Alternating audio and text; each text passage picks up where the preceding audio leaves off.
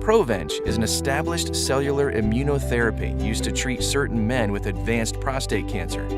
Provenge is customized to each individual and is made from his own immune cells. Immunotherapy is the prevention or treatment of disease with substances that may stimulate an immune response. The immune system has memory and can recognize substances it has encountered previously. Immunotherapy is designed to boost the immune system to target and attack advanced prostate cancer. This is why immunotherapy empowers the immune system to fight the cancer immediately and allow the effects to last over time.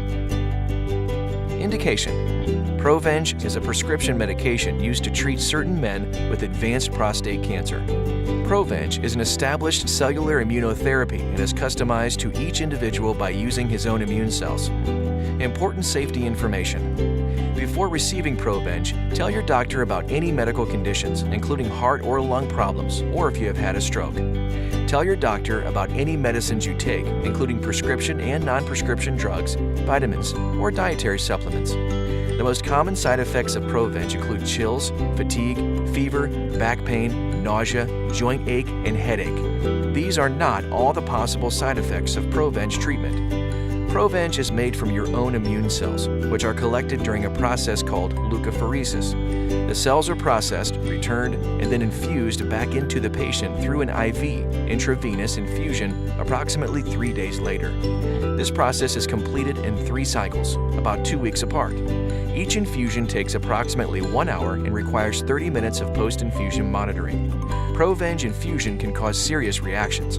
Tell your doctor right away if you have signs of a heart attack or lung problems, such as trouble breathing, chest pains, racing or irregular heartbeats, high or low blood pressure, dizziness, fainting, nausea, or vomiting. Have signs of a stroke, such as numbness or weakness on one side of the body, decreased vision in one eye, or difficulty speaking. Develop symptoms of thrombosis, which may include pain and/or swelling of an arm or leg with warmth over the affected area, discoloration of an arm or leg, shortness of breath, chest pain that worsens on deep breathing. Have signs of infection, such as fever over 100 degrees Fahrenheit, redness or pain at the infusion or collection sites. Tell your doctor about any side effects that concerns you or does not go away. For more information, talk with your doctor. You are encouraged to report negative side effects of prescription drugs to the FDA. Visit www.fda.gov/medwatch or call 1-800-FDA-1088. Please see accompanying full prescribing information.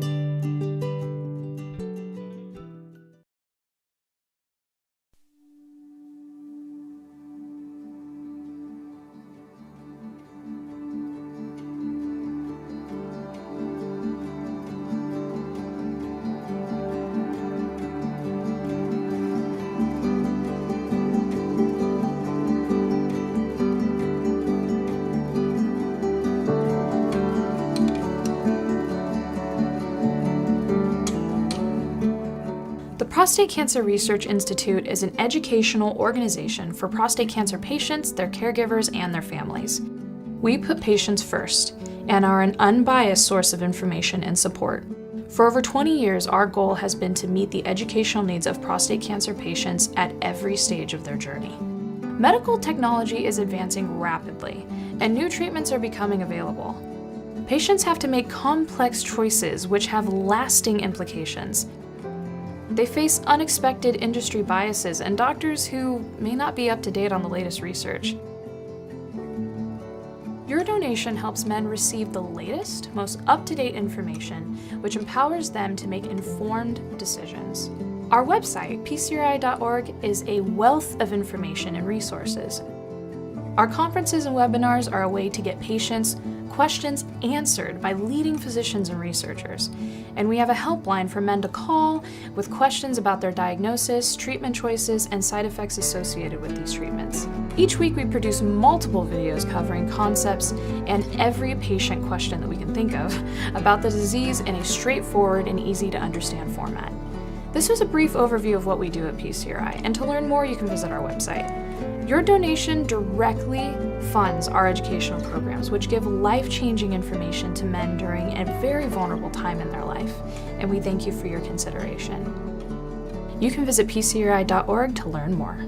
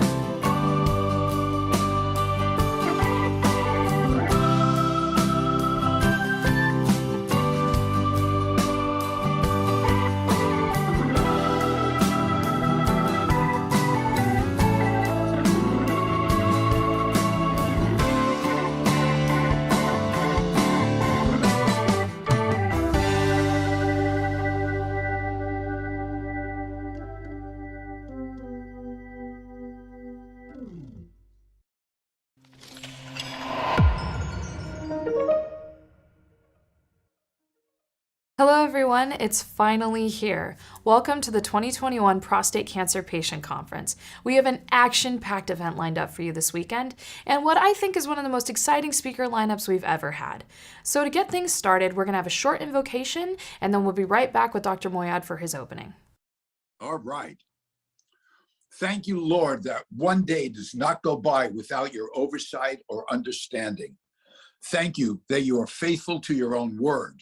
Thank you that you are indeed in these days shaking heaven and earth, the sea and dry land, as the prophet Haggai told us you would 2,500 years ago. Thank you, God, that same word declares you as the healer and the great physician. We come to you thanking you for the other physicians you've raised up for men and women.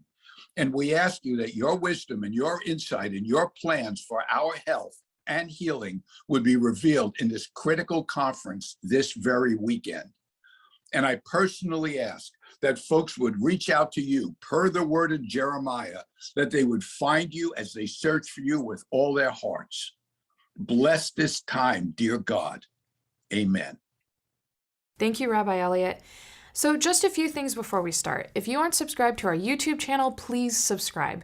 We're almost at 20,000 subscribers, which is super exciting for us, and we would love to hit that milestone this September, which is Prostate Cancer Awareness Month. Also, for those of you asking, we are keeping this conference up live on our YouTube channel and also on our website, so you can go ahead and reference back to this at any given point. Also, please note that this is a completely free event for anybody, so go ahead and share the video. We would love to outreach more people, and also if you could donate to PCRI, that would be great. If it's $1 versus $100, it doesn't matter. It all goes to supporting content just like this. There's a link in the description of our YouTube video here, and also you can just go to our website, pcri.org/donate. Also, speaking of our website, go ahead and check out all the incredible information we've posted for our virtual exhibit hall, all of the sponsors and the resources we have there.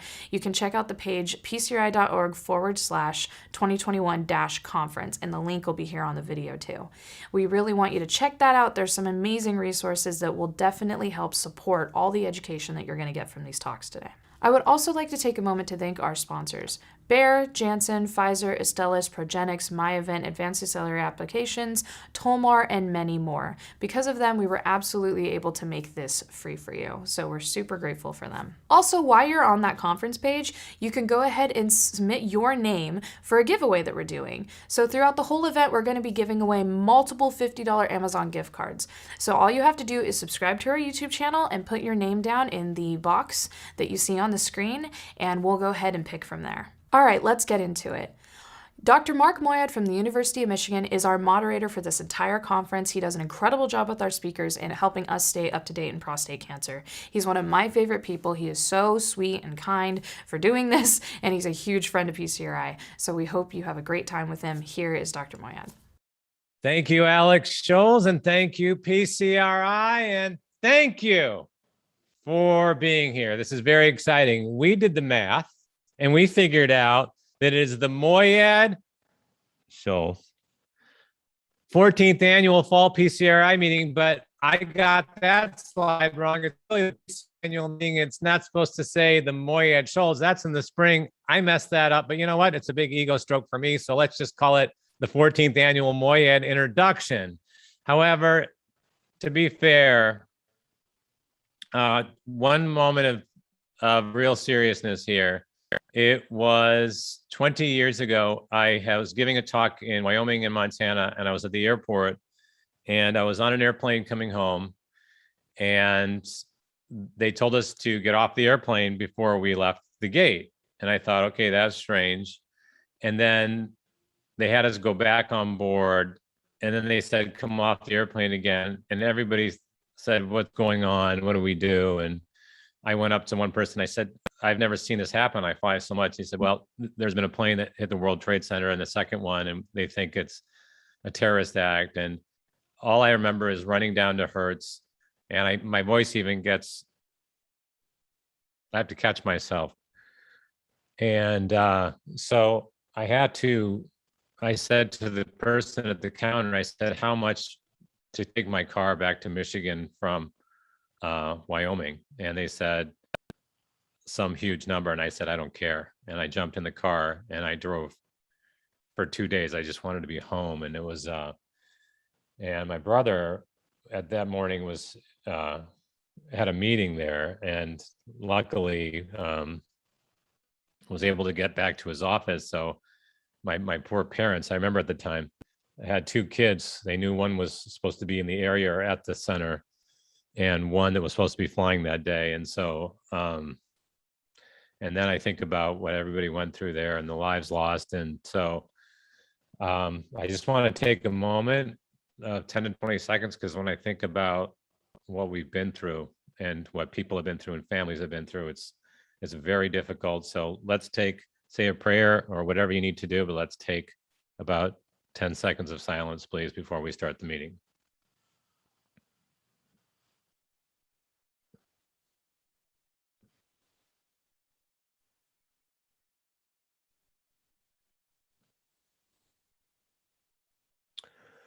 Okay, thank you. And so we're on the 20th anniversary. And so now it's time to celebrate life and hopefully bring joy here with this conference and a lot of information. And we always have this conference on the first Saturday and Sunday after Labor Day Monday. And so I'm so glad you came with us here today. There's my information. I'm just going to do a quick introduction. Everybody else around me does really all the hard work. First of all, I want to say that if you looked at the promo from Alex and myself over the past few weeks, we did this great promo together. The only problem is she looks fine and dandy. If you see what PCRI did to me, they took my already large cranium and they made it that much larger, focusing on my already large forehead that you could project a movie on. So just keep in mind, that's not generally how I look. I think they were doing it as a gag, but I just had to get that in because I'm very shallow. Anyway, thanks to the PCRI team speakers, my BFF, Dr. Scholes, and to you. So I have one announcement to make. We have a happy 30th birthday to the administrative director at PCRI. She's awesome. Her name is Sylvia Cooper, and happy 30th to her. Wait a second. What?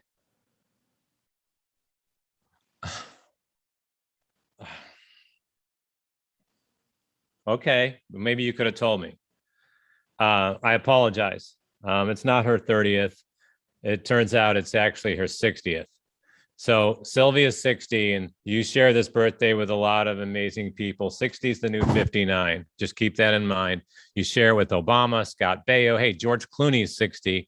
Tim Cook, Enya, Gretzky, Elaine from the Seinfeld show, Stanley Tucci, Dennis Rodman, Susan Boyle, Boy George, Eddie Murphy, and last but never least, my favorite celebrity, Sylvia Cooper. Ha! So happy birthday, Sylvia. Happy 60th. You look great. You're amazing. I love everything you've done for us. It's been great working with you, and I hope we work together for the next 30, 60 years. So happy birthday. It's time for the Moyad Random Go Blue Dog insert. There it is. Got to throw that in. There's a selfie of one of our dogs. There's our new dog. He's a Morkie. Notice how a Morkie starts with M-O. That's my favorite part when he's asleep. And now we get rid of all that stuff. And let's just talk a little bit about my introduction before we talk about the speakers, which Alex will already do. And I just want to talk about a quick update to COVID. As a reminder, last time I talked about in the spring, we have 7 different types out there. There's probably, who knows, or maybe even hundreds. But what people don't realize is that there's fairly 4 common types that are already out there that cause the common cold. And then we had SARS-1, and then we had MERS, and now we have SARS-CoV-2. So there's 7 types circulating out there somewhere in the globe, or have in humans. But the first 4 actually are causes of the common cold and may be responsible for anywhere from 15 to 30% of the colds out there. That's debated. The reason I focus on those 4 is the dream in epidemiology, and the dream in infectious disease is number 7, whether it's through vaccination, whether it's through time, whether it's through evolution, that number 7 will probably be around, but can it work its way into becoming nothing more than a nuisance or one of the common colds? And it's the shift that takes place.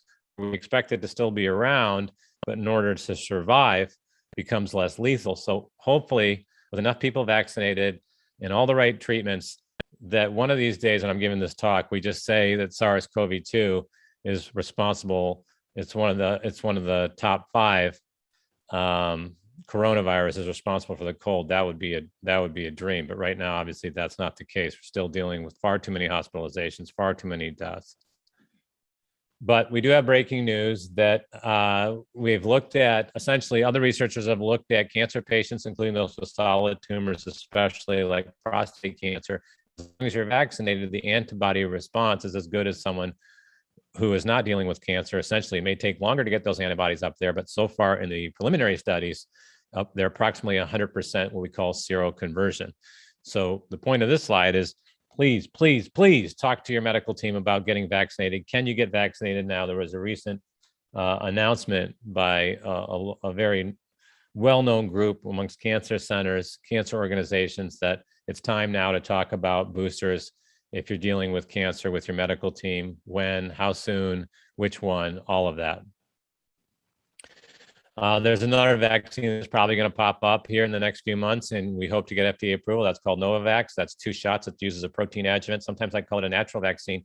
The adjuvant, the immune booster, comes from the soap bark tree from Chile.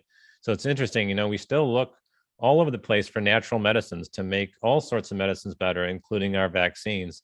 And hopefully this will get FDA approval this year, early next year, so that we have a massive supply. Another thing that gets missed are the antibody treatments. I can't emphasize this enough. The treatments take anywhere from 30 minutes to 1 hour, and then you're observed for another hour.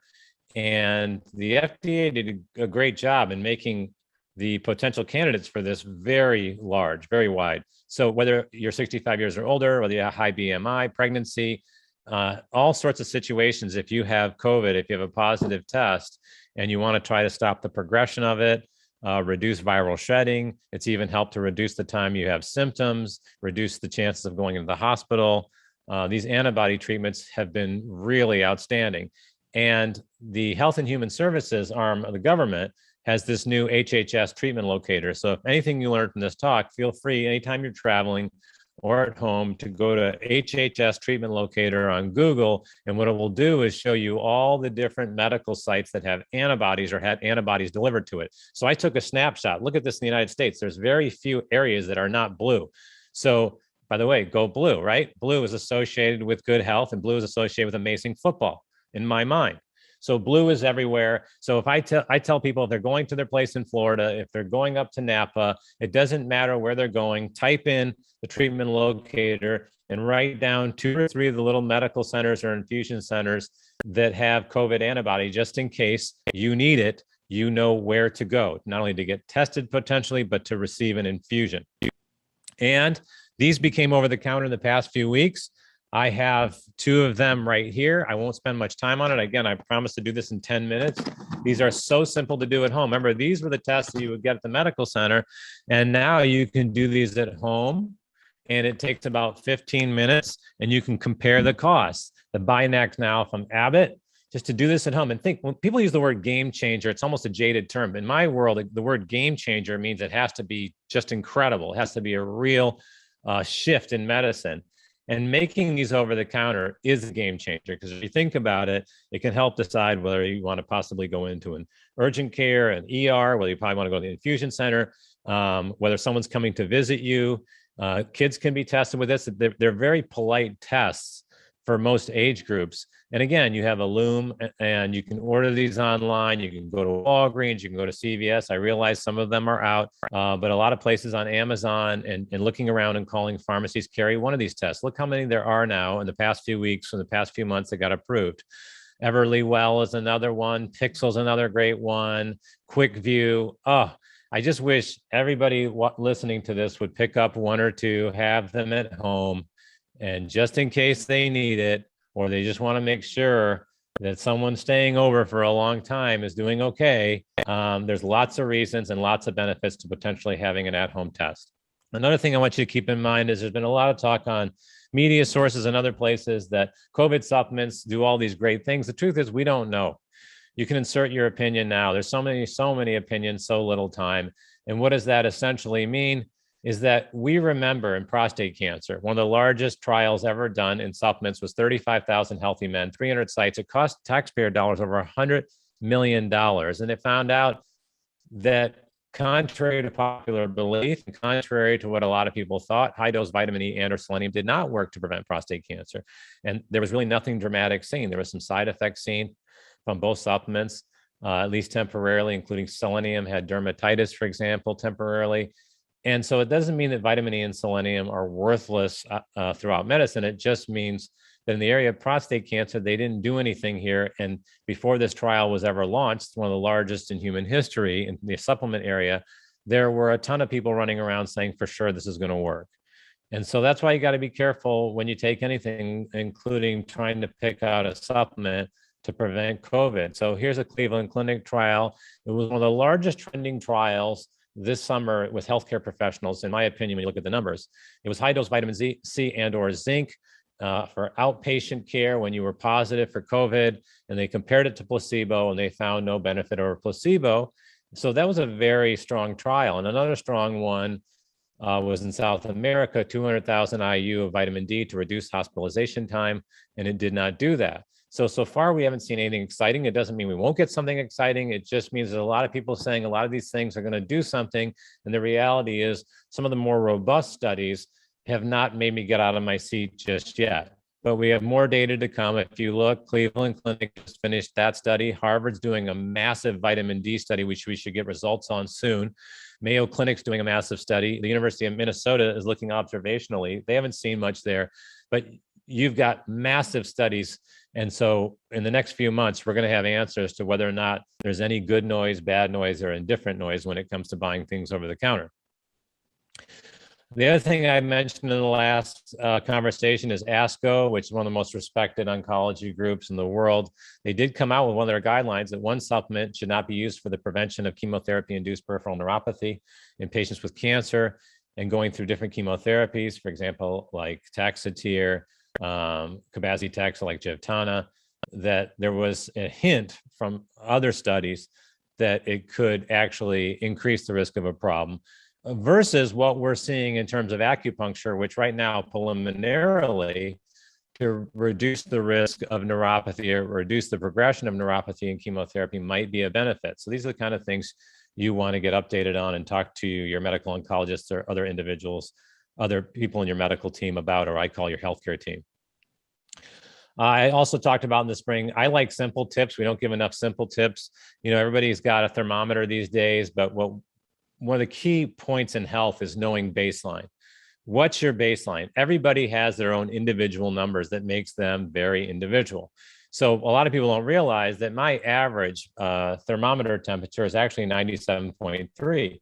So if I see even a 2-degree change, you could argue something's going wrong if I suddenly go into 99.3 or 99.6, even though that officially is not a fever. Same thing with my wife. So knowing what your just day-to-day baseline temperature is when you take your temperature with one of these, touch thermometers is really important. What's your baseline average temperature? And as you get older, the number tends to go down. I also talk to people about how losing sense of taste and smell, especially smell, has become a very classic sign of COVID. That's what's happened to a lot of my friends. That's what happened to myself. And so having something around the house that you can smell once in a while and understand that smell, like coffee beans, is extremely important. So if something goes wrong there, you can use that as one of your many different things that you work with your physician on determining whether or not you have the symptoms of COVID.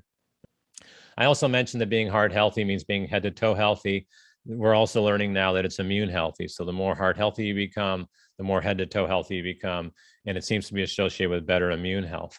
We're also learning that as you come up to date on your vaccines, if nothing else is done from my introduction, it's going back to your primary care, going back to your healthcare team and saying, am I up to date on my vaccinations?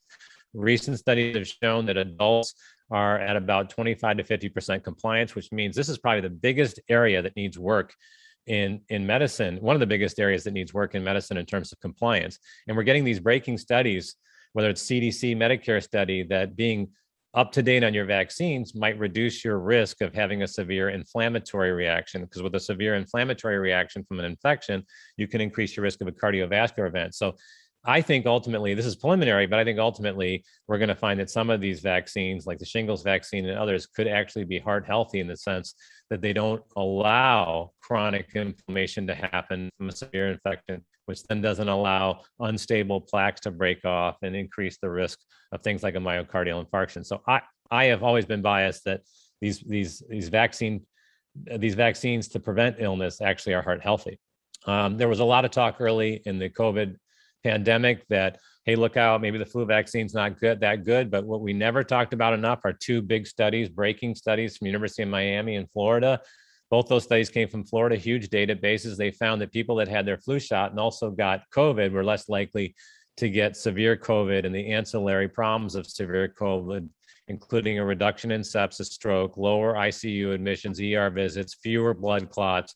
And then another Florida study, a large database, had the exact same findings. And there's, for example, some of the citations. So there's a lot of things that don't get attention, but in my world get huge amounts of attention. And so my point being is that, yes, you want your COVID booster, but you also want to remember it's flu season time. So in the next month or two, as those flu shots become available, please go out and get it and talk to your doctors and your medical team about what other vaccines that you qualify for. I just got a paper published in the World Journal of Urology I'm very proud of, because what they did was, and this has become a campaign with government funding, is that if it's something in the area of COVID, you can go on PubMed and you can actually get this article for free. You don't have to pay for it. It's available to the public. And the reason I had this published is I argue that maybe one of the biggest areas that we need help on in active surveillance or in prostate cancer is increasing the compliance of all of our preventive vaccines, because of all the ancillary benefits and because patients dealing with cancer and certain treatment for cancer have an increased risk of some of these infections, or when they get these infections, those infections can be far more severe. So if you get a chance, you type in World Journal of Urology and Moyad, download it, read it, and discuss it with your medical team. I also believe that lifestyle matters when it comes to immune responses. We learned that in 1985 with hepatitis B vaccinations in hospital employees. They found out essentially the more heart healthy you were, the greater the antibody response. We've seen that also with hepatitis A, flu vaccines, tetanus, rabies. You know, we know that as you get older, it's more difficult to create a higher concentration of antibodies. But one thing we don't emphasize enough, as you become more heart healthy, when you exercise, when you eat right, when you take care of yourself, get enough rest, we're seeing hints with a variety of vaccines that antibody responses tend to be more maximum, that some people seem to do better when they take care of themselves and get a vaccine. It's almost a synergistic response. And we'll see if that comes to play too in the COVID vaccines, or the COVID-19 vaccines. But lifestyle is an important component of immunologic response with some vaccines. And at the end of the day, it's just heart healthy, so it's smart to do. I've talked also recently about now we're getting vegan randomized trials. For those of you who know or don't know, I wouldn't say I'm vegan. I'd say I'm mostly plant-based, like a lot of people out there now. But I like that we're seeing studies. And what people need to keep in mind from these studies, this was a 16-week randomized trial, that you're looking in this study that sometimes when you eat really healthy, these are healthy carbs. You know, we talk about good fats and bad fats, but there's also healthy carbs and unhealthy carbs. And a lot of this plant-based food is also carb-based. And even though they're eating 75% carbs, the vegan low-fat group is losing a lot of weight. The average was 14 pounds. They're getting a lot more fiber. They have to supplement with B12 because most of the B12 essentially comes from animal sources unless something's fortified. And they weren't doing more physical activity in these trials, but they were still losing a lot of weight. So you can eat healthier, but when you count up all the calories in the end, these patients were still eating almost 500 less calories a day versus the control group, and they were losing a lot of weight. So you can improve the quality of your diet, and you can also lose weight. And that's even before we even talk about exercise. It's one of the ways. And what I love about the vegan movement, I'll say this again on a trifecta level, it's good for your personal health, it's good for planet health, and for those people who are concerned about animal cruelty, it also helps cover that base. So the movement is strong. It is a lifestyle choice. We call it a diet, but it's a lifestyle choice. And it's nice to see a lot of people moving more plant-based. Again, a lot of things get fortified, even though it's not necessarily plant-based. A lot of things you might be surprised get fortified with all sorts of ingredients. This is a product I have off here. It's macadamia nut milk. It's fairly new out there. And you notice at the very bottom, they supplement with B12. So a lot of these plant-based items are actually fortifying with a lot of nutrients that you can only get from meat-based products. So you're getting this. So you should check these labels that a lot of times you don't even have to take a supplement or a pill, for example, even though you're moving plant-based, because a lot of these products are now also fortifying these compounds within the products themselves.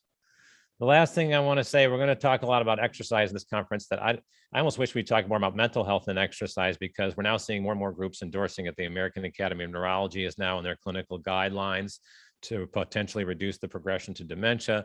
So you're seeing all these major medical groups now endorsing exercise, not just for physical health, but also for mental health. Keep that in mind. There's also miscellaneous Moyad news, because I get tired of the slides. We'll talk about this news throughout the actual conference itself. We'll talk about a race. A race was a trial published in the past few weeks. It was done actually in Canada. It was done in Edmonton, and it showed that patients on active surveillance who were doing a high intensity interval training workout, which we'll talk about during the Q&A, they actually saw enormous cardiorespiratory benefits, became much more fit within 12 weeks. They actually saw some reductions in PSA, some of the kinetics changed, and a lot of the numbers just became more heart healthy. And this was just in 12 weeks in active surveillance patients. And there was a hint that it might be affecting the progression of the disease too. So once again, it's time for the Moyad Random Go Blue Dog, and there it is. And then there's Grazi, my new little dog. And then it's snowing outside. Snow soon to come to Michigan. This is the way he begs to come in. He does this little dance, and I always let him in when he does that. But this little guy is a problem. He steals my reading glasses. He loves to steal my reading glasses, and he loves to also steal my socks. And so this was me this morning pulling one of my socks away from him. But man, he's cute, so he gets away with a lot of stuff he shouldn't be getting away with. Thanks to the PCRI team. So we'll be hearing from Dr. Dorff, Dr. Kwon, Dr. Steinberg, Dr. Epstein, and you. Thank you for supporting us. Thank you for always putting your trust in us. And we're extremely excited to get this conference on a roll. Now, of course, I can't leave without one more Random Go Blue insert. Thank you for your time and attention. Enjoy the educational show. Feel free to submit those questions. We use them all the time for the Scholl's Moyad Scholl's Q&A, and with all the other speakers. And if there's anything we can do to make the conference better, we always want to hear from you. And if you're especially complimentary and nice to us, we always want to hear from you. Hey, happy birthday, Sylvia. Happy 30th or whatever it is. We love you. And let's get this party started. Oh, but this is my favorite time. The dog's asleep. So actually we can get things done, and I can do the interviews appropriately. See you soon.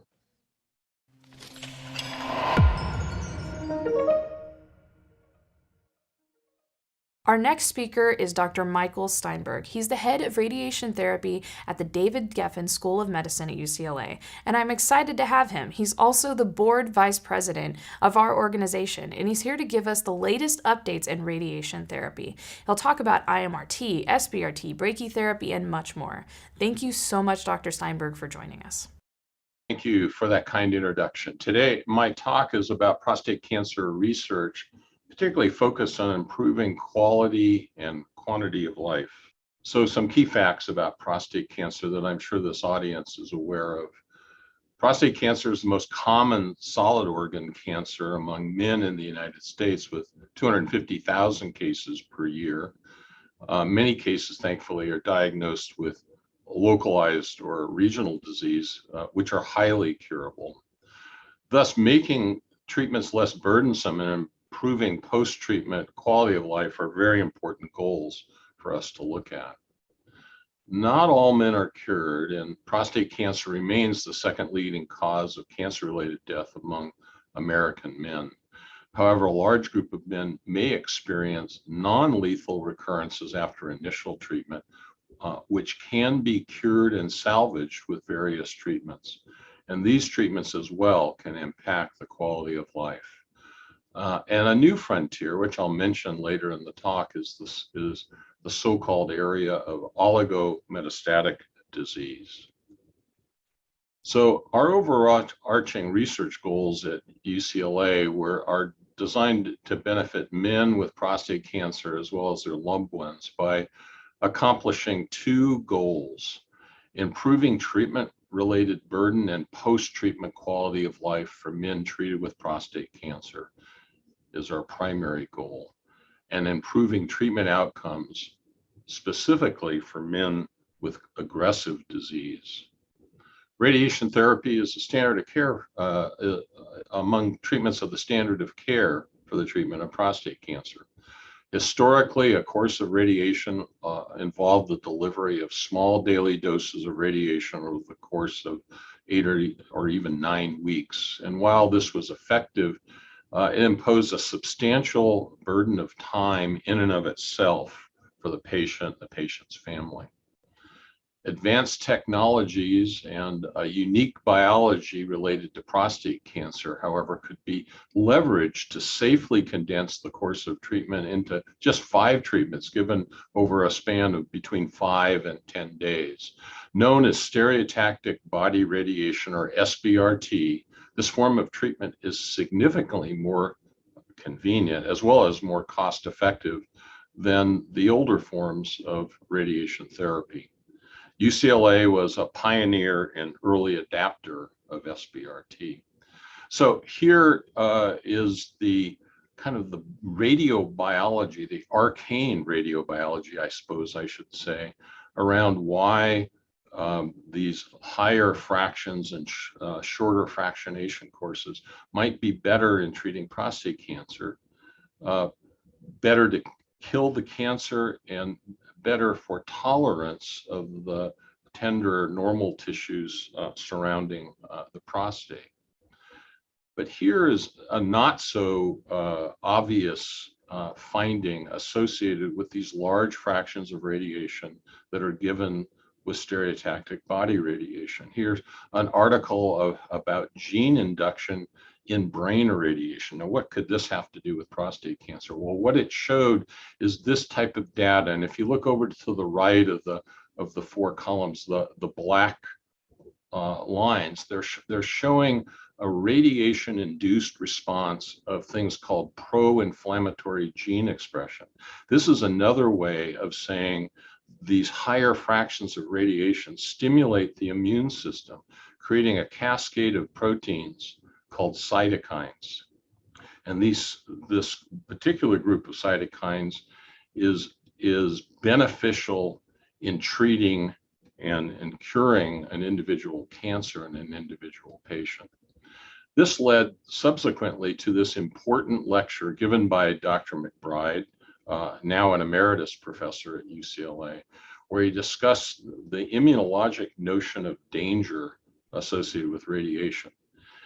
It not only has something to do with what we're going to talk about today, but also has important attributes related to the uses of immunotherapy in other tumors, such as lung cancer, melanoma, in fact, and prostate cancer as well. So subsequently, additional research was done in our labs and also labs on the East Coast, showing the same effect of this cascade of proteins that I mentioned called cytokines. And it's a matter of creating a balance, getting the right dose fraction to create this cascade of these, what they call pro-inflammatory anti-tumor proteins versus inflammatory proteins that cause excess inflammation. So initially, we began treating in this way these 5 treatments of these very high doses, and in 2013 published 1,100 cases in the literature, the article on the top. And this subsequently became almost 2,000 cases published in 2018. And what we showed in these articles is the outcomes appear to be the same as with the standard IMRT treatments of 8 or 9 weeks. The final article of 2,000 patients was a consortium of 12 separate, what we call phase 2 trials that were pulled together and have some of the longest outcomes for SBRT, with many patients followed for more than 10 years. It displayed the information, displayed excellent cure rates and equivalent outcomes when compared to the legacy forms of radiation. And it was actually cited in the National Comprehensive Cancer Network guideline set, noting that SBRT had become a standard of care by 2018 and 2019. Subsequently, 2 randomized clinical trials were performed, one in Sweden, one in the United States, where they randomized between SBRT type treatment and standard legacy IMRT treatment. These were so-called non-inferiority trials, basically showing the equivalency in terms of cure rate and side effects between the 2 treatment modalities, further validating the role of stereotactic body radiation for the treatment of prostate cancer. So basically, we take 8 to 9 weeks of radiation in the rectangles in red and condense it down to 5 to 10 days of radiation in the rectangle in blue.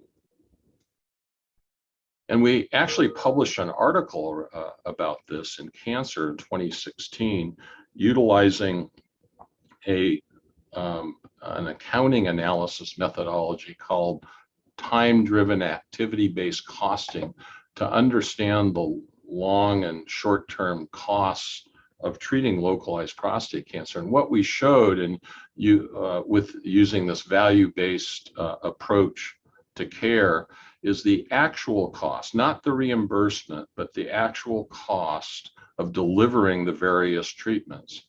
And you can see that SBRT was the least expensive of active treatment, with, of course, active surveillance being the least expensive in terms of cost to the system. So our group has published a total, or actually more than 10 high-impact manuscripts defining some of the novel applications of SBRT, as well as many practical considerations. And important to note, the top article, which is called the SHARP Consortium. Basically, what we analyzed here is high-risk patients. The initial trials were mostly, but not entirely, but mostly low and intermediate risk patients. There were some high-risk patients in the group. But here, the SHARP trial shows 344 patients prospectively treated. And once again, it showed similar outcomes to the legacy treatments, yet at a much shorter time and a much lower cost. So a next frontier in SBRT and prostate cancer is MR-guided radiation therapy in the delivery of SBRT. Nearly all radiation therapy nowadays is delivered using a CT scan guidance, CT scanners built into the linear accelerator to help guide the treatment, called image-guided radiation therapy. However, CT, because of its inability to define differences and nuance in soft tissue, has less precision and accuracy than MRI guidance. An MRI guided machine, there are probably about 10 of them in the United States, and we were fortunate to be one of the alpha sites for this type of technology. We began to utilize this and to study whether MRI guided radiation therapy is equal to, or in fact superior to, CT guided radiation therapy. I'm going to show you the very first case we did. It's of interest. when we plan the patient, we do something called a simulation. We take scans, and the planned images are the images at the top. The image on the left is a slice through the patient, or an axial slice, and a sagittal slice is the image on the right.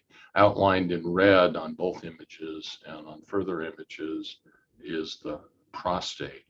The setup images, in other words, putting the patient on the table, getting an MRI scan, and localizing the patient, are on the bottom. And if you note, they look identical. So the setup is working. Here is the very first patient on the very first fraction treated.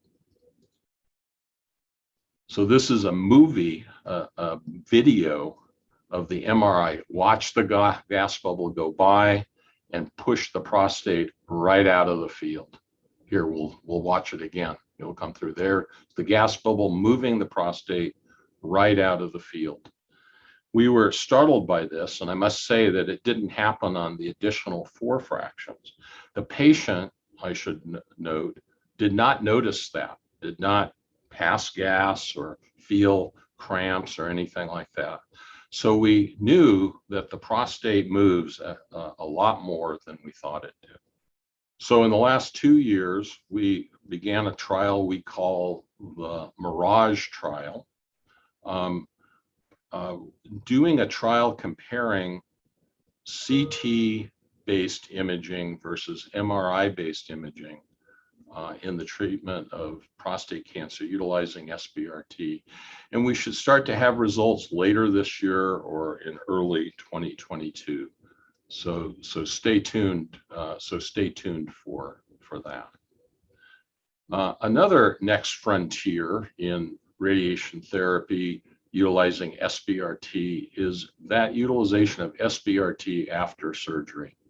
Somewhere between 30 and 40% of patients who undergo radical prostatectomy will end up having an indication for postoperative radiation therapy. However, due to the deformation and anatomical and geometrical uncertainty of the target tissues, SBRT in this setting has been technically challenging and had not generally been studied. And in further explanation, what happens is now the prostate is gone. So you define an area that we call the prostate bed, and that prostate bed is deformable depending on the motion and of the rectum and the amount of filling of the bladder and so on. And because of this, change can happen in real time during treatment. We thought that MRI guidance, where you can actually watch the treatment in real time, was a potential good solution for treatment in this situation, bringing the benefits, the biological benefits, as well as the socioeconomic benefits of SBRT to this group of patients. And we began our first trial that we called the Scimitar trial that finished earlier this year, and now have put in place a new trial that we call the Excalibur trial. I should say the Scimitar trial is being currently analyzed, but I can tell you, having treated many of these patients, that the outcomes of treatment, both in terms of side effect and control, look similar to that of more standard 8-week fractionation for postoperative radiation therapy utilizing IMRT. Another new frontier in radiation oncology in general, but specifically applied to prostate cancer, is something we call radiogenomics. Toxicity after radiation therapy is driven by the doses of radiation that the normal tissue, the bladder or rectum, receive. However, some patients appear to be more sensitive to radiation than others, and that's where this concept of radiogenomics comes up. So if, for example, you don't tolerate onions very well on your food, and you ask the that people who prepare your food not to cook with onions, that may be a genetic predisposition to making onions uncomfortable for you to eat. Similarly, with radiation therapy for some patients is just not well tolerated. Well, we've identified a DNA signature, a genetic signature that appears to predict for high toxicity for two types of radiation, both SBRT and more standard course. And interestingly enough, it's different DNA signatures that tell us who's at high risk for a side effect for SBRT, and different from what the DNA signature would be for IMRT. So this is up on the left is Joanne Wheatus. She's a faculty member, professor at UCLA, who is a bench scientist in her day job, but she also takes care of breast cancer patients. But did the work, her lab did the work to identify the DNA signatures associated with these higher risks of side effects. And she, along with one of our other faculty who runs our GU service, Dr. Amar Kishan, designed a trial to test and validate this DNA signature lab test. And the patients who want to get SBRT and want to sign up for the trial are tested. It's a simple cheek swab. If they come into the high risk group or a greater than 50% risk of having a significant toxicity, they are told about it. Since this is not a validated test, the patient still is informed of that and has a choice to either continue with the SBRT or undergo standard fractionation or moderate hypofractionation, where the risk is not being shown by the DNA signature. And we call this the Garuda trial. And this trial is accruing and is ongoing at this time. Again, what we're doing here is trying to validate this lab test, this genetic test, to make sure that we can offer this to patients with certainty. Another area that we're studying, and I'll just briefly go over this, is that we're looking at oligometastatic disease, or a patient has developed metastatic disease either at the time of original diagnosis or subsequent to their primary treatment, either with radical prostatectomy or with radiation. And if there is very few sites involved with metastasis, either in, let's say, lymph node or bone, we call that oligometastasis, or oligo or few metastasis.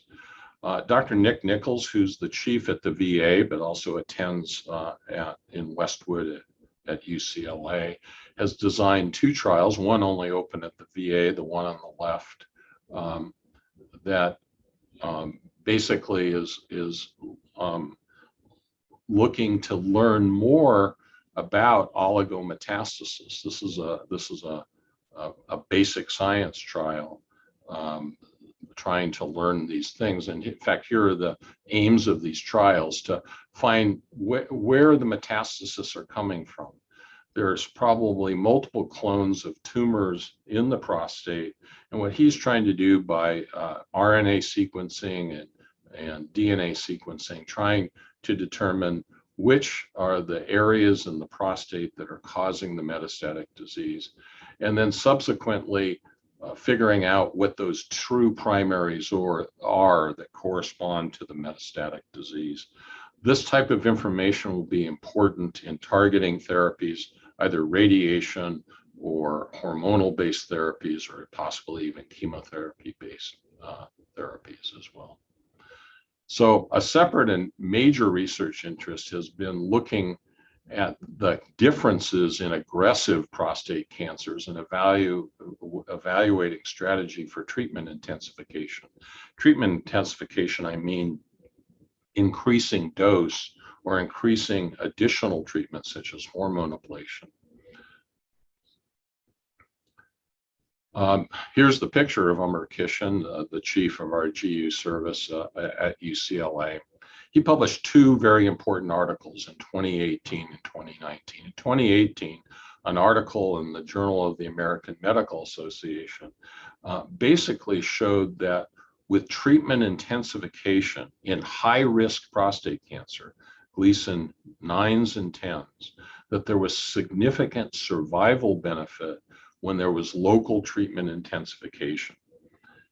In this study, what treatment intensification mostly meant was external beam plus a brachytherapy implant.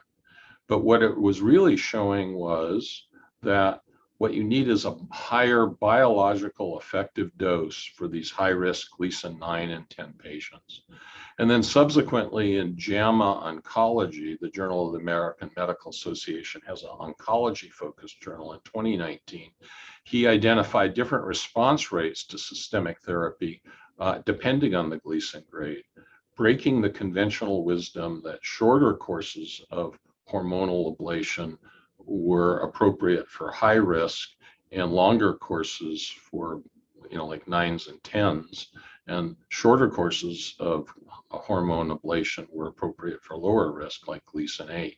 Well, it turns out it's the other way around. It turns out the Gleason 8s do better and have similar outcome whether you give them longer courses of hormonal ablation of over a year, and appears 4 to 6 months is adequate. Whereas the higher risk patients, the Gleason 9s and 10s, do better with more than a year, possibly 18 months being the sweet spot for hormone ablation therapy. So in summary, we've established SBRT as a standard of care, and along the way, we've provided practical guidance on treatment to other treatment sites. We're in the process of evaluating MRI-guided SBRT, both in the primary prostate cancer setting and in the post-surgical, post-operative setting, use of SBRT. We're evaluating the radiogenomics to see if we can identify which patients are, the way they're built, are more associated with a risk of getting a side effect from radiation therapy, so we can put them or show them to a new direction or a different direction. We're developing a better understanding of oligometastasis as we treat these in our patients. And we're investigating the more aggressive prostate cancers, evaluating treatment intensification strategies. It's led to about 95 publications in the last 5 years, over $1 million in grants and gifts, and 4 unique paradigm-changing clinical trials that I've described to you in today's talk. I'd like to acknowledge some people who I've already mentioned in the talk. Dr. Kishan, who runs our GU service, Dr. Nichols, who is the chief at the Greater Los Angeles VA, also called the Wadsworth VA, Albert Chang, who is the vice chair for surgical services in the department and a nationally known brachytherapist, Alan Lee, another brachytherapist, surgical radiation oncologist in the department, and certainly the contributions of the department, the Janssen Comprehensive Cancer Center, and the health system, as well as supporters of the research, which include the Prostate Cancer Foundation and the American Society of Radiation Oncology. Thank you for your time, and I look forward to our discussion and questions. Dr. Steinberg, that was excellent. It's nice to be with you. How are you doing today? It looks like, first of all, when I look at that picture, it looks like you're outside of the hospital system, hanging out in the sunlight, having a good time. Is that correct, or am I wrong? Well, unfortunately, it's a slide I took off the internet, but the location, if this was real, I would be standing in the middle of Gailey Avenue in front of the fraternity houses, between the fraternity houses and the medical center. But it is a beautiful sunny day here in Southern California, and later today, we hope to get out and see some sunshine. Great to be with you, Mark. Great to be with you too. So I don't want to talk radiation initially. I want to have a little bit of fun. There's one question that comes to mind when I think of Dr. Steinberg outside of radiation, which is, if I had two pairs of tickets on the 50-yard line to USC and UCLA, and the game was on the same day at the same time, and they weren't playing each other, keeping in mind for the audience that Dr. Steinberg went to both schools, which one would you pick of the pair of tickets and why? And you've got to pick one pair. What do I'm you not think? a football fan. I would go to the Laker game. That's a safe answer. So it'd be the Lakers game, not the Clippers game, right? Yeah, it would be a Lakers game. I grew up in LA, so I'm a diehard Lakers fan. That's awesome. So you were there during the whole era, right? Magic, pre-Magic, post-Magic, all of those top. Yeah, I was too young to be able to afford tickets in the Magic era, but I certainly watched what was available on television. But in the Shaq Kobe era, we did have season tickets, and I got to enjoy those three-peat championships in the early 2000s. Wow. Yeah. I bet you had a lot of friends those years that wanted to be really best friends with you if you had seats. Yeah, and then they disappeared in 2005 and 6. I don't know what happened. You couldn't give those tickets away. Well, at least you got there. You know, I'm dealing with the Detroit Pistons, which is not bad, but it's not the Lakers.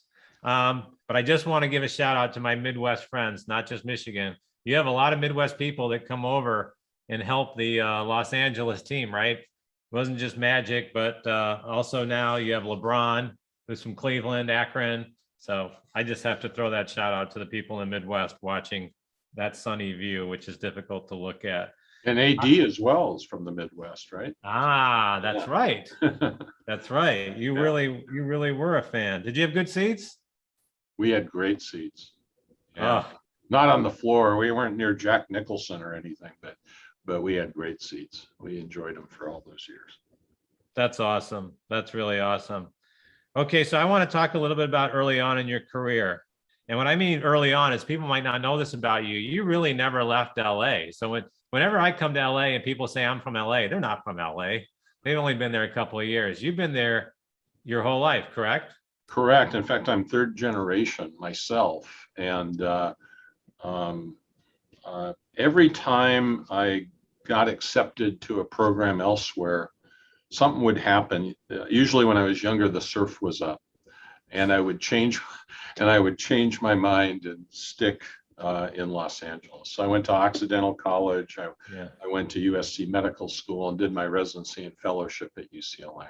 But your brother went the LA route, right? Can you tell us a little about that? Your brother did not become a doctor. He became more Mr. LA. Can you explain that? Well, he went to Princeton, first of all, in an era, he's significantly older than me, and he went to Princeton in an era when not many kids from LA went to the Ivy League. Came back to UCLA and got a master in fine arts and was a movie and television producer until he retired. So I heard that he was actually a pretty big deal. I mean, he worked with Perry Mason and some other shows. Is that right, or am I wrong? No, that's true. He was the producer of the Perry Mason series, the TV series.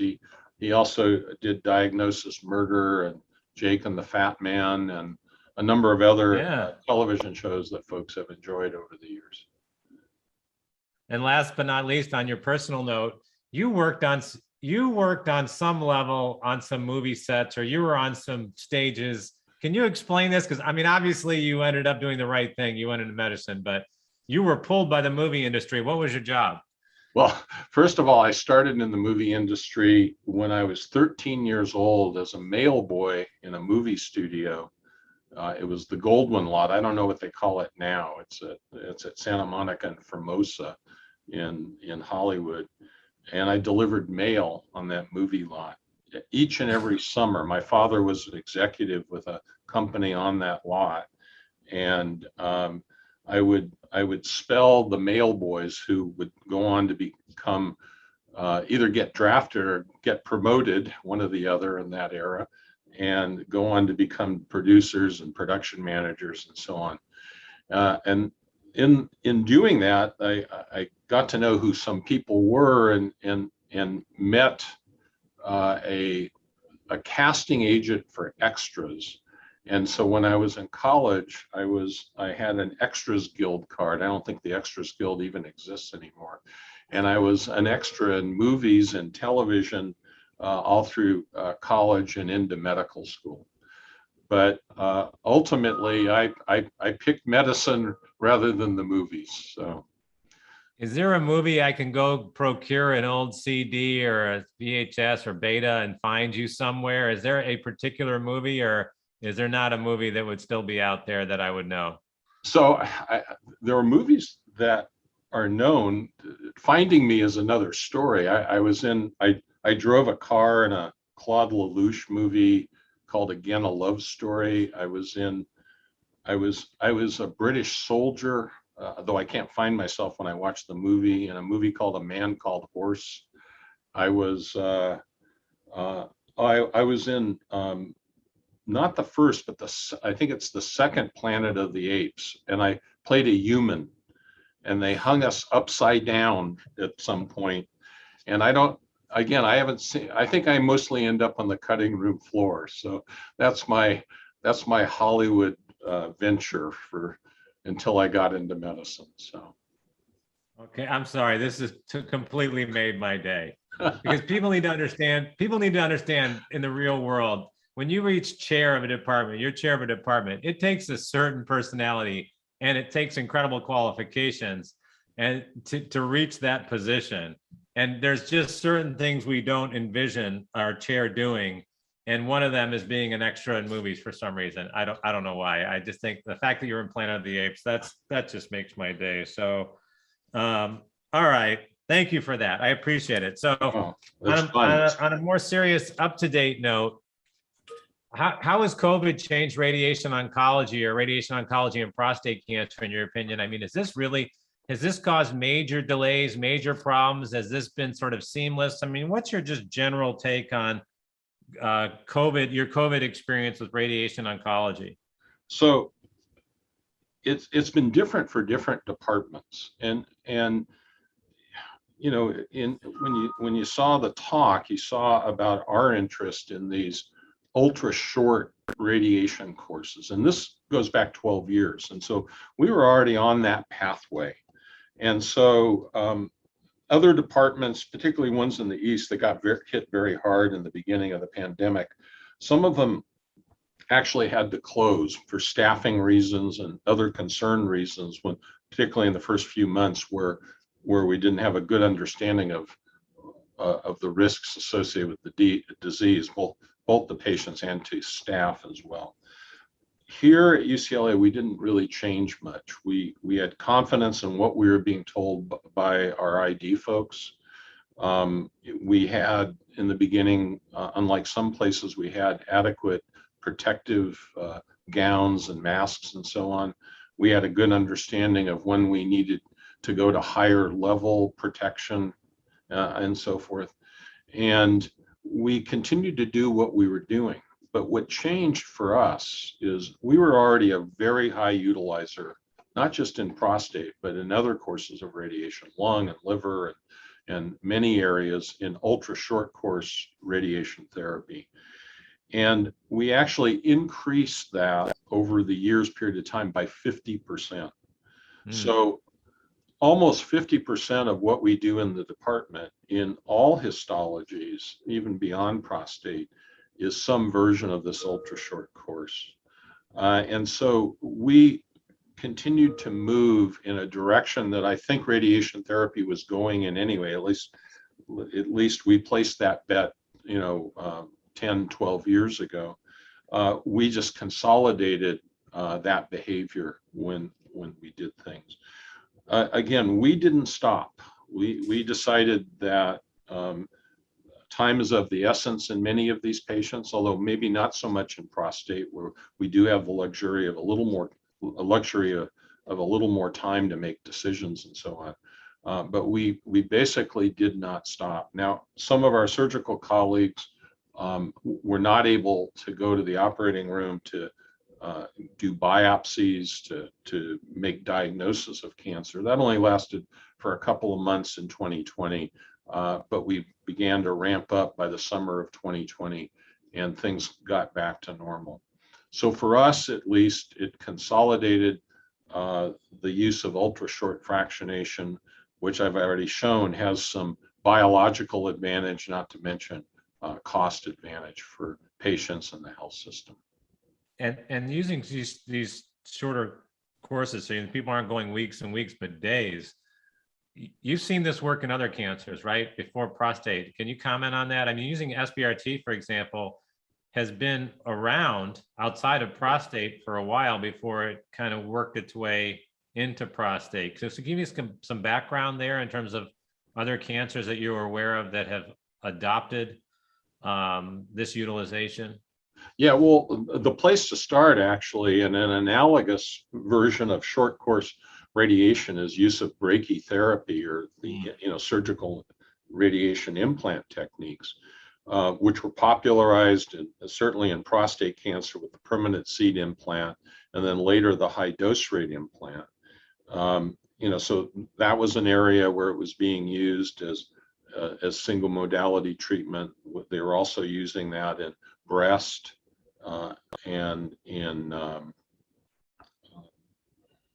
GYN.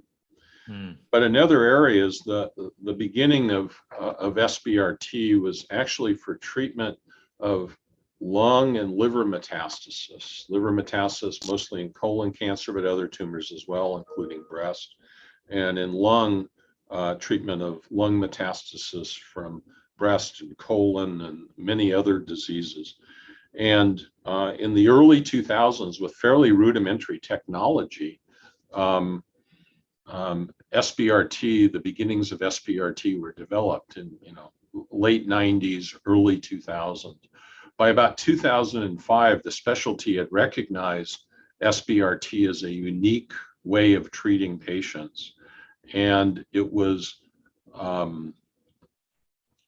given what we call a Category 3 treatment code or billing code, which meant it was investigational. But within 2 years, by 2007, it became what we call a Category 1 code. In other words, the data had been developed and recognized. And again, it began mostly in treatment in liver and lung metastasis, and it was very effective, so effective that it was as effective in lung and in liver. It was as effective as surgery. Subsequently, and there was some resistance to the payers to take this on, but in lung cancer, in primary lung cancer, SBRT became the primary treatment for the so-called medically inoperable patient. The patient was too sick to go to surgery, or the patient that refused surgery for whatever reason. And what they began to show over the years, and this data developed in the United States, but also in Japan, what it began to show is the exact same control rates, in the lung as a surgical resection. And so now in the United States, a trial is running. It's running at the VA. It's called the VALOR trial. And it's comparing surgical resection to SBRT in all-comer lung cancer. And that trial is running right now. It turns out one of our faculty who recently came to UCLA in this past calendar year, Drew Maganaki, is running that trial. So the radiosurgical technique of SBRT is fast becoming an equivalent treatment to the surgical resection in lung cancer. I think we'll see it in other areas as well, where we'll start using SBRT in multiple other areas. But predating all of this, everything I mentioned is use of stereotactic radiosurgery, single fraction radiation therapy for treatment of brain tumors and brain metastasis. And that's called stereotactic radiosurgery. By definition, that's a single, very high dose fraction. So that's where it all begins.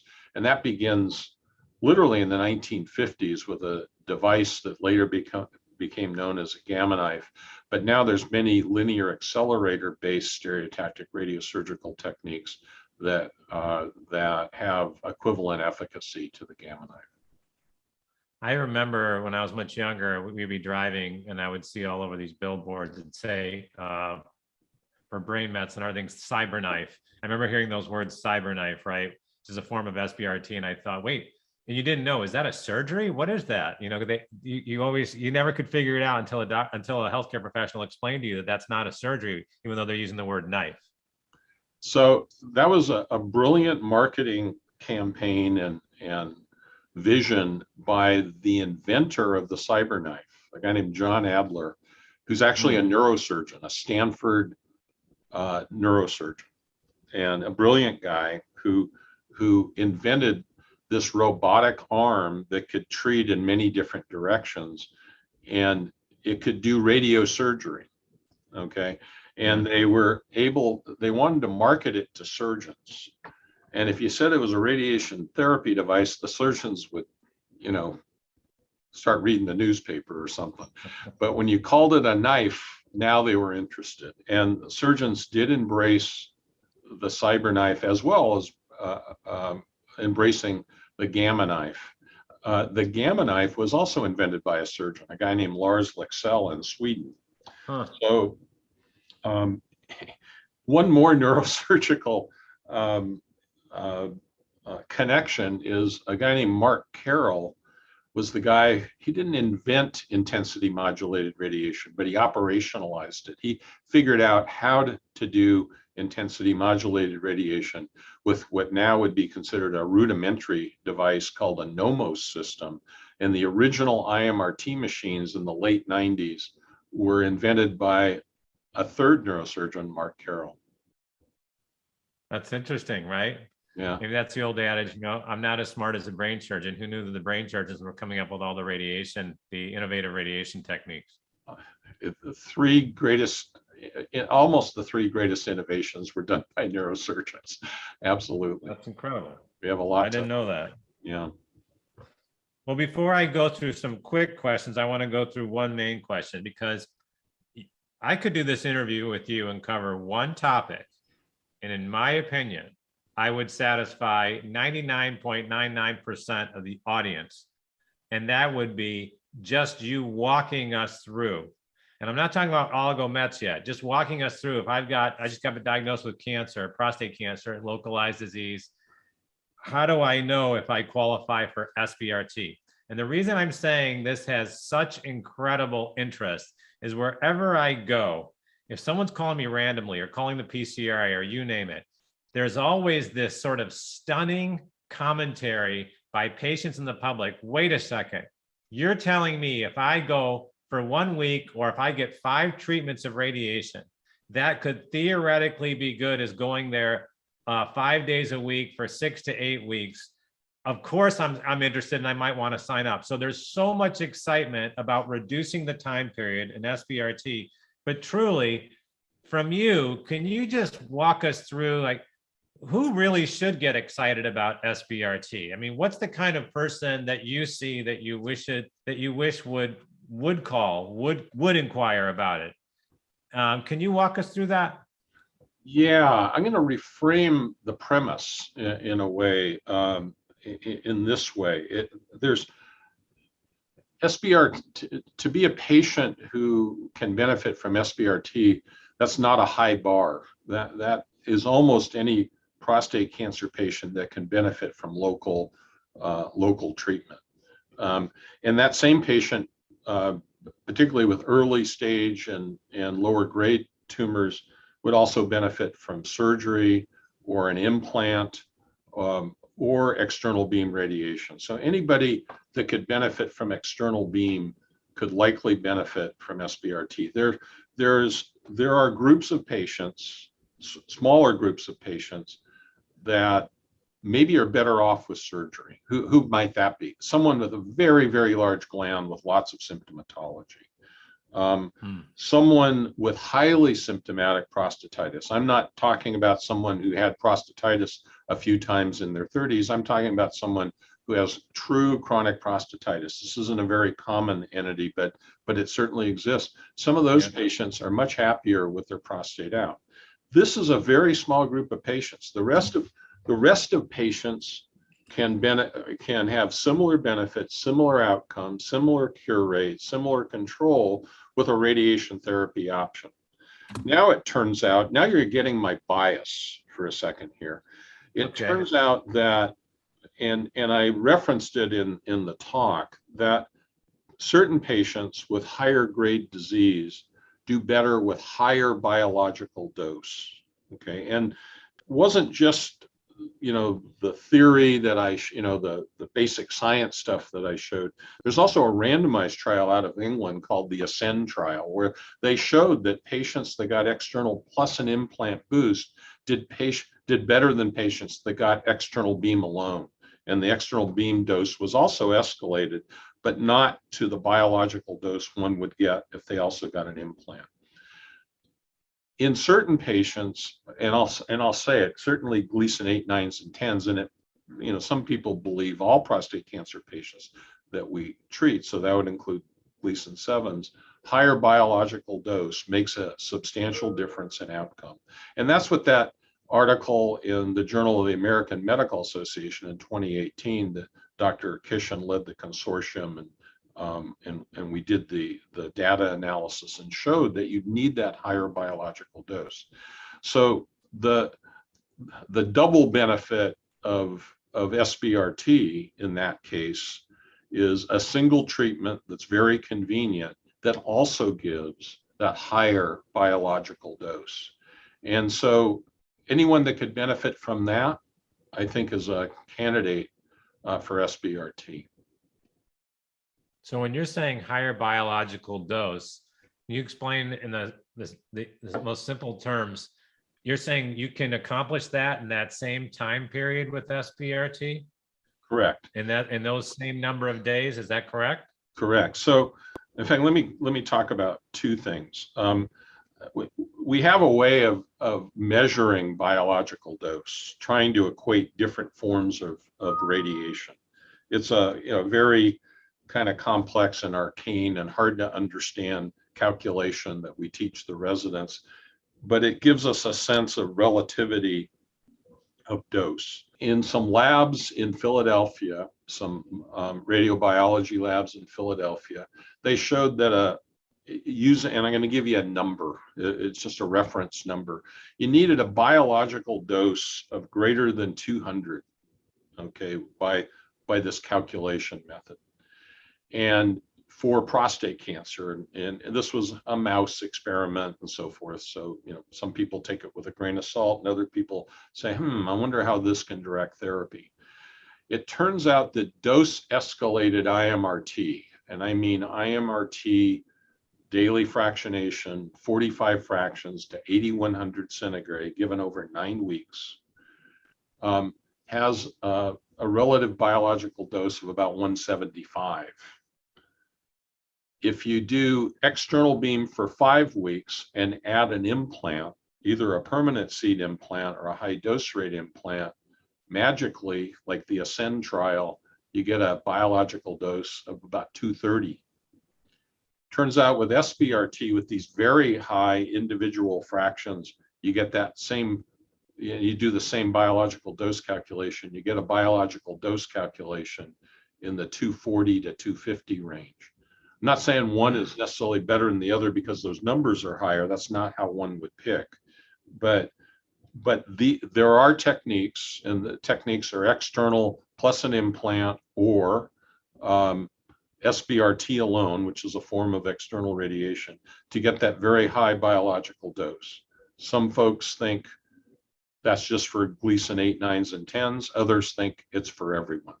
We can achieve this higher biological dose. So then I immediately think, why, or maybe I'm wrong, why wasn't brachytherapy, for example, the permanent seed implant therapy, it used to be so hot. People used to be excited about it. Now it seems finding centers of excellence for permanent brachytherapy, I don't know, I can't count on 2 hands. Is there a reason why brachytherapy, say permanent seeds, isn't all over the place like I used to think it was, or am I misunderstanding this? No, I think you're that's a reality what you're talking about. And you know what they say when they, and this is me editorializing here, when they say it isn't about the money, it's the money. Yeah. Brachytherapy in the permanent seed era was and is, and I showed some dollar data on that, was a cost-effective way of treating particularly low and intermediate risk prostate cancer. Not so good in high risk prostate cancer, although some people would argue with me about that. And in using the seeds alone. When IMRT came along in the early 2000s, it was elegant, it was fun to do, easy to deliver, and quite frankly, in those days, not so much now, but in those days, it was highly lucrative. The technical fee, the delivery part, not the professional fee. The professional fee is pretty stable across these various modalities, but the technical fee is much higher in those many fractions of IMRT. And I think there was an economic push to go in that direction. It was easier to do, it was lucrative, easier to do in that you weren't going to the operating room to do this, and so the interest fell off. The other thing that happened that's real is if you look, and these are nuanced, but if you look at the complication rate of permanent seeds versus standard well done IMRT, IMRT does a little better, you know, with the significant side effects of grade 2 and 3 complications in the rectal area, depending on how you report it. If you're really liberal, you can say that number is 10-12%. Others can say that number strictly is really about 3-4%. But if you look at it in permanent seeds, and I'm talking about in permanent seeds, they mostly looked at GU complications, urethritis and bleeding and so forth. It was higher. It was 7-8%. There was there was a risk of wearing a catheter for an extended length of time. That was defined as more than 2 weeks. There was a small group of patients, 2 or 3%, who ended up with chronic urethritis. It was unique to the permanent seed. You didn't really have that with the IMRT. So there was a differential in the side effects, except the numbers were low. We're talking about small percentages in each, but it was actually higher with the permanent seed. The Ascend trial that I mentioned of using it as a boost in higher risk patients confirmed something we already knew. When you added external beam and a permanent seed implant, you got a higher risk of GU complications and a higher risk of GI or rectal complications. The other thing of interest is when permanent seeds came out, they were so much better than our standard 2D therapy in the late 80s, early 90s. They mostly concentrated on the area they were trying to manage and improve, which was the GU, the complications, the urethritis. It wasn't until years later that Peter Grimm and John Blasko, the popularizers and I would say even inventors of the procedure, they looked at their rectal bleed rate, and it was actually 7-8%. They just never looked at it. It was whatever it was a heck of a lot better than standard external beam radiation therapy at a much lower dose that existed, into the mid-late 2000s until IMRT came.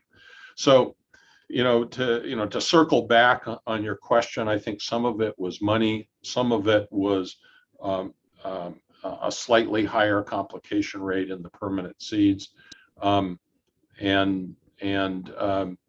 it's not like the advent of high dose rate, because it's also rare to have people that are expert at that as well. But that's another technique that at least my brachytherapists tell me has a lower side effect profile than the permanent seed implant. So, for example, we don't do permanent seeds here anymore and haven't for about a decade because of that.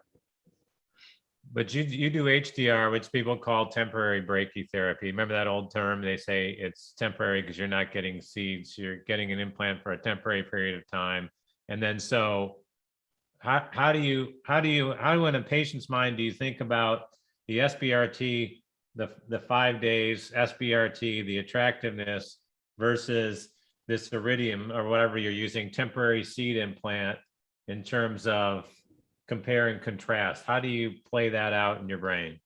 So first, to talk a little bit about the way high dose rate brachy works, what the radiation, the surgical radiation oncologist does is put hollow catheters in and around the prostate. It has an advantage in that you can go outside the prostate with one of these catheters.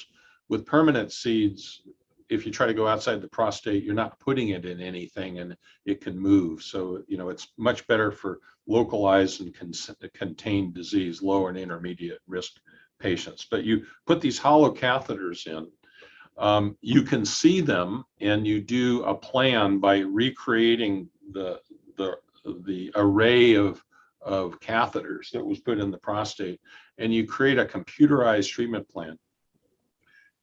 That computerized treatment plan informs a robot that has a very high intensity radiation source, which is usually iridium, that goes in and dwells in the catheters in various positions, delivering the radiation therapy.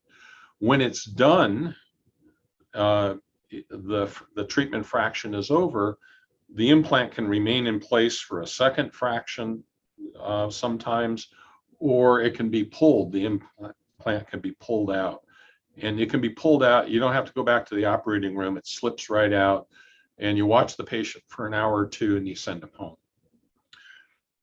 By the way, one of the things that happened with brachytherapy in recent years is they also figured out how to hypofractionate it. So it used to be, they used to get 6 of these fractions, and then it became 4.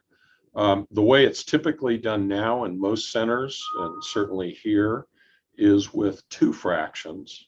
You bring somebody in on a Monday morning at 7 a.m. They get an anesthesia. They get a spinal anesthesia. The implant is put in. Scans are done. The plan is done. The dose is delivered. It's pulled out, and they go home. They come back a week later for the second fraction, and it's done. So it's only 2 fractions now. No overnight hospitalization, dramatically decreasing costs and bother for the patient and the patient's family. So that also improved and became better in that regard for the patient. No, I was just going to say, comparing that, what's the time commitment? When we say 5 days for SBRT, just as an example, how much time are you on the table? Can you give us the average amount of time that you have to invest in one treatment or the 5 treatments for SBRT? Yeah. So you see somebody on the day of the consult, you come back for a simulation day, you decide I'm going to get SBRT. Simulation day is you get a CT scan and an MR scan. You go away for 5 days, and at least in our hands. And that's a time when you do planning. We fuse images together, MRIs and CTs. If a patient has a PET scan, in this case a PSMA, we would fuse that into the plan as well. We would define a treatment plan for that patient, and 5 working days later, we'd bring the patient back and begin SBRT. And this begs an interesting question, and I should be clear on this. The way we do it, and the way many people do it, but not everyone, is we go every other day. And what that's about is in the early days of SBRT, in the early 2000s, it started at about the same time as IMRT, actually. They noticed that during treatment, they got a little hotter. They had more urethritis and rectal problems. And they consulted, it was some folks at Stanford, they consulted a famous radiobiologist at the time who said, in these high dose fractions, the time interval of going every other day doesn't change the biology. I bet you if you rested people every other day, they'd get less acute problems. And in fact, that happened. And then subsequently, after the fact, they kind of showed why that biology works. But I can tell you in our own series, the 1,100 cases that became 2,000 cases that I mentioned in the talk, all the CyberKnife patients that are in the series, which is probably 400 of those patients, we're 5 days in a row. Mm. And so we do 5 days in a row. When we have somebody come from a distance, and they're staying in a hotel, we'll do 5 days in a row, and we'll stack days. But all things being equal, because of that acute side effect, and if it's convenient for the patient, we'll go every other day. On the treatment day, typically we tell patients to allow an hour. First, let's say the first day is a little longer, but on the second and subsequent days, assuming the patient is prepped well, the bladder is full, they figured that out, the rectum is empty, they figured that out. The time on the table is more like 30, 40 minutes. Most of that time is not the treatment. It's using the imaging modalities to align and realign the patient. The patient is on a robotic table, and they continue to move that robotic table. They move it, it's literally sub-millimeter accuracy. So the movements they're doing, the patient doesn't even feel it. When you move a table, you cant the table to the right or to the left 3 millimeters. A patient can't feel it, but you can see it on the image, and they continue to check the images until the patient is aligned. Then the beam goes on. The actual beam time, maybe 3 or 4 minutes total of the total 30 to 40 minutes the patient's in the room. And you repeat that. We tell patients to allow an hour. 5 times, they're done, they go home. Can they drive themselves home after each treatment? I mean, seriously, it's perfectly fine. They can get up and leave, or do you ask for them to have assistance? The vast majority of patients can. An unusual patient, a very unusual patient, will have this symptom. Will have a urethritis symptom, and it typically happens after the 3rd treatment. Okay, and usually it's just they notice their urination, or it's a little inflamed, and when we treat it, most of them don't want it. Most of the patients don't want it treated, but when we treat it, we'll treat it with an anti-inflammatory like Advil or Aleve or something like that. Very simple. But occasionally a patient at the far end of the spectrum, and there are very few of these patients that we have seen, but they do exist, that they have a lot of burning on urination. That patient is probably the patient we're identifying in the Garuda trial and with the DNA signature, but we'll know that within a year. We'll know if that's the same patient. That's a patient that's uncomfortable and may not want to drive home, particularly if it's a long drive. But the vast majority of other patients, they feel fine, they're not sick, they're not tired, and even if they have a little urethral change, it's no big deal, and they can easily drive themselves home, back and forth. I mean, you're not being overt about it, but at least in my mind, you're making it sound as if any patient who's interested in radiation, localized disease, maybe locally advanced disease, the discussion of SBRT or even temporary seed implants, I mean, that should be at least a part of the treatment discussion. I think we would agree, right? It should be at least a part of the multidisciplinary discussion. I think what has frustrated me taking some calls nationally, not that I play favor on anything because I get to play down the middle, is that I'll talk to people that the topic never comes up. Yeah, that's a sad commentary on American medicine, I think. You gave the key word, a multidisciplinary approach. A patient is at the mercy of the bias of the person they're talking to, by the way, including me, and they need to talk to multiple people. We have multiple treatment modalities that are equally good in many situations. There's nuance to that, and I've discussed some of that both in my talk and as we talk now.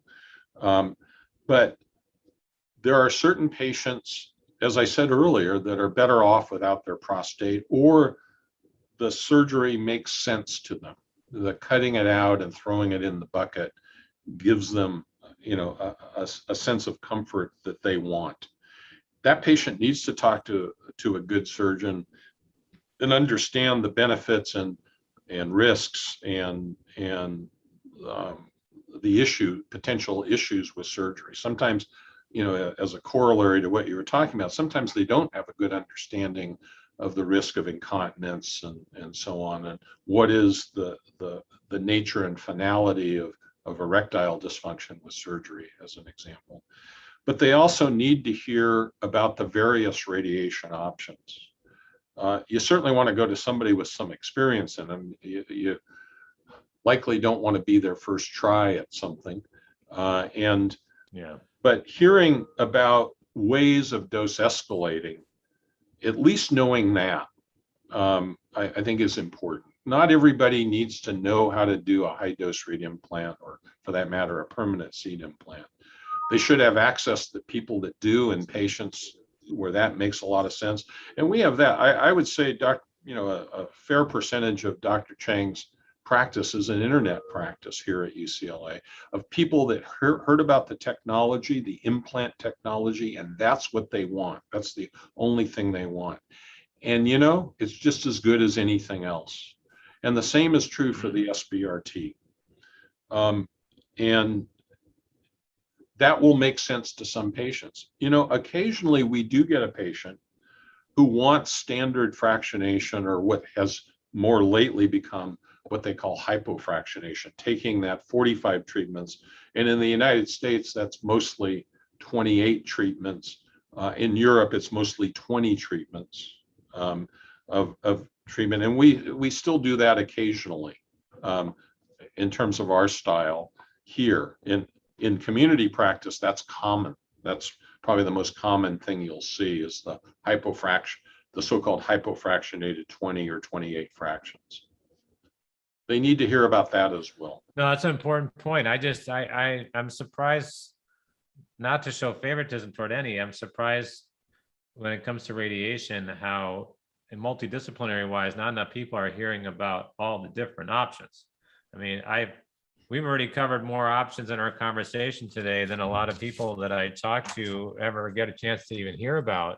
And again, I'm not saying this is everyone, this is in select areas of the country, but my catch side of my brain says, wait a second, he's talking about higher biological doses, he's talking about delivering more energy. Well, there's the catch. The catch is more side effects.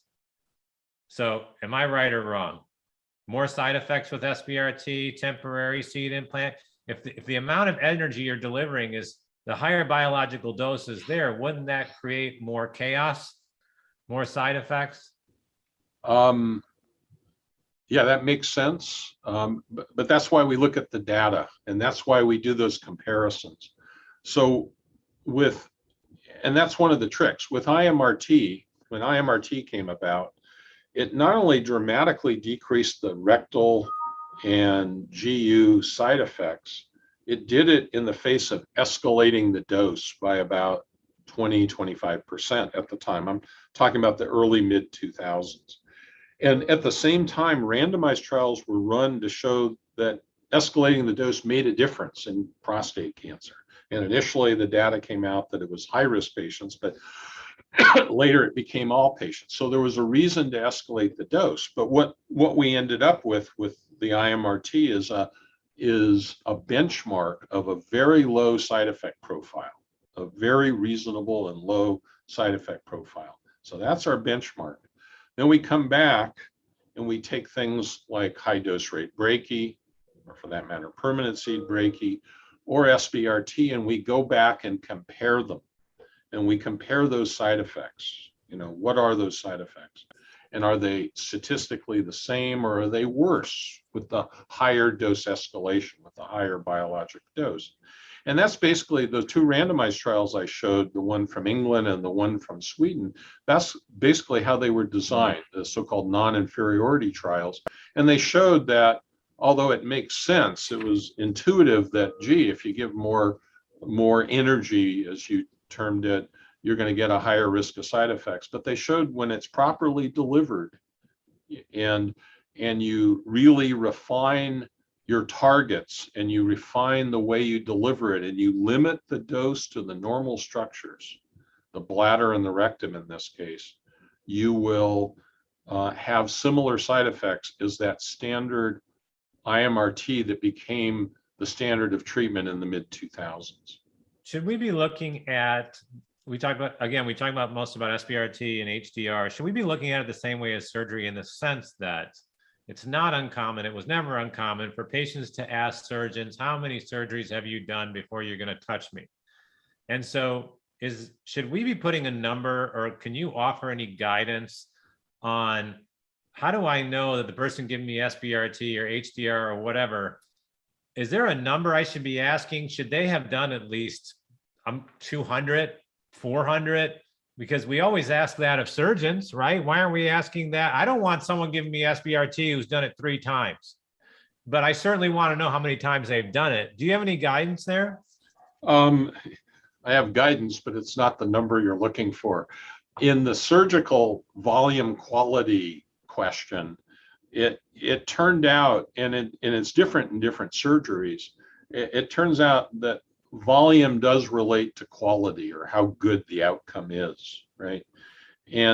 But it isn't, you don't have to do 200 of them, okay, necessarily. But it's probably not 3 or 4 or 10 either. And it depends, and again, there's a vast literature in surgery around this. Now there's a developing literature in radiation therapy as well, showing that in centers with high volumes will have better outcomes. Yes. By the way, there's criticism of that as, is there a patient selection issue? Lots of pot shots can be taken at that kind of data. Where it's very clear is in head and neck cancer. That, and depending on where you practice, if you practice, in the South on Tobacco Road, you may see a lot of head and neck cancer. If you practice in an urban area or a suburb area where people don't smoke much anymore, you would typically not see as much. And in fact, maybe only 10 cases a year or less of head and neck cancer. Now, more recently with HPV related head and neck cancer, it's starting to increase again, even in those populations. It isn't necessarily a disease of alcohol and tobacco use. What's been shown is and it's interesting how they say it, and I'll come back to surgery in a second. The higher volume centers treating the higher numbers do better. And we can tell the difference between an A and an F, okay? So a place that's doing 200 head and neck cancers a year, or for that matter, 200 prostate cancers a year, is going to be better than the place that does 10. Yeah. What we can't tell in this data very well is what's a B and what's a C. Is it 20? Is it only 10? Back to the surgical data, initially we thought in coronary artery bypass, where the original quality stuff was done, the so-called Medicare HIP study, the Medicare carrier for New York State did early coronary bypass quality analysis. And initially it was the surgeon, and the patient goes, I want that doctor, okay? Well, it turned out subsequently it's not the doctor, it's the team. It's a team of 3 or 4 surgeons. A surgeon isn't available 24/7, 7 days a week, but 3 surgeons could be.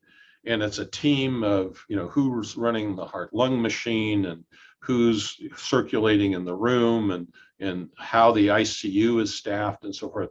If that team is stable and does a lot of cases together, they'll do better than someone doing tons of cases, but the team keeps changing on you. And that parameter is probably is the same in radiation oncology. There just isn't a defined set of data in it. So you understand, coronary artery bypass, to get paid for it, you have to produce these quality indicators and this quality metric data for the insurance companies to pay you. We don't have that yet in radiation therapy. Sites that are accredited, the National Society has an accreditation called APEX. Sites that are accredited by APEX, they are doing a lot of things and checking a lot of the boxes on ensuring that they're delivering quality radiation therapy.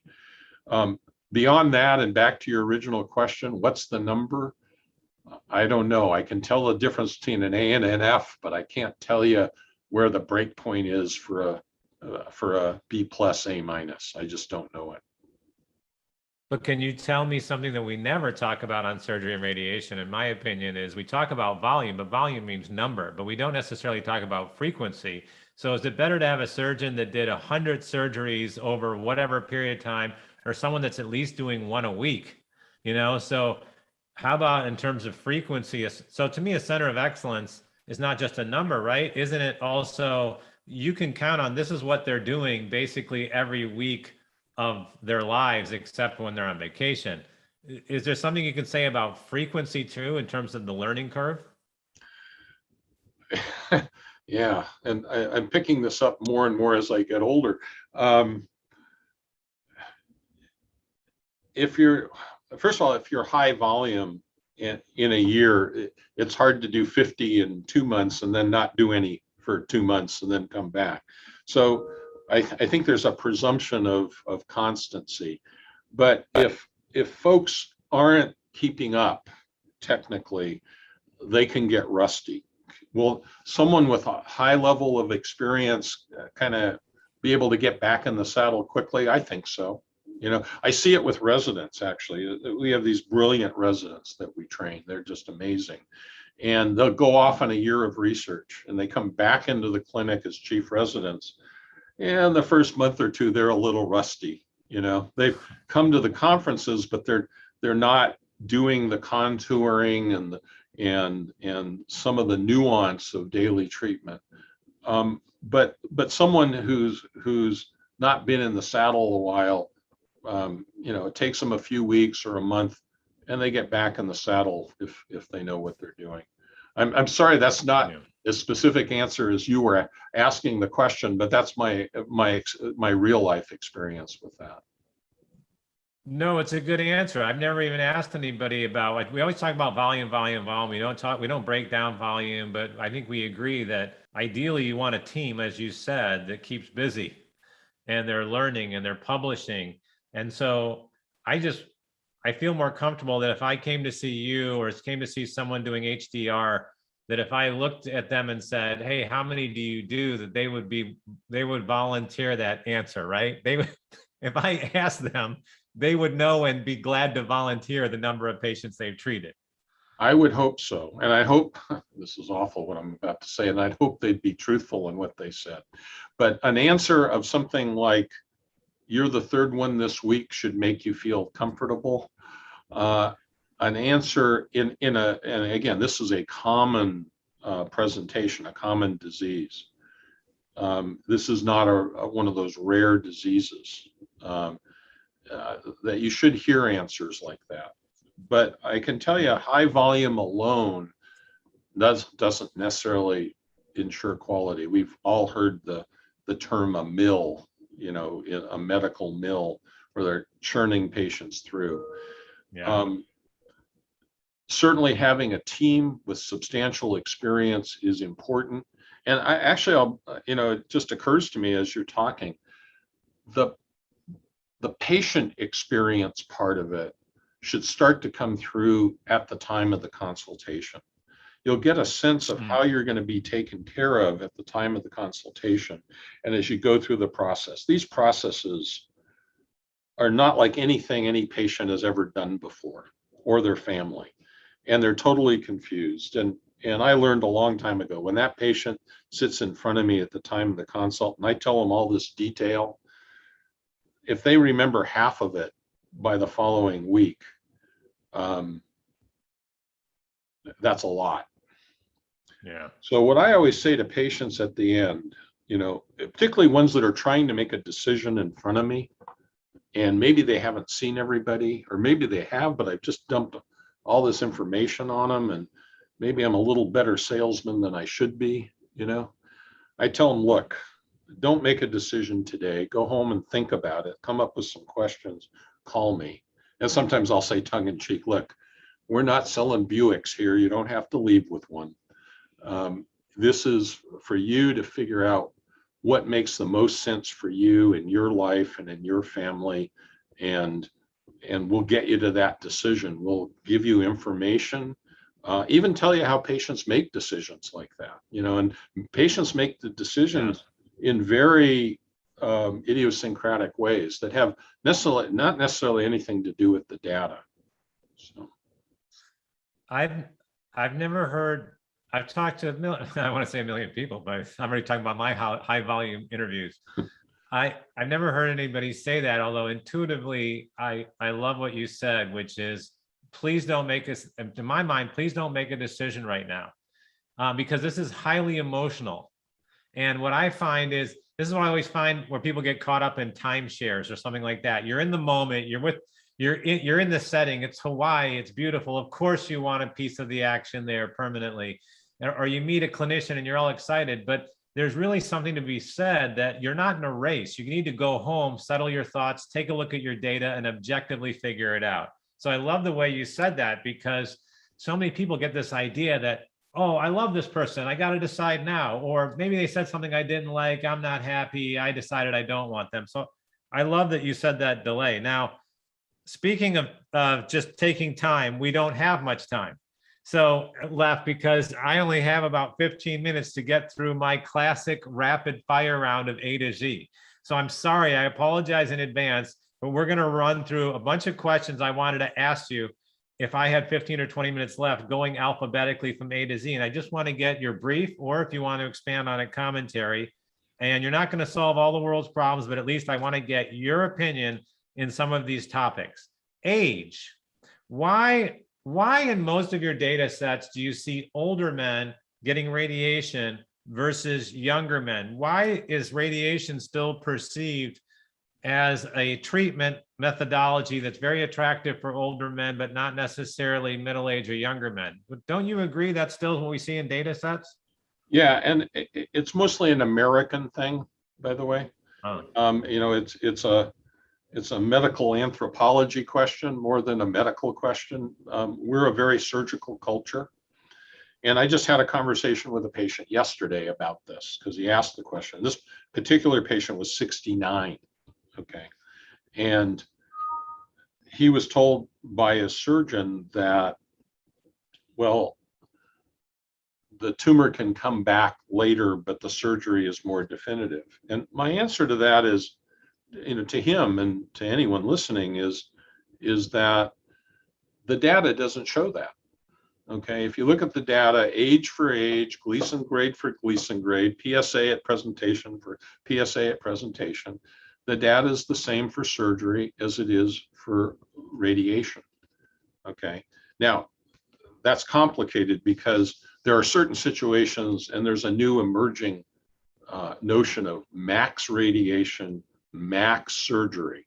Okay, in fact, I'll even come back, and I'm going tangent on you for a second. But in my talk, I said 30% of patients post prostatectomy have indications for postoperative radiation. Did you know only about half of them get it? Mm. Now there's actually data in the literature to show that particularly high risk patients, you know, the Gleason 9s and 10s that we treat, and AIDS for that matter as well, that when they get max surgery, meaning surgery plus the postoperative radiation when indicated, that group does a heck of a lot better than the patient that just got surgery and they sat on the patient who actually needed the radiation therapy. Mm. So, sorry, I went tangent on you, but it came, that point came to me. So anyway, back to your question about age. I think it's the data does not support that younger age needs surgery and older age needs radiation. But the reality is the average age of a patient getting radiation therapy is around 69, and the average age of a patient getting surgery is about 61. Mm. It's a big difference.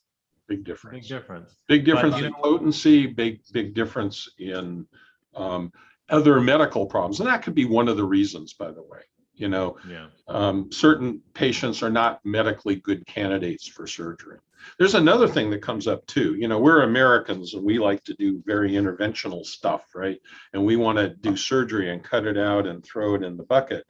But as men age, they sometimes aren't so macho about those things. And, and it's hard to find a 70-year-old or plus who doesn't know a guy who had surgery, a friend of his that woke up a little dingy from the anesthesia.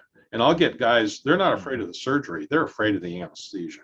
And so there's other nuances that come in here of why older guys will tend for what appears to be less of an intervention. Less of the intervention is the cutting part. The outcome part is not different. The data is clear on that. That's well said. But I'll tell you the one comment I've watched for 30 years. 30 years I've heard this sentence used that convinces a lot of people, regardless of age, to still get surgery. And it's a compelling argument. I understand the counter argument. Maybe you can explain your counter argument. Hey, listen, Mr. Smith, if I remove your prostate, you can still have radiation if it comes back.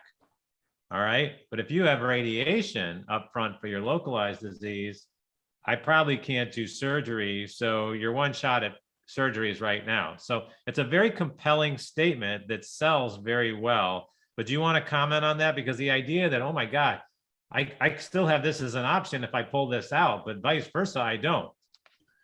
Yeah. So what I say this comes up all the time. You're absolutely right, Mark. What I say to patients here is that, first of all, you're probably asking the wrong question. You don't make a decision on a salvage treatment. You make it on the primary treatment, in terms of what you need and what you want. A local failure alone in dose escalated, the high biological dose, is about 5% of having something only recur in the prostate after a high dose rate implant or after SBRT. There's series where it's lower, where it's more like 3.5%. Okay, and so you're talking about a fairly uncommon event. Okay, and now you're trying to come in and salvage it. Okay. Well, it turns out it's incorrect. You can do surgery after radiation. Surgeons don't do it. They don't like doing it. And you can get into a big mess, although in highly conformal SBRT and highly conformal high dose rate, that surgery is a heck of a lot easier than it was 25 years ago when most of that literature was developed. Okay, so you can do that. You can re-irradiate patients, and there's a huge literature in that. We have somebody in treatment all the time. We've treated large series from lower doses of radiation given before. You can do it with high dose rate. You can do it with SBRT. Well done cryotherapy or well done HIFU therapy and focal treatments can treat local only recurrences. Okay. In this era of PSMA, that will change it will change our understanding of the natural history of the disease, and will allow us to localize. PSA, we have this PSA number that starts to come back. Depending on the Gleason grade, the majority of them always, but it rises even higher when it's Gleason 9 and 10, are not recurrences in the prostate, but recurrences elsewhere. And that will happen at the same rate for any local therapy, whether it be surgery or any of the radiation options. So, so in a more concise way, I tell patients, first of all, it's not the right question because you're talking about a rare event, okay, for surgery and for radiation. You don't make a decision on how you salvage something. But no, there are plenty of ways to salvage local recurrence only in the prostate, as there are plenty of ways to salvage post-prostatectomy recurrence as well. Yeah. So you can get radiation after radiation. It's a term you don't see that often, but it happens every single day for that small number, and they can do quite well. And that leads me to the question of, well, you're one of the only centers that got the initial FDA approval, you and UCSF, for PSMA, FDA approval for the PSMA PET CT scans, right? So that has that revolutionized now radiation, or are we just making too big of a deal of it? Because now that if you've been radiated and you're concerned if it's come back, you can now with real precision at a really low PSA see if something's going on. So I got to imagine, since that has only been FDA approved at your center less than a year now, when I do the math, has that changed the whole practice of radiation that quickly? Yeah, well, here it has, not elsewhere yet. The reason is we've been doing the scan here for about 7 years in various contexts, including this study. Let me tell you, this was a retrospective study. It was done by Nick Nichols. He was, although a number of us were on the paper, he was the brainchild behind it. He basically, when we treat in the post-prostatectomy setting, and that's what this was, we base our treatment fields on a treatment atlas that's put together by experts in the field, okay? And those experts, base it on when they have data and their experience, right? And what he found was in the post-prostatectomy setting, when you use a PSMA scan as a way of guiding where the recurrence is, they were wrong. The atlas was wrong 27% of the time. So what we thought we knew about where the tumor spread and the way it actually spreads with a sensitive test like a PSMA scan is different. So a prospective trial is ongoing or about to complete, where we're actually randomizing between doing best treatment versus best treatment with the guidance of a PSMA scan. And the PSMA patients signed up for it because they had a 50% chance of getting a free PSMA scan. And that will, and I am certain based on that retrospective data that the prospective data will also validate that it will change our treatment fields. It will change the way we do radiation, primarily up front. It also is, as you know, it's already changed the way we look and how we define who has oligometastasis. There's already trials out there, the COMET trial and other trials showing that when you treat small volume of metastatic disease, you can dramatically change the natural history and the survival in those patients, and actually even prevent or delay the time when a patient might need to go on androgen deprivation therapy. So it's already started to change dramatically. The other thing I should say, I suspect or I expect that Medicare will cover the PSMA scan soon, next week, next month, within months.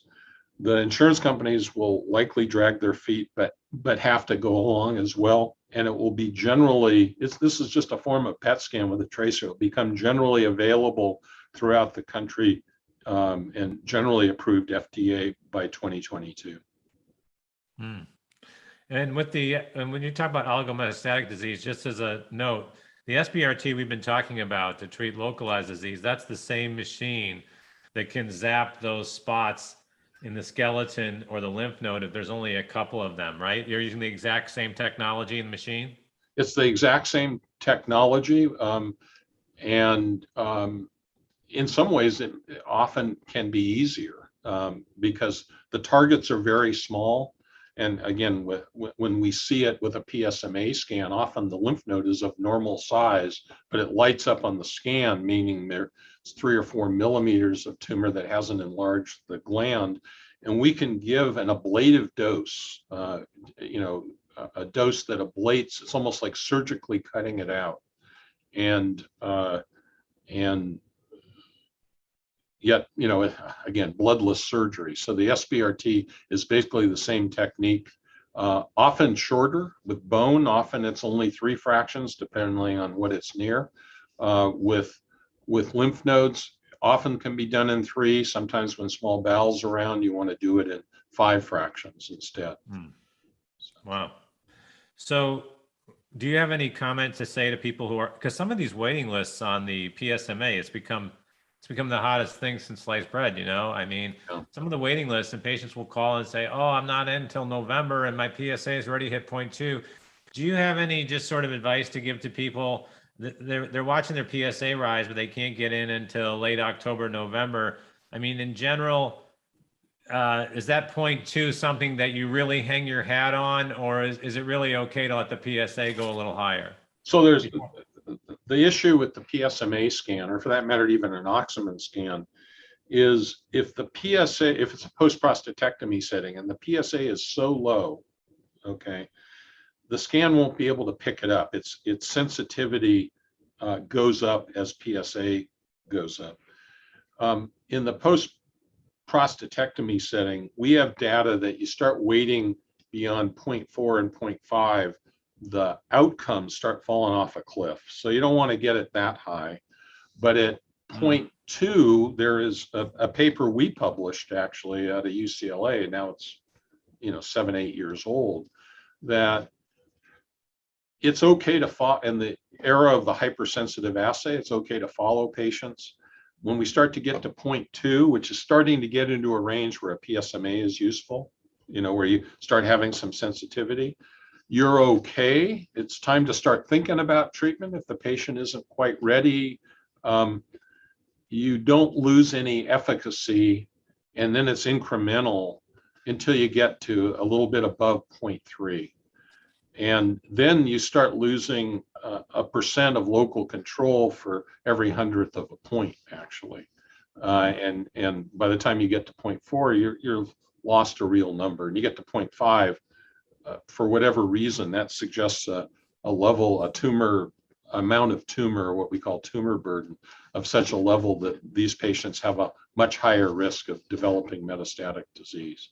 So yeah, it's okay to wait. I don't want to do a scan at 0.1 because I'm not going to see anything most of the time, even if it's there.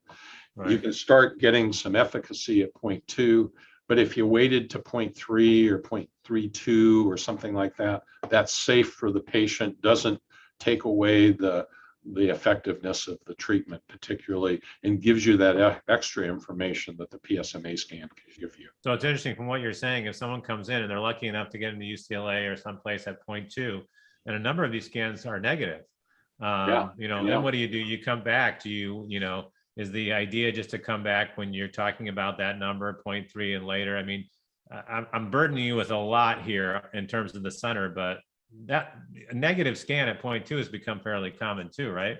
It has. And I think, I don't even know how they do this, but they have a sensitivity and a specificity. It's highly specific for prostate cancer, although it can light up in some other stuff. And the sensitivity is a function of PSA. And the sensitivity doesn't start getting kind of above 65 and so forth until that PSA gets somewhat above 0.3. So at 0.2, the number it's better than 50-50, but it isn't perfect. And so I get, so that's something I'll clinically deal with literally on a weekly basis, either trying to make the decision is it time to pull the trigger and get the scan because the scan's costing money, or should we wait, or we get the scan and it's negative, but it's somewhere, okay? And my job then is to attempt to alleviate concern in the patient that it's safe to wait, let's watch, and we'll agree on a number. When it gets to 0.35, let's get it again if you can. My sense is with particularly with insurance companies pressing us, we'll end up with algorithms or calculations of when to get them, because we're going to need to repeat these things at some interval.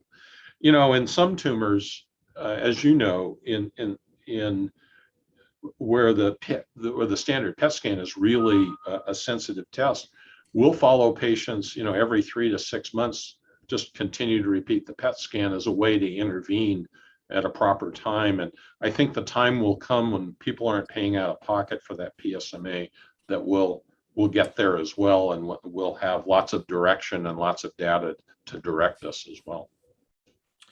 Are there any just general guidelines? We get so many questions and they're so hard to answer in a pithy manner in a couple sentences, but I think you could probably do it. when it comes to hormones, there's radiation without hormones and radiation with androgen deprivation therapy, ADT. How do I know whether or not I'm going to need hormone therapy along with my radiation treatment, for earlier on in the game, as we say?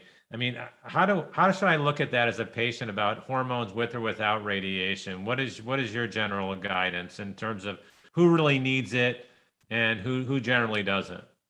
So the hormone story with, the hormone ablation story with radiation, comes out of the 1990s and into the 2000s when these studies were done, which added hormone to what now is much lower dose of radiation. And these studies showed a survival advantage, like 8, 9, 10%. In fact, those were drugs. If the drug was radiation, that would be a blockbuster drug. That would be a big deal, okay?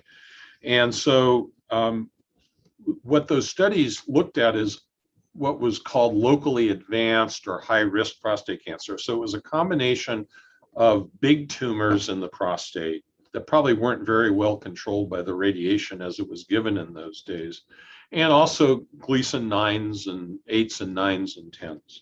So it became standard fare. There became controversy around it of whether you really needed it in the era of high dose escalation that started with IMRT and continued with the implants and the SBRT as we discussed, But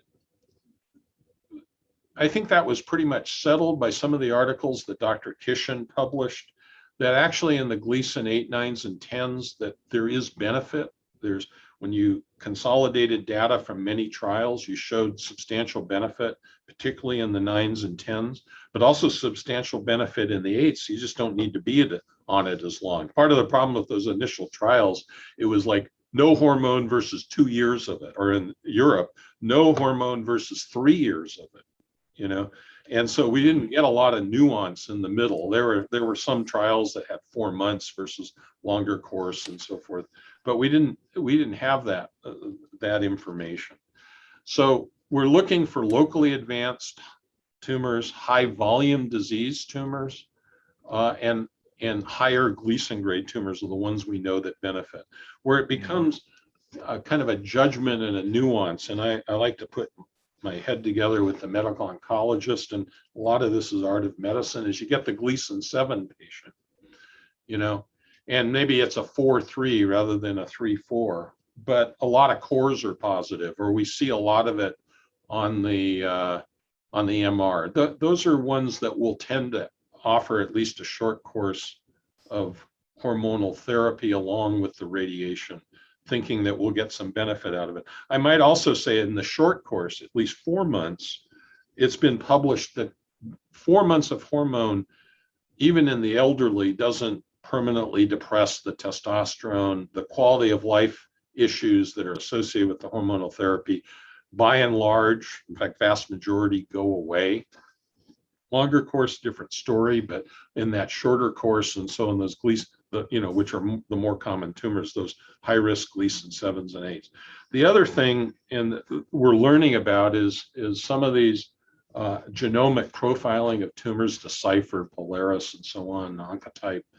They can help, I think, direct us to who might need the hormone in that Gleason 7, or even direct us on, is there a Gleason 8 that really needs longer course? If you got a Decipher of 0.9 or something in a Gleason 8, that maybe you wouldn't give 4 or 6 months. Maybe that would be somebody you want to give a year or 18 months to.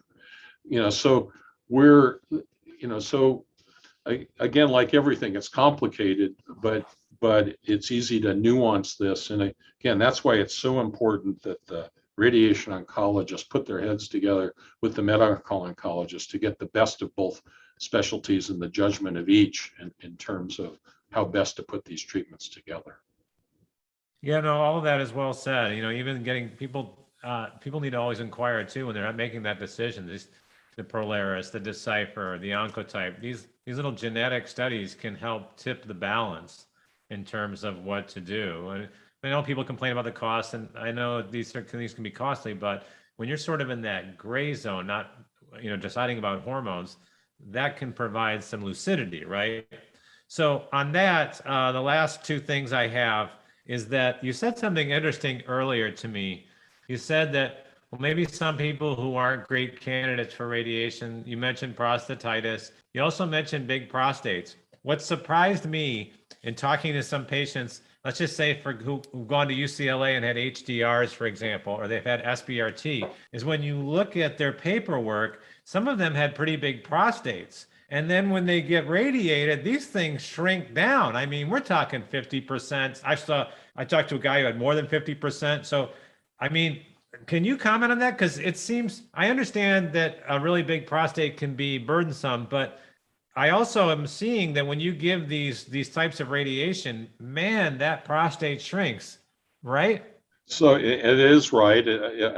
It's not a treatment for benign prostatic hypertrophy, but sometimes it's a collateral benefit. And I think it happens to some extent or another, maybe not the great extent that you're talking about, but in about a third of patients, you'll see that. And we used to see it in the old days of IMRT dose escalation, where they'd end up with these, a 60-gram gland would become a 30-gram gland 2-3 years later. It's almost like their prostate disappeared. And so we would see that. Yeah. And we're a little bit of a one-off. In other words, our too big gland is like 250 cc's. For others, a big gland is more than 100. We routinely treat people over 100. We actually have a series put together that we have a manuscript. I don't think it's gone out yet for review, where, again, if you can limit your doses to normal tissue, rectum and bladder, to below your known tolerances, and let's say 2 or 3 years from now, we layer on that, the DNA profiles that we know about people at higher risk, you'll end up with the same side effect risk as somebody with a 40-gram gland. You got to get really good at it. You got to cut your margins way down, and you cut your margins down and you get your delivery so precise that you can have a 2-3 millimeter margin because you can see it every day. Then size of gland has not been a limitation. So this week, I'm planning 2 people that are more than 100, and it's not our dosimetrists and physicists have no problem getting these within the tolerances. And along the way, and the greatest scourge for those dosimetrists and physicists, and sometimes me, is Dr. Kishan, who keeps tightening those tolerances more and more. And new on the horizon will be, as the urethra goes through the gland and as we see it better on the MRI, not only the MRI and the planning scan, but an MRI during treatment, we'll be able to further lower the dose to the urethra because we can see it every day and adjust, or what we call adapt to it. And we can further locally escalate the dose. That's the other thing that we plan on doing. We'll leave the dose that we have lots of data to show that it's enough. You don't need to go higher. But maybe you can simultaneously integrate a boost into that area of the primary tumor. And not only maybe, it's been reported. UCSF has reported a series like this. Others have tried it as well. So they've done the feasibility. The next phase and the next trial we end up doing in SBRT, where we'll have higher risk patients with dose escalation to the primary target as it's seen on MR. That's interesting. So when I think about, we talk about prostate size and you're dealing with 100 cc's and all of these things. So maybe you can help me here as we're finishing up. I began to think about this from a biology physics standpoint, because you said it. You don't give radiation for a large gland because someone has BPH or non-cancerous enlargement. That's not a great treatment for it. So, but if the big prostate is shrinking because of all that energy, isn't it suggesting that the radiation is killing off a lot of tumor? That's why it's shrinking? Isn't it? And this is where I think about late at night that probably keeps me from getting my work done. But if you get a big prostate and these guys, it's shrinking so much, then theoretically you must be hitting a lot of tumor, because the tumor, the killing of the tumor is causing the shrinking. It's not necessarily the killing or the damaging of the non-cancerous BPH, right or wrong? I don't know. Here's my answer. I don't know. I've thought about this as well, because I think some of these glands that became, used to bulge out like this, are now scaphoid. They go the other direction and so forth. They had low volume tumors. So I don't think it's all tumor shrinkage. I think there's something primarily going on in the prostate as well. And again, I don't have complete understanding, because it doesn't happen in all patients. It happens, like I said, in my experience, this isn't real science data. This is just experiential data. It's about a third of patients you'll see this with time. Wow. And so I don't know what's happening to that otherwise normal or benign prostatic hypertrophy tissue. The conventional wisdom is we don't affect that, but I think we do, but I don't know for sure. And I don't know exactly what's happening. Smarter people than me need to figure that one out, because I have not been able to figure it out. Well, I don't know if anyone's figured it out, but it's just so interesting to me that a third of the patients get just this massive reduction in prostate volume, and they're happy, right? And it seems to be helpful. And I just never going through the education, I never just put that two and two together until I actually saw it on a piece of paper. It's interesting too, and you trigger this in my mind. With large glands, what we used to routinely do, because we were afraid of them, and quite frankly, the planning wasn't as slick as it is now, is we'd give them, again, people that otherwise didn't need hormonal therapy, we'd cytoreduce them and start them on Lupron for 3 or 6 months. Okay. Over the years, I've gotten more and more respect for that 3 or 6 months of Lupron, and the very small group who have a significant issue with it. And so we started not doing that, because we thought we'd get shrinkage anyway if they're having BPH symptom. And we started learning how to treat the much larger glands. So we rarely cytoreduce anybody with hormone, almost never now. If they need hormone, we'll give them the benefit of it. And so, but we don't wait anymore either. There's data to show we used to always wait 2 months, and then we used to believe, and I used to be a believer, well, if 2 months is good, 6 months is better. It turned out that wasn't right. They did studies and said, no, it's not better. You can start at any time. And now we know we can start simultaneously, start the hormone and start the radiation at about the same time.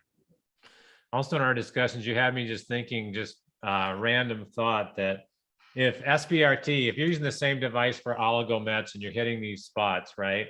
And then you're treating the whole gland with SBRT, can't you, are you doing things such as, there's all this talk of focal therapy, just hitting a portion of the prostate. Do you want to comment on that? Aren't you doing some work on, so people talk about focal therapy in terms of HIFU, for example, and cryotherapy.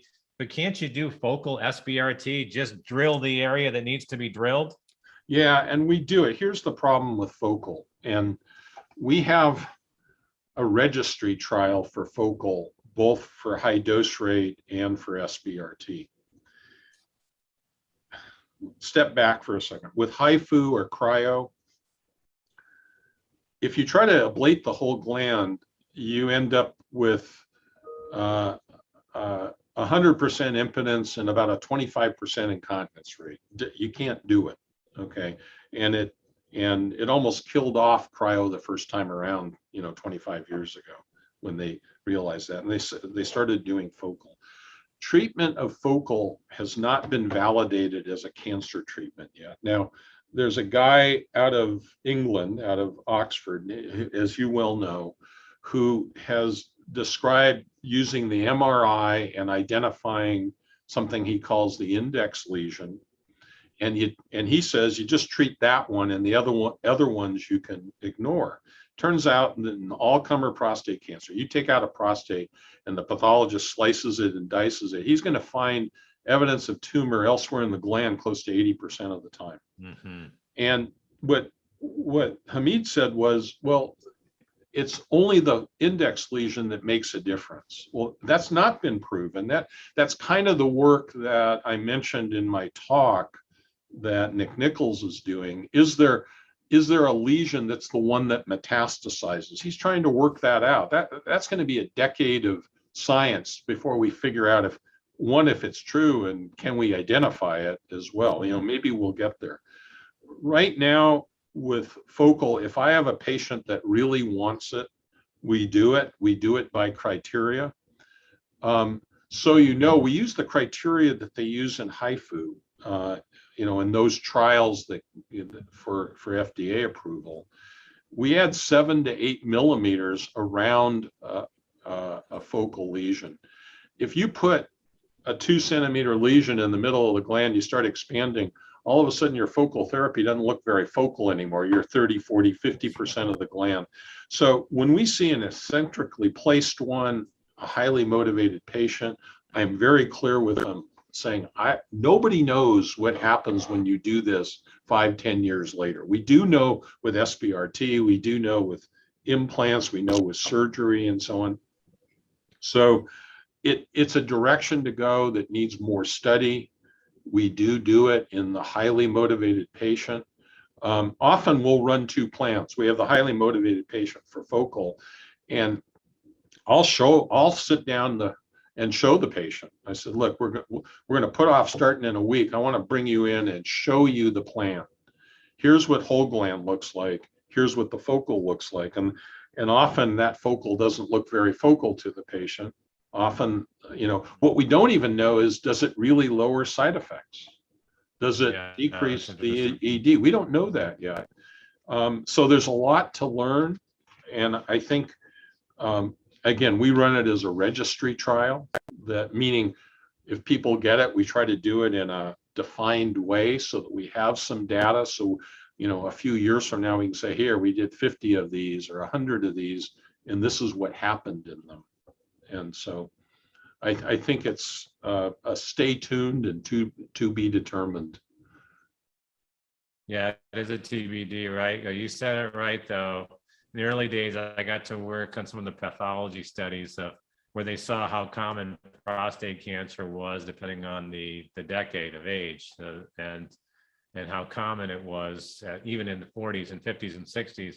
And it is a multifocal disease, right? We want to think of it as like unifocal, that it grows in this one place, but for a number of people, I don't know if you use the word like popcorn, it's boom, boom, boom, boom, a number of spots. That's the norm. And so I just had to ask that one. My last serious question is, where do people go to be treated? And this is a very serious question because I have never come up with the answer. Where do people go to be treated for side effects from radiation? Because, you know, we have centers of excellence that treat all sorts of toxicity from certain things. But where do people go if they've experienced a number of side effects from radiation? Are they supposed to go to the urologist? Are they supposed to go to the treating radiation oncologist? I just don't feel as if that gets enough attention. I think you're right. And I think it goes back to that team approach. The team approach for figuring out treatment up front and then managing a patient through treatment with a urologic surgeon, a medical oncologist who is focused in GU tumors, and a radiation oncologist is important, and it's also important in the post-treatment management. So we train our residents to be responsible for those side effects and make the proper referral. So if someone, first of all, by and large, the rectal problems and the GU problems, for the most part, are self-limited, will go away without a lot of intervention. In fact, a lot of times the intervention becomes a misadventure. We've unfortunately seen that more than once, where somebody has rectal bleeding and a rectal ulcer a year out. It can happen, and it happens a certain percentage of the time. And somebody decides to go in and heavily biopsy the area, and it all falls apart in the heavily radiated area. The smart gastroenterologist working as a team with the radiation oncologist knows, let's continue to watch that. If something looks like a tumor that may have popped up, then do a very minimal biopsy to get just the information you need and so forth. And you prevent something worse from happening. But the radiation oncology, I think, what we train our residents and what we try to do here is when someone has a GU or a rectal side effect, particularly in the first couple of years, we want to see the patient and then direct them in the right direction, whether they need to see a GI person or a urologist for bladder bleeding or something like that. Some of those patients need fulguration. It occasionally comes up. Some of them need a referral to a GI person for persistent bleeding. That grade 3 complication is nowadays a pretty rare complication, even in these dose escalated times, but it does come up. I think that's the best way to do it, that the radiation oncologist takes responsibility for the referral. And again, the disasters I've seen, a mild, moderate problem that's going to be likely self-limited or needs mild intervention that turns into a disaster, is when someone, a GI person, very occasionally a urologist, they mostly are totally aware of what they need to do in a radiated area, or they call first. But when somebody does an aggressive intervention, you want to make sure that does not happen. Yeah. And I try to advise, when I have a patient that's starting to bleed, I try to explain to them, don't let anybody do any procedure on them without calling me, and we can talk it through, and as you can tell if somebody gets it or doesn't get it in this regard. And so that's really interesting. So in my perfect world, everybody has that discussion before the radiation treatment. Oh, by the way, if I know it's not common, but if the uncommon becomes common to me, what are we going to do about it? And I think that would give people a lot of peace of mind. But it sounds like, at least where you do things, that is explained and that is discussed, and there are the referrals for that, right? Yeah, and I think by and large, radiation oncologists are trained in that way. Not you got a problem, it's not my problem. But and just re-emphasizing, if the urologist picks something up in the interim of your following, I would hope they would call, and vice versa. If you pick something up, that you're making that referral to a urologist or for a rectal problem to gastroenterologist or colorectal surgeon.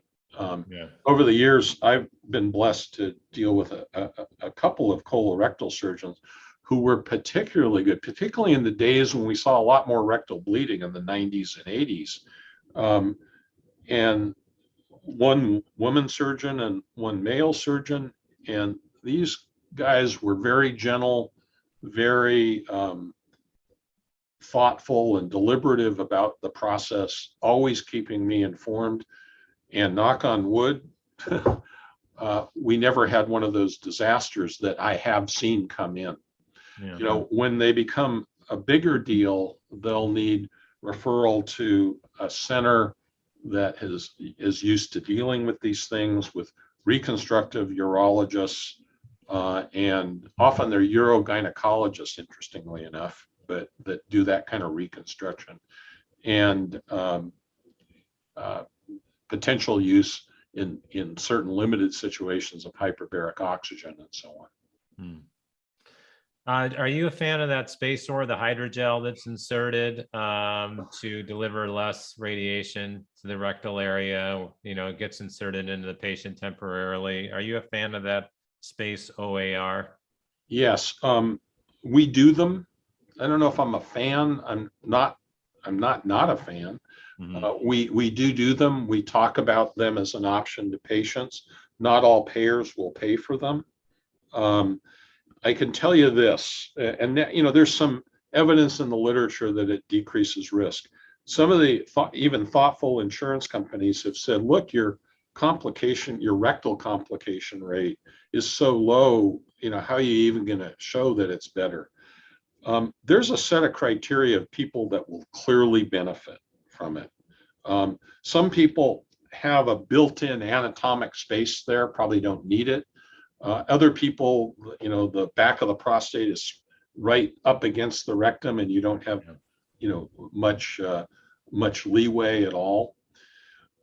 But sometimes unappreciated fact is when you add the spacer, it adds about a half to a full centimeter of space between the rectum and the prostate. Not usually all of it, but part of it. So it decreases the interface. So it not only lowers the dose because you've moved the rectum away, it lowers the dose to the rectum. And remember, all this data that I cited, that was without spacer. So it's a very low risk without spacer. Now you're pushing it away a centimeter.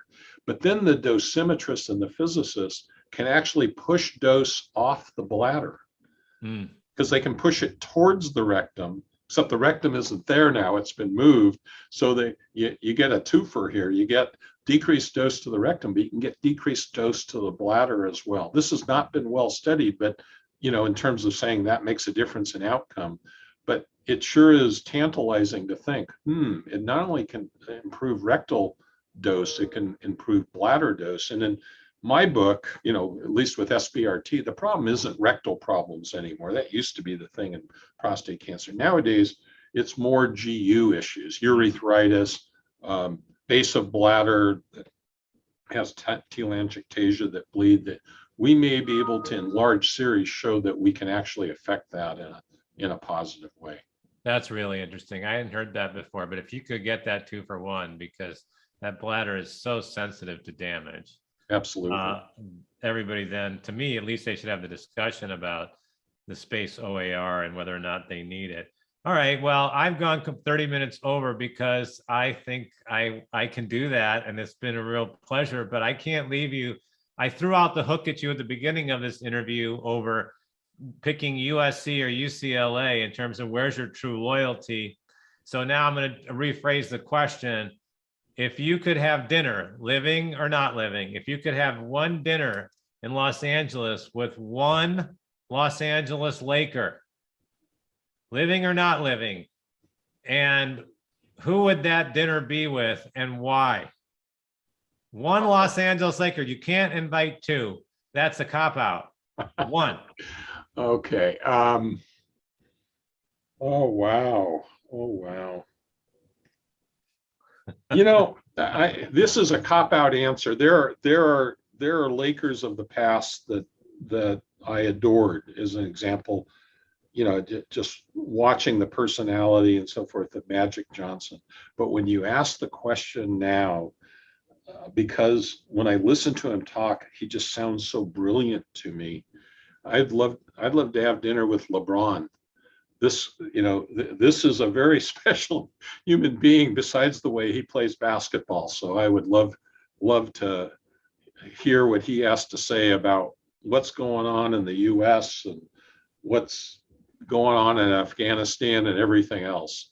But there are so many wonderful personalities in that group that I'd love to meet one day.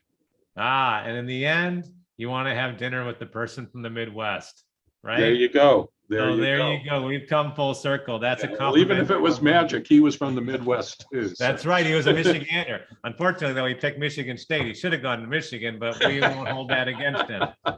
So listen, it's been a real pleasure. I've gone over, but I went over for a purpose because I know people love to hear this. And this clearly went a direction that I didn't want to provide too many notes, but I love the direction it went with. I love the time you gave to us. I appreciate your dedication to all the things you're doing, not just being chair of the department, but to PCRI also. You've done other things in your past that not many people might know about, but for me, it resonates, heavily, whether it's the Choosing Wisely campaign, which I can talk about at a different time. I mean, you've done so much in terms of quality of care. People should really look at your bio. It's really impressive. You got one of the biggest awards in astro history. So it's been a real honor to ask you questions and to hear what you think. And I look forward to seeing you soon. Thank you. Oh, it's been such a pleasure. And I really appreciated the the depth and the detail of your questions in it. And I love to listen to you as well, and have many times in the past at these conferences. Thank you so much for everything you do as well. Thank you. I appreciate it. And when you have dinner with LeBron, you have to invite me. I will. I will. Okay. All right. Thanks, Dr. Steinberg.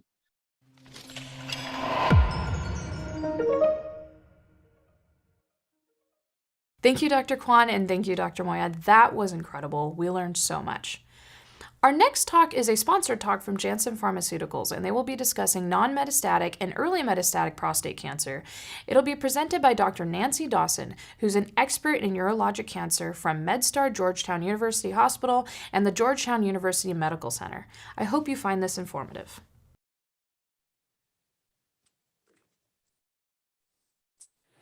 Good afternoon, everyone. Can you all hear me? So I'm going to be doing an overview on prostate cancer, and this is directed at men with prostate cancer or men who are concerned they might get prostate cancer, to sort of understand a little bit more about the basics of prostate cancer and how to empower yourself. Now, I was given this forward button and it's not working. So this is a problem. There we go. Okay, so the learning objectives I'm going to talk about. I'm going to provide basic information on prostate cancer. This is sort of basic, elementary, simple prostate cancer information, sort of how I talk to my patients every day about their prostate cancer. We're going to talk a little bit about androgen and the role it plays in prostate cancer, and we're going to talk a little bit about how prostate cancer progresses. So first, we're going to talk about the state of prostate cancer. So prostate cancer is the #1 cancer in men. If you look at this, this is in the United States, 175,000 men diagnosed in 2019 with prostate cancer. So 20% of all cancers diagnosed in men are prostate cancer. So it's the most common cancer. It's not the most common cause of death. It counts for 10% of cancer deaths in men. It falls quite low, much lower than lung cancer, which is your most common cause of death. And 1 in 41 men will die of prostate cancer. So most men who get prostate cancer actually don't die of it. Unfortunately, those men who have metastatic or spread of their prostate cancer do die of prostate cancer.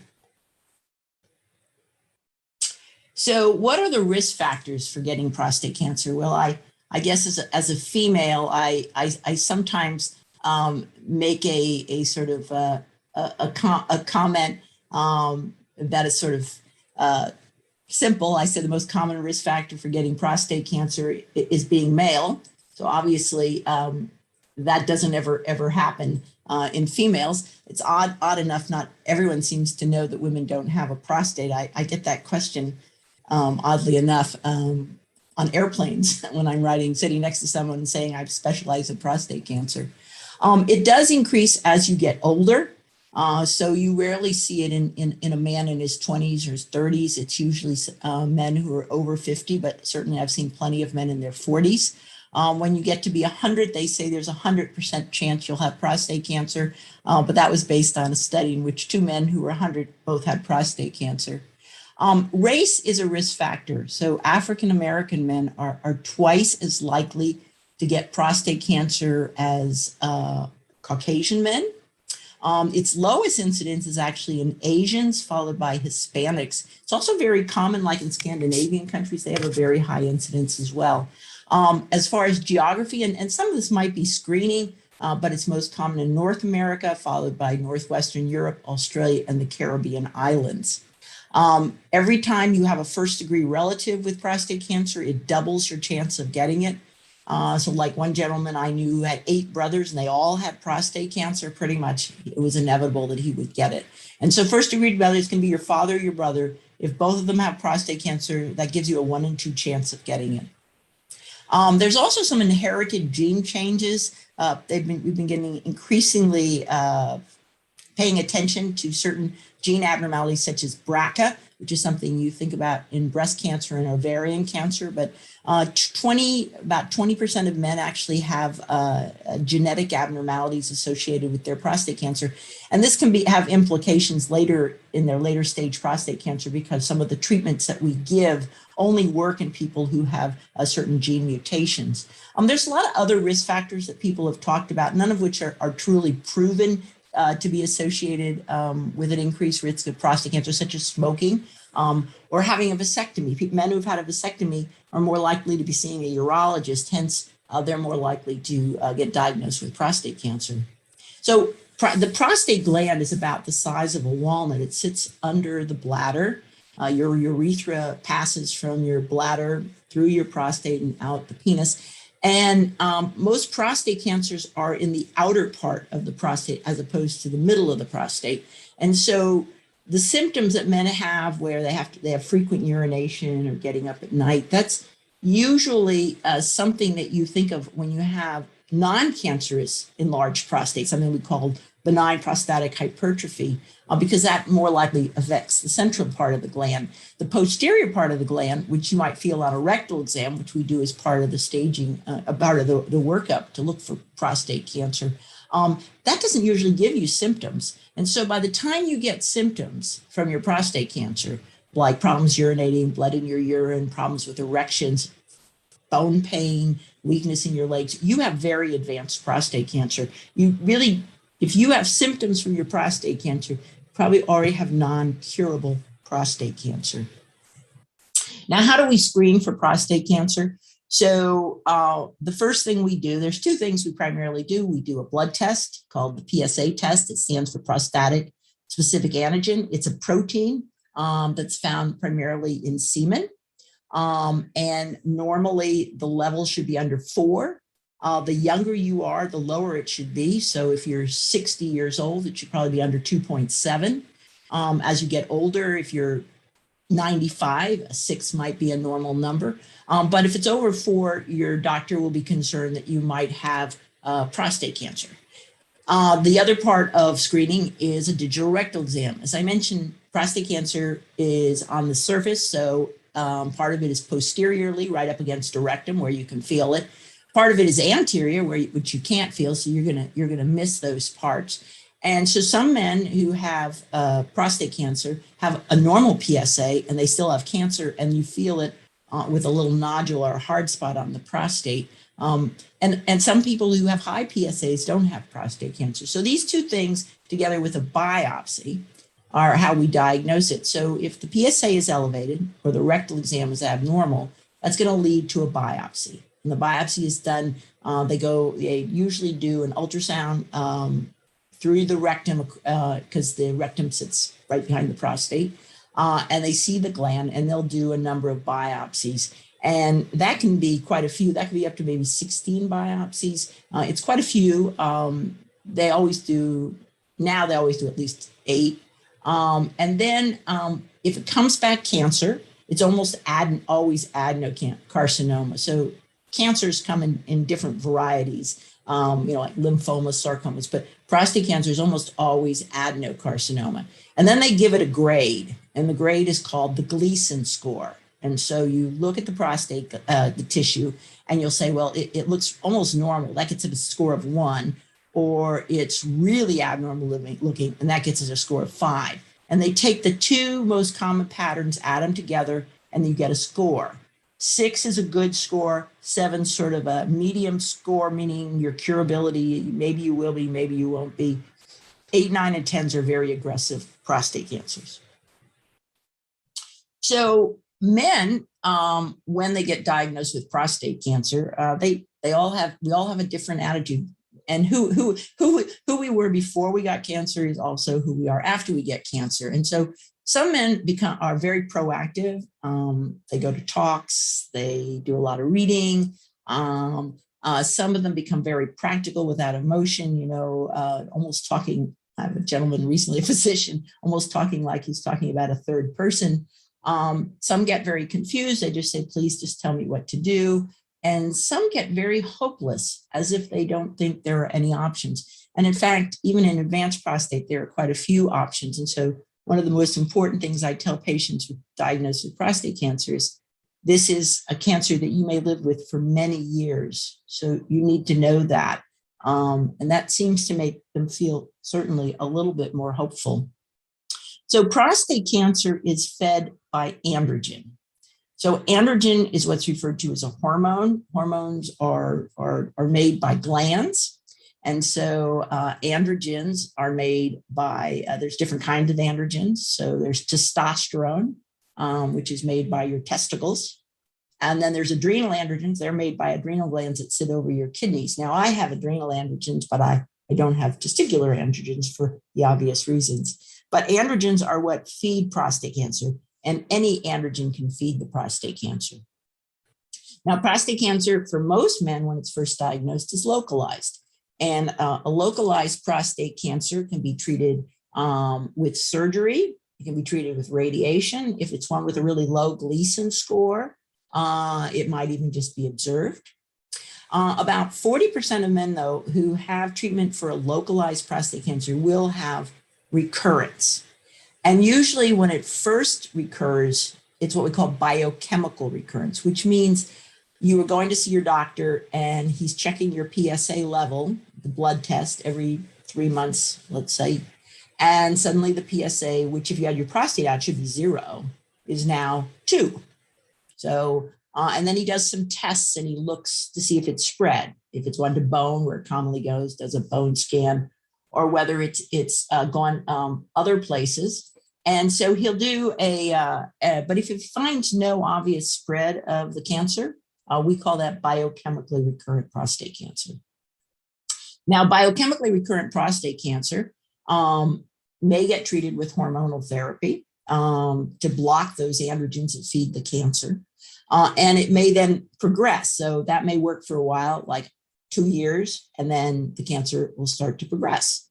And then they'll also go looking to see if the cancer is spread anywhere, looking on a bone scan and a CAT scan to see if it's gone to lymph nodes.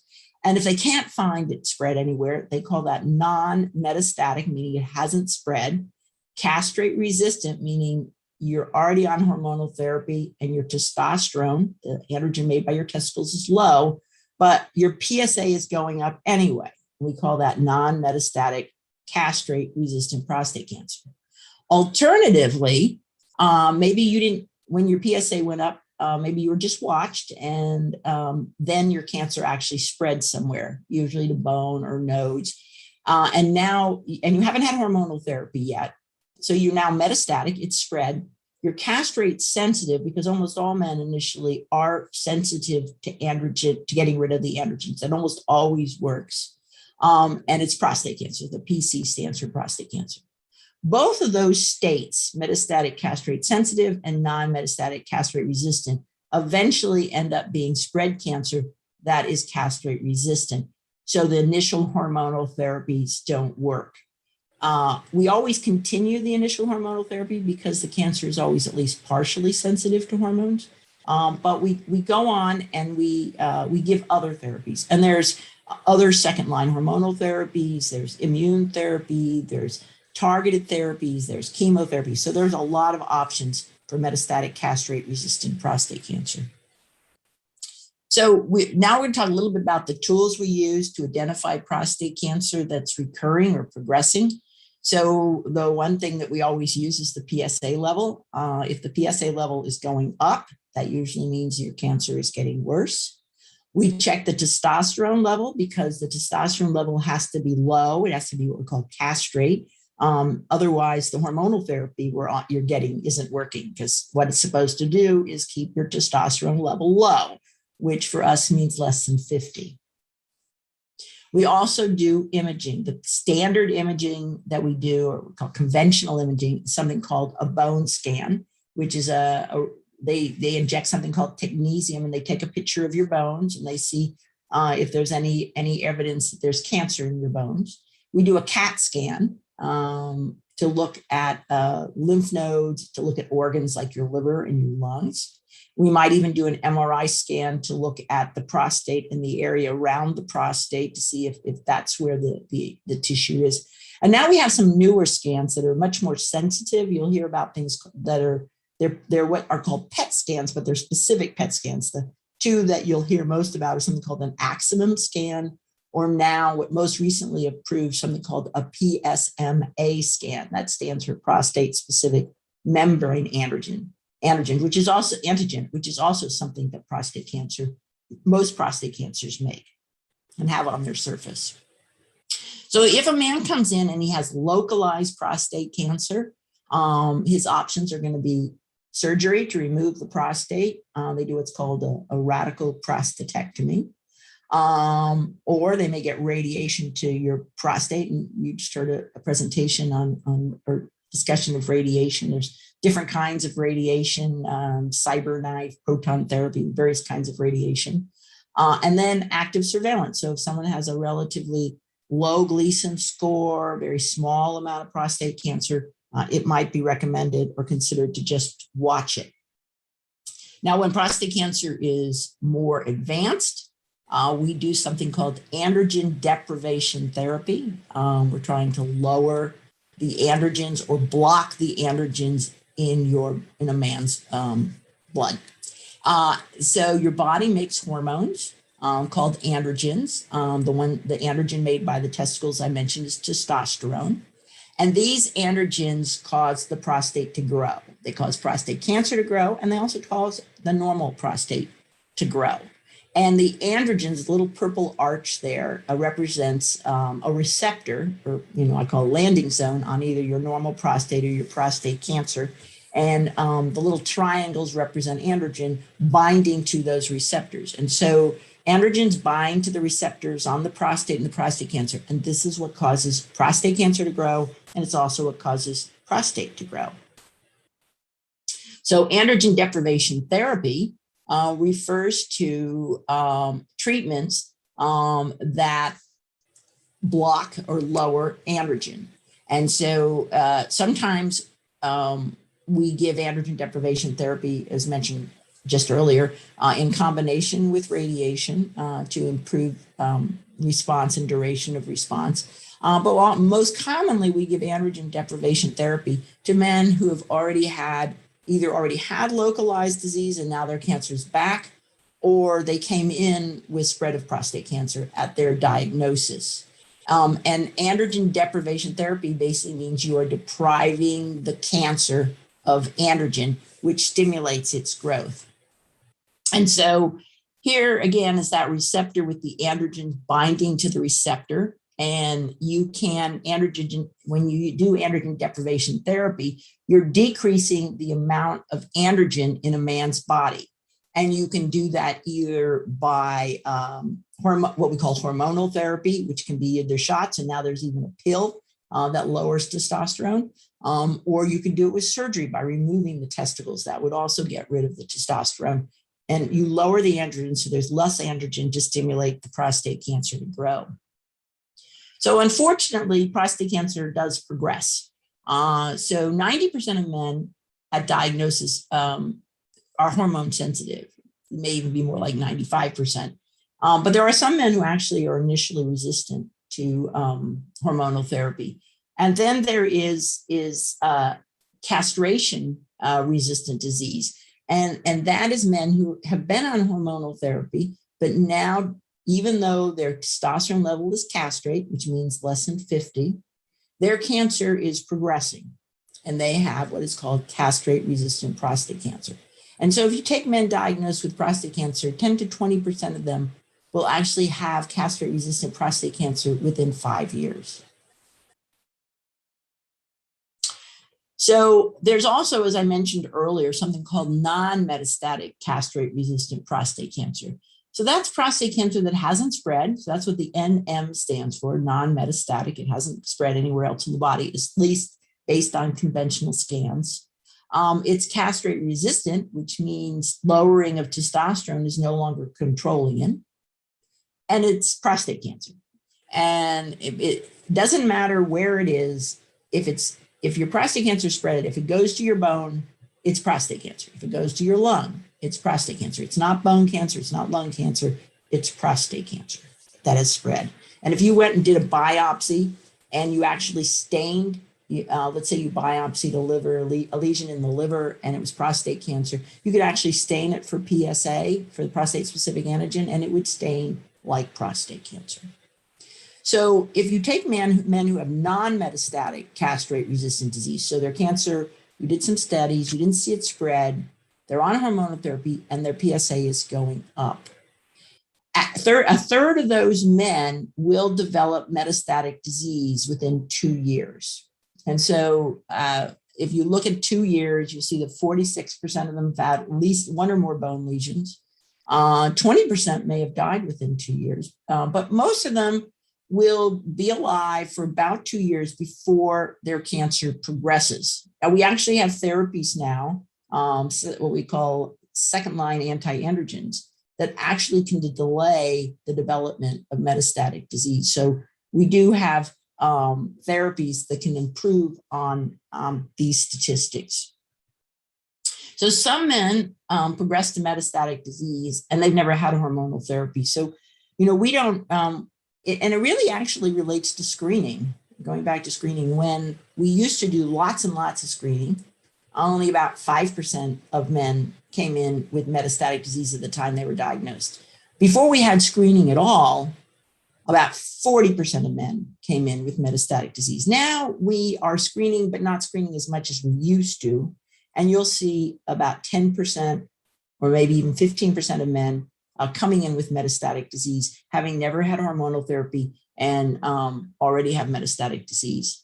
You may be on hormonal therapy again, and your cancer may progress, but you may also have never seen hormonal therapy and you just got diagnosed. So a man who has prostate cancer that has progressed, again, that little square, M stands for metastatic. It is spread somewhere in the body outside the prostate, still prostate cancer. It's castrate sensitive, which means hormonal therapy is going to work. And as I showed you a slide earlier, 90% of the time, hormonal therapy will work. So it's castrate sensitive and it's prostate cancer. As I said, it doesn't matter where it is. It's still prostate cancer, and you can treat it with therapies that lower the testosterone. You can give it. You can do medical ways of lowering the testosterone. As I mentioned, there's now an oral treatment that lowers testosterone, as well as certain shots, and these shots come in different durations. You can get a shot every month, or every 3 months, or every 6 months. It's just how long that shot is active for. Or you could actually remove the testosterone altogether by doing a surgical procedure called an orchiectomy to remove the testicles. And these patients have what we call metastatic castrate-sensitive prostate cancer. And these, if you're diagnosed in that scenario, it may be de novo, which means you were diagnosed and it was already metastatic. Or you may have previously been treated for your prostate cancer, had your surgery, had radiation, and then it is recurrent prostate cancer.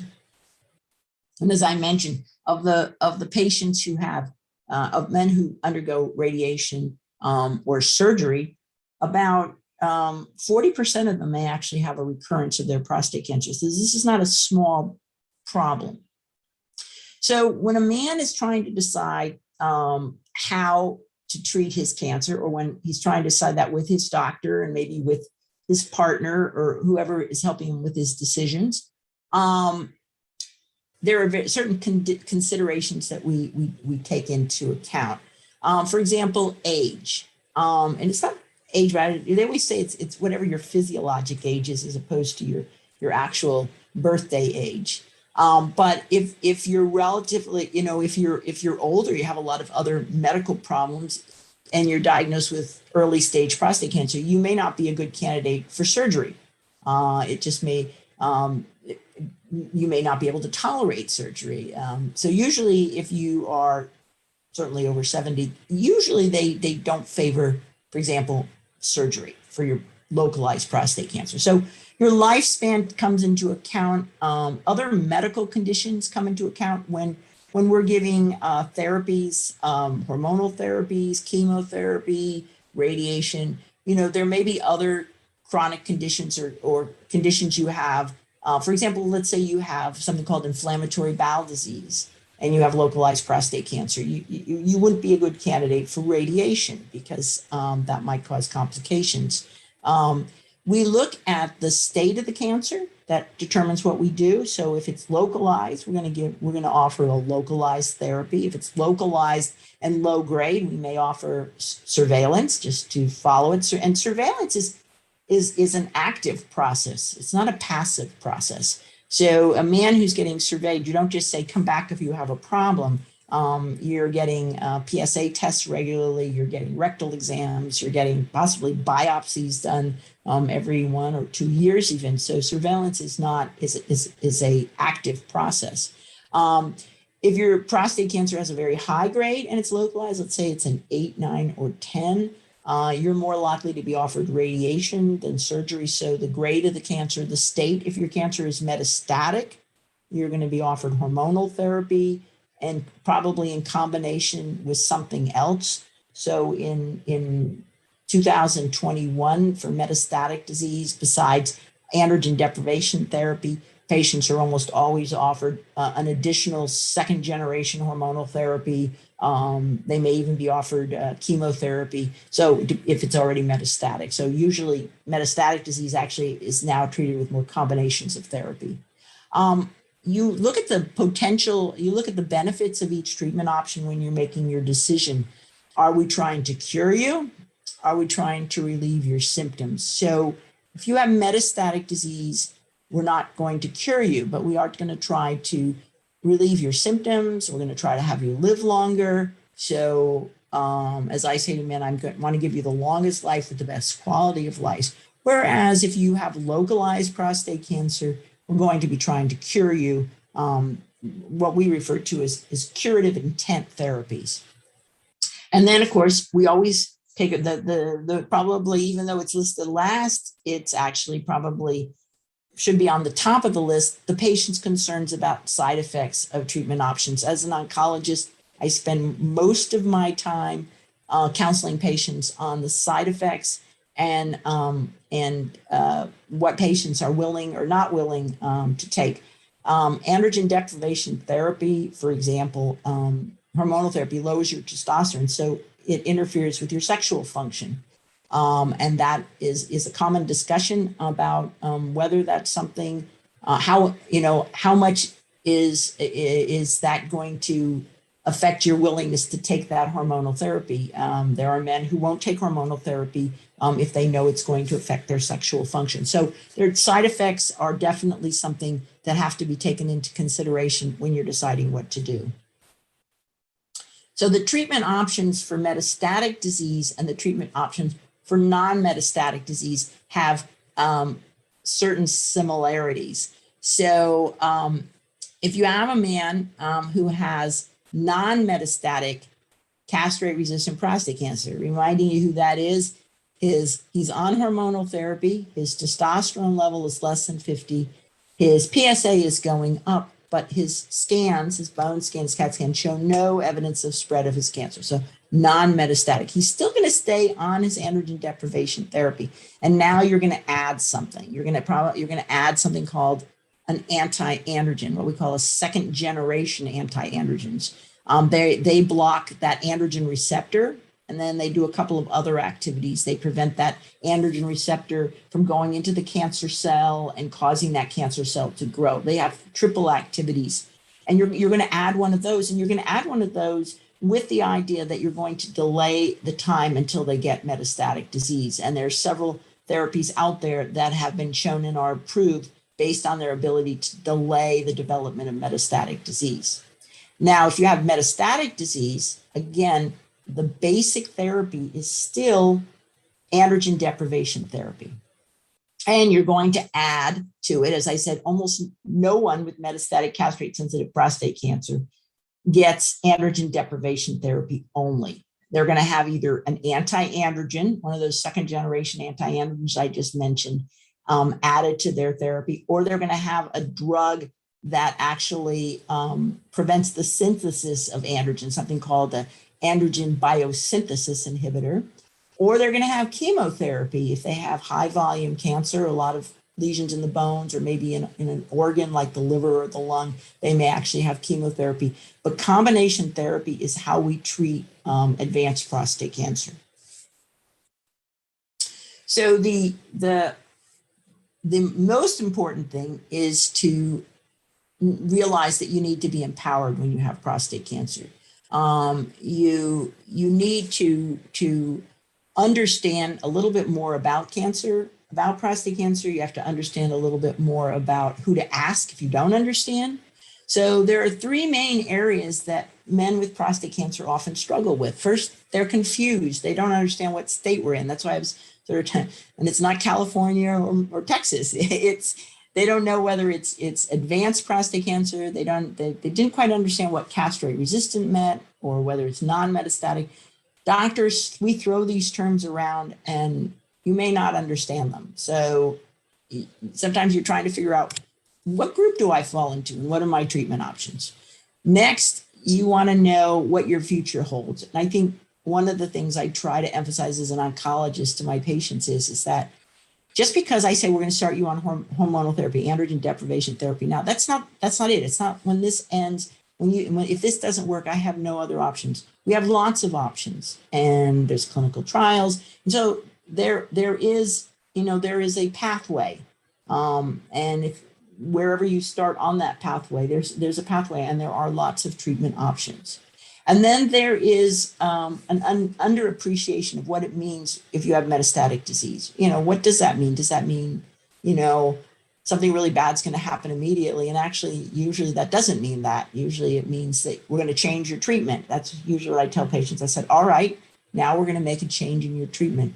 But as you're more aware and more educated on prostate cancer, the different states, the different options, you're going to be more empowered to be able to deal with your prostate cancer.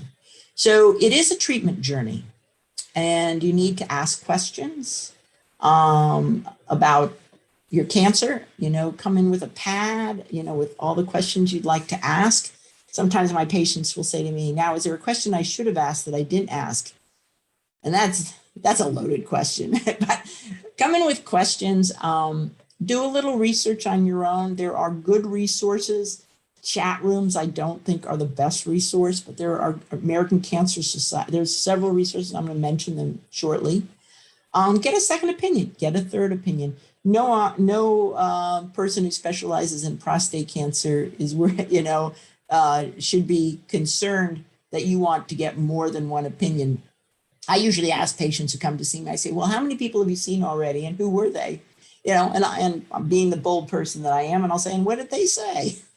So go ahead, get second opinion, get third opinions. Find out how these different treatments can affect your health, how they can affect your life, what the side effects are.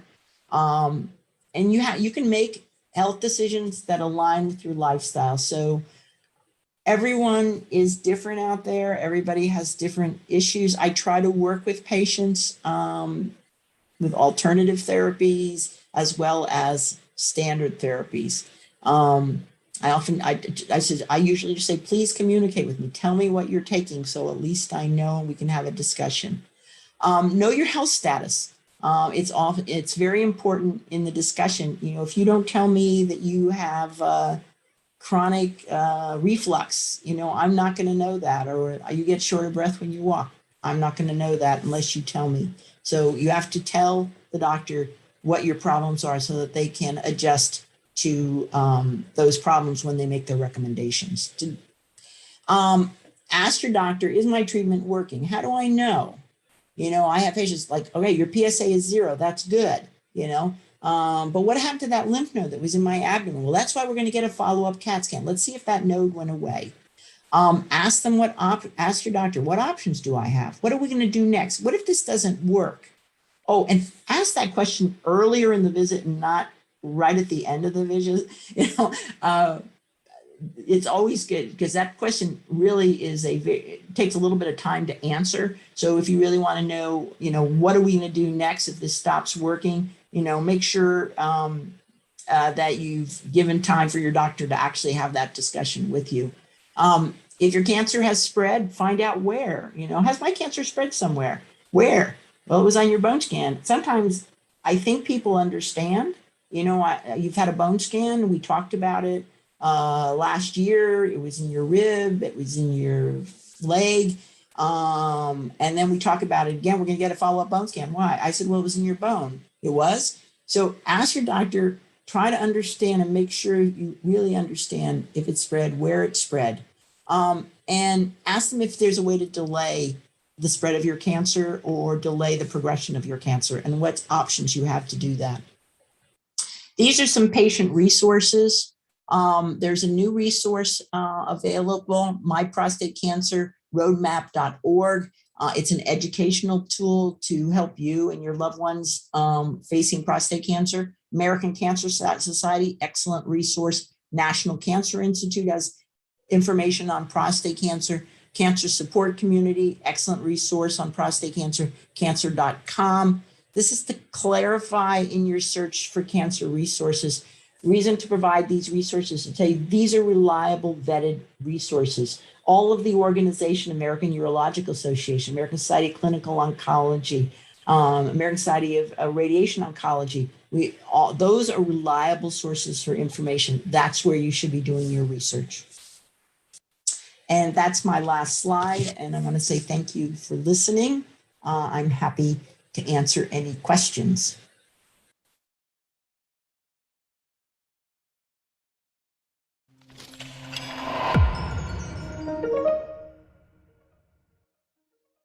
Our next speaker is Dr. Eugene Kwon. He is a world-renowned urologist from Mayo Clinic.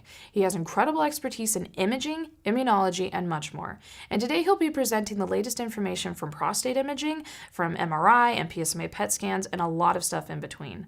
Right after his talk, the Q&A session with Dr. Moyad will begin, and you don't want to miss that. So all right, without further ado, a fan favorite, here is Dr. Eugene Kwon. Thank you all for inviting me to speak. The title of my talk is The Do-It-Yourself Combat Manual for Beating Prostate Cancer. Before I get started, I'd like to dedicate this talk to all of those men who we have lost to prostate cancer over the many years. Friends, sons, soulmates, husbands, and fathers, I know that you are deeply missed. Before I speak, I always have to give disclosure. I myself and Mayo Clinic have received licensing payments for PD-1 and PD-L1 immunotherapy-related intellectual properties. And just to warn you, and much against the people that invited me to give this talk, the presentation runtime for my talk is going to be about 17 hours and 39 minutes. I'm just joking, so don't get too upset. So before we talk about prostate cancer, I think it's worthwhile to go over the stats. Prostate cancer in 2020 was the most common non-skin malignancy in men. Approximately 250,000 men were diagnosed with prostate cancer in 2020. About 34,000 patients died of prostate cancer in 2020. I think this is comparable to the death rate that is seen with breast cancer for women. An interesting fact is about 90,000 men actually fail treatment for prostate cancer every year. That's about a third of the patients that undergo diagnosis of prostate cancer in the United States. And what's really interesting is most of these men who fail treatment either fail prostate cancer surgery or prostate cancer radiation therapy, and then later go on to develop various forms of advanced prostate cancer. What's also very interesting to me is I was hired in 2002 to work at Mayo Clinic. And at that time, I was told that the number one reason a patient comes to Mayo Clinic urology is because their PSA is rising after they were treated for prostate cancer. So that was the number one indication for coming to Mayo Clinic at the time. And I have to squeeze this in because I'd get fired if I didn't mention it. Mayo Clinic is the number one hospital in the nation, and Mayo Clinic Urology is the number one urology department of all urology departments in the United States. At any rate, when I was hired in 2002, we really only had 3 forms of treatment for prostate cancer that included surgery radiation therapy, and hormone therapy. Since that time, there's been an explosion of agents and technologies and approaches for managing prostate cancer. And, just right off the bat, you would get pretty excited if you saw all of this progress. But there is a curious thing about all of this. Despite the fact that we have all these new inventions and exciting approaches to treat prostate cancer, death rates are remaining fairly stagnant or static. They really haven't been dropping the way we would like to see them drop. So you have to ask yourself the question, we have all these new toys to play with. What the heck is going on? Why aren't we solving the problem of prostate cancer? So when we go back to all these new technologies and everything, we ask ourselves the question, why are people still dying of prostate cancer in the United States of America? I talked to some CEOs and people that run the insurance companies, and they told me that there is a problem. One of the companies informed me that they did a study of 44,000 men, and of the 44,000 men treated for prostate cancer in the United States, 2,200 of these men had different pathways of treatment. So when you look at this, you might say, wow, that's a lot of pathways of treatment. And it may raise the question, does anyone really know which way is up? So if we're confused as physicians and healthcare providers as to how to treat prostate cancer, I can only imagine that people that have recently been diagnosed with prostate cancer must be completely confused and blown away by all the information that is out there with regards to managing prostate cancer. So to me, this is a lot like the story, A Tale of Two Cities by Charles Dickens. It was the best of times, it was the worst of times. It was the age of wisdom, it was the age of foolishness. The goals of my presentation are to review diagnostic approaches for advanced prostate cancer, to review available treatments for advanced prostate cancer, to review the hottest new things that you see in the newspapers and read in the magazines, discuss the importance of logical sequence of treatment, and finally, most importantly, I want to empower patients to be able to direct their own care so that they can avoid dangerous pitfalls and optimize their outcomes. So before we talk about prostate cancer, I always like having a prostate cancer 101 course to make sure everyone's on the same page. We know that some people are beginners, other people are experts. However, we also know that some of the beginners are actually very logical and expert, whereas some of the experts are really not experts. They're more like beginners. So my favorite analogy is prostate cancer is like a dandelion. It grows, it blooms, and it can throw seeds that can start growing elsewhere. And a lot of what I'm going to talk about are questions that are asked to me by patients. So I just want to go over these very basic things. Prostate cancer forms in the prostate, and usually PSA goes up when prostate cancer forms. After it's grown for a while, it can throw seeds to the rest of the body, and we call these metastases. Or as I was working on my talk, I thought, metastaseeds. These are seeds of prostate cancer. These seeds can all produce PSA as well. So PSA doesn't just come from primary tumor, it comes from metastases. Normal prostate makes PSA. Prostate cancer makes PSA. Prostate cancer can produce these metastases, and the metastases can all make PSA. In addition to this, metastases are called prostate cancer wherever they land. So if they're in the bone, that's prostate cancer. If they're in the lung, that's prostate cancer. It doesn't change to bone cancer or lung cancer when the cancer starts growing in a different part of the body. The other thing that confuses patients, metastases can be present from the time you're diagnosed with prostate cancer, or metastases can develop after your first therapy. So for instance, you may have your prostate taken out, but later on, these metastases may show up. And the reason that happens is tiny seeds are already planted at all these different locations, and they can turn into metastases over time. And of course, there are some exceptions to some of the things I said, and we will cover some of those exceptions as we move through the talk. Finally, one thing that I'd like to go over clearly is the concept of hormone-sensitive prostate cancer versus hormone-insensitive prostate cancer. Hormone-sensitive prostate cancer is a form of prostate cancer that, if you treat it with hormone therapy like Lupron, Eligard, Zoladex, Casedex, whatever, the expectation is you will lower testosterone in the body and the tumor will shrink away. And then the PSA will go down. In contrast, hormone-resistant prostate cancer is a situation where you give hormone therapy, Lupron, Eligard, Zoladex, whatever, and testosterone is down, but the cancer keeps growing and the PSA goes up. This is the definition of hormone-resistant prostate cancer.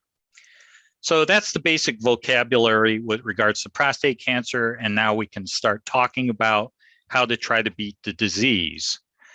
So I have certain tenets that I would like to share with patients, and these are my beliefs. I think patients should realize that they are in control of your own healthcare. You are in control of your own healthcare.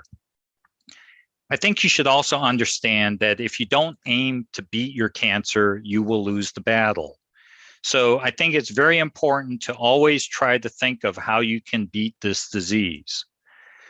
Another very important thing is do not start any form of therapy until you fully understand what is going on with your disease. This is very important. I believe that everyone should obtain PET imaging of their cancer to plan their treatments. Your cancer is not the same as the guy down the street. So if Anthony says he's got this, doesn't mean that you want to treat it that way. If Joey says he's got this, doesn't mean you want to treat it that way.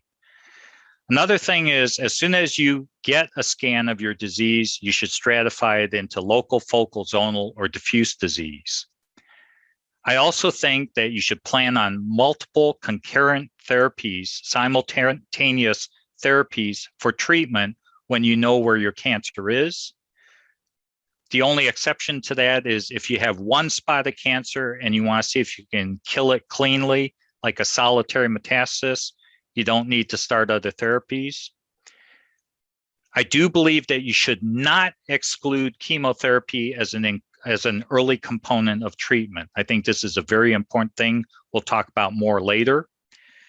Do not trust your PSA alone. You should combine it with imaging, preferably in the form of PET imaging, to stay abreast of what's going on with your cancer. You cannot rely on PSA alone. And I'll give you examples of that as we move forward. Always push for a curative outcome. Do not accept the statement, oh, we can only palliate your disease. And finally, I think you should question your doctor. If he or she does not agree with your treatment goals, I think you got to go over that. And you have to be certain that your doctor is in line with what your expectations are. And this is, kind of maybe a snarky comment, but the reality is the fact that you may actually know more about optimal treatment of your prostate cancer than the doctor who's taking care of you. That's just the reality. Doctors are overworked. They don't necessarily hone down on prostate cancer. So you need to take ownership of your own treatment plan. So in two of my tenets, I talk about PET imaging. So now we're going to talk a little bit about PET imaging. So why is PET so important, so darn important? Why does Kwon think this is important? Well, you cannot understand what you cannot see. You cannot fix what you don't understand. Therefore, you cannot fix what you cannot see. It's like a theorem. Just like in geometry, they had theorems, remember? So why is this so important? Standard of care imaging includes bone scans, CT scans, MRIs. These are all great scans, but they have limitations. They can only see big problems. A lot of times your PSA has to get very high before you can see the cancer. A lot of times you have to get multiple scans just to cover the whole body, and you should always try to cover the whole body. A lot of these scans are very slow to depict changes in response to therapy. A lot of times these scans cannot differentiate between what's alive and what's a dead cancer or what's alive or dead tumor. These scans are very expensive with poor yield. A lot of times these scans will lead to inaccurate understanding of the situation and incorrect clinical assessment of the response to therapy. So in conclusion, these are great scans, CT, MRI, and bone scans, but they provide limited information for overall planning and assessment of prostate cancer treatment. In other words, or by analogy, I mean, honestly, would Bezos or Branson or Musk travel into space with old technology? The answer is no, of course not. They would not. So you should not use old technology to plan your strategy for treating your prostate cancer, okay? So now we talk a little bit about PET imaging, and after this section, you'll know more about PET imaging than most physicians know. PET imaging is like weather Doppler radar. It shows you where the storm is brewing inside your body. When I talk about PET imaging, I'll be showing you images like these. These are colorized images, and a lot of the color on these scans are normal organs. So sometimes liver shows up, bowel, kidneys, spleen, these are all normal. But these PET images can also show you serious abnormalities like a metastasis from prostate cancer. So here's a metastasis growing inside the bone of this gentleman's pelvis, and it is bright red, which means it is an intense and very aggressive form of prostate cancer that has spread to the bone. If it's not that aggressive, it will have less color or less bright color associated with it. So this is one representation of PET scanning. Another representation that I totally love is this translucent man look. This is basically the PET image being injected into the vein where you can see it right there, and that spreads out throughout the body. And you can see the liver and the kidneys, but you don't see any other structures from the body because this is just the PET agent in the body. And what I like about this image is that you can do this. You can spin these images around and you can look at the cancer inside the body, like these big lymph nodes that are inside that gentleman's pelvis. That was a depiction of the cancer in 3D inside the translucent body. It's fascinating. So why is PET imaging so important for prostate cancer? It provides early depiction of disease. It more accurately depicts extent of disease than serum PSA values. So I'll give you an example of that. Two boys named Sue. So both of these gentlemen have a PSA of approximately 30 something, 33 versus 36. This gentleman has a tiny amount of prostate cancer in his prostate area. This gentleman is riddled with prostate cancer all over his body. So here's a circumstance where PSAs look same, but you have a very different representation of disease in the body. This illustrates how important it is to get a PET scan. It shows you where your disease is and how much is there and how active it is. And of course, the Two Boys Named Sue is a reference to the song A Boy Named Sue, which was by Johnny Cash, who is one of my favorite performers, okay? Another reason PET imaging is so important, it instantaneously clarifies the most logical approach to treatment. We'll cover that in the next section. It rapidly indicates response to therapy. So here's an example of a response to therapy. You don't need a PhD or an MD or any kind of special degree to see that this cancer is dying with treatment. It's that easy. Whereas if you look at a CT scan, you could scratch your head, rub your eyes. It's hard to see what's going on there. Same with MRI. You don't know if the cancer is alive or is it dead? Is it getting better? Is it getting bigger? You don't know. So that shows you what PET can do for interpreting response to therapy. Finally, I think one of the most important things about PET imaging, it empowers patients to know what the heck is going on with their cancer, and it keeps doctors honest. If a doctor cannot point to your cancer and tell you exactly what is going on, then I think that there's fundamentally a problem, and it's hard to assign logical treatment at that point.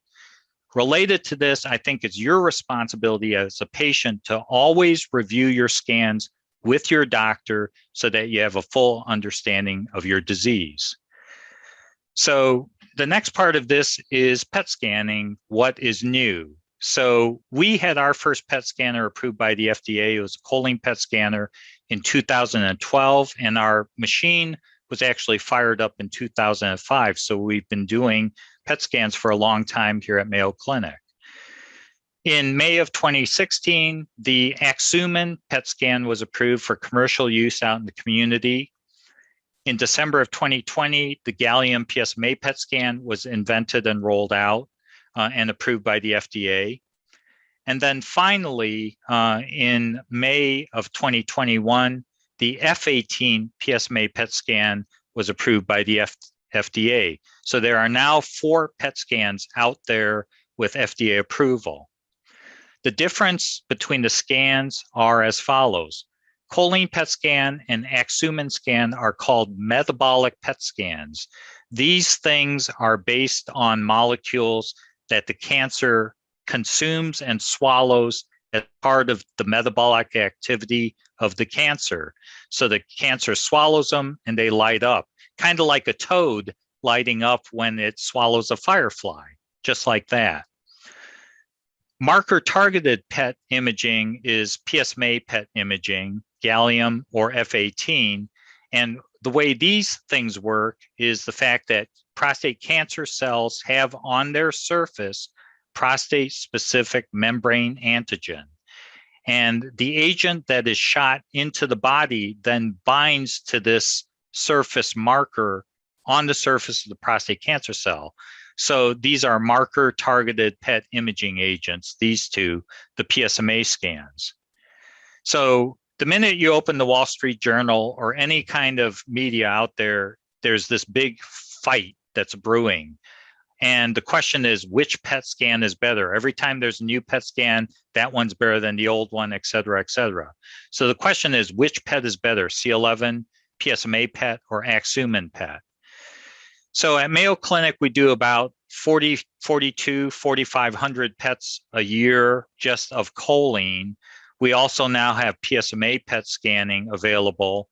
And on top of it, we see so many patients that they drag in Axumin scans, PSMA scans from the outside. So we've had every opportunity to compare these forms of scanning. And here's the answer to which one's best. For some patients, PSMA PET scan works better than choline. For some patients, choline PET scan works better than PSMA. For some patients, both of the scans function equivalently. I was not able to do the same kind of comparisons with Axumin because the representations are a little bit different. But the bottom line is that sometimes these scans work for some people and sometimes they don't work for other people. So in final words about PET scanning, what I would like to say is PET imaging can see cancer 7 years before standard imaging. We did that calculation, we published it. PET imaging can find first spots of cancer around the PSA of 0 to 2.0 nanogram per ml, very early. Arguments about superiority of a PET scan are stupid. Any PET imaging is better than no PET imaging. That's the most important takeaway lesson from this talk. Multiple forms of PET imaging will ultimately be better than only a single form of PET imaging in the future. All forms of PET imaging have variable ability to see prostate cancer in a given individual. The one advantage of PSMA PET imaging is that it has the advantage of suggesting treatability by isotopes such as 177 PSMA lutetium or 225 actinium. And we'll talk more about that toward the end of the talk. Finally, I think experience with interpreting PET scans is probably much more important than the type of PET scan you get. So you got to go somewhere where they have a lot of experience reading PET scans and interpreting PET scans, because it's not that easy to interpret a PET scan. So you need experienced people to look over the scans for you. So at this point, I will take questions and answers from our little group of people here. And then maybe we can talk about things before we move to the next section. Hey, Dr. Kwon, it's your BFF, Mark Moyad. It Your is. your brother from another mother. How you doing? I'm good. How are you? Good, good. Let me bring up to speed what we decided to do. You broke this down into 3 parts beautifully. And then we decided at the end of each part, and sort of, it's a lot of material. We were just going to cover a good 10 to 15, 20-minute Q&A on that material. Maybe we'll go longer on the other Q&As, and then we'll go back to the second part of your presentation, a little more Q&A, then back to the third part of your presentation. And by the end of your presentation, you'll have 10,000 views within seconds. Everybody will love you, that they always do. And then your patients will question, why was Mark Moyad so hard on Dr. Kwon, when the reality is you're more difficult on me? My parents are actually here. I don't know if you know that. They're in the room. let me I mean, you don't want to slam me in front of my parents, right? So to the YouTuber, let me explain where he's going with this. The first time I met Dr. Kwon in Los Angeles, he's the only speaker I know that not only brought both his parents to the talk before I asked him questions, but he puts them in the front row. And then to add insult to embarrassment, before he gives us talk, he said, Dr. Moyad, these are my parents. And so I want you to meet them. So I shook hands with your parents as if you were sending me this message. You better not say anything mean, because my parents are in the front row. So that's can I just tell you the story though behind that? I guess, sure. When I took the job at Mayo Clinic, I called my parents and I said, I got hired at Mayo Clinic, and my dad said, oh, and he said, I said, yeah. And I said, you sound a little disappointed. And he said, well, very, very bright students go to Harvard. That's what he told me. And I said, yeah, but Mayo Clinic's a great hospital. He goes, yeah, but very bright people go to Harvard or MIT. So then I said, well, Dad, I said, MIT doesn't even have a hospital. And my dad was quiet. And then my dad said, yeah, but if you were famous and capable, they'd build you one. Okay. So that's why I bring them to the conference, because I want to show them that I am gainfully employed. All right. I know there's been this struggle with both your parents there, that you see, if they told you that you were great all the time, this is the thinking in the old school. So my father came from Iran, my mom came from Austria. If they told us too many good things, then our heads would get inflated, and then they believe within their philosophy that if we think that way, then we're not going to be as productive because they're filling us full of air. So you understand that the more they tell you what you haven't accomplished, the more they are proud of you.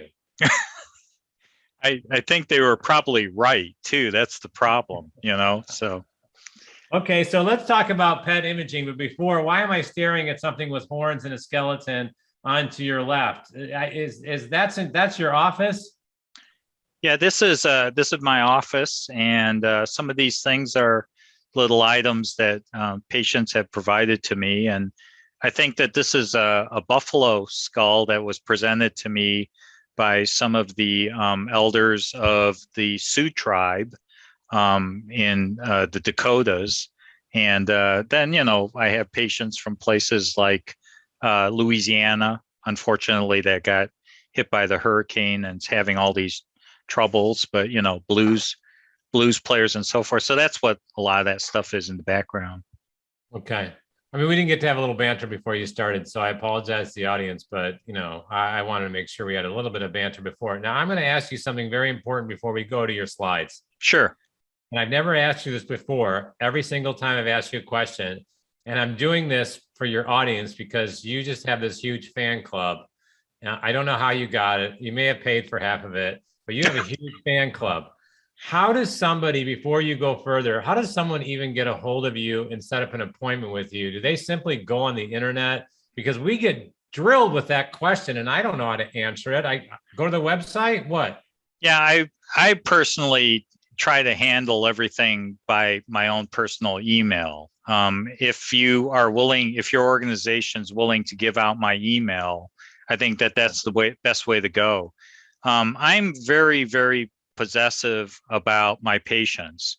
If I hear that someone's trying to get in and see me and I find out that there's a barrier to getting them in, I usually will handle that personally. So at the end of my talk, I can provide, or maybe when you put this out there, you can provide my email and patients can write to me and I will try to respond or direct the email to the right person at any time. Okay. Okay. So we'll put the email there, but that's also a way to get an appointment. Yep. Yep. Okay. So you talked about PET, and this is the big deal, PET CT scans, right? And that's very exciting. And what you said was, what you're implying now is that these PET CT scans are so good that, are you telling me that, do we even need a bone scan anymore? People are getting bone scans every day in the United States for prostate cancer, right?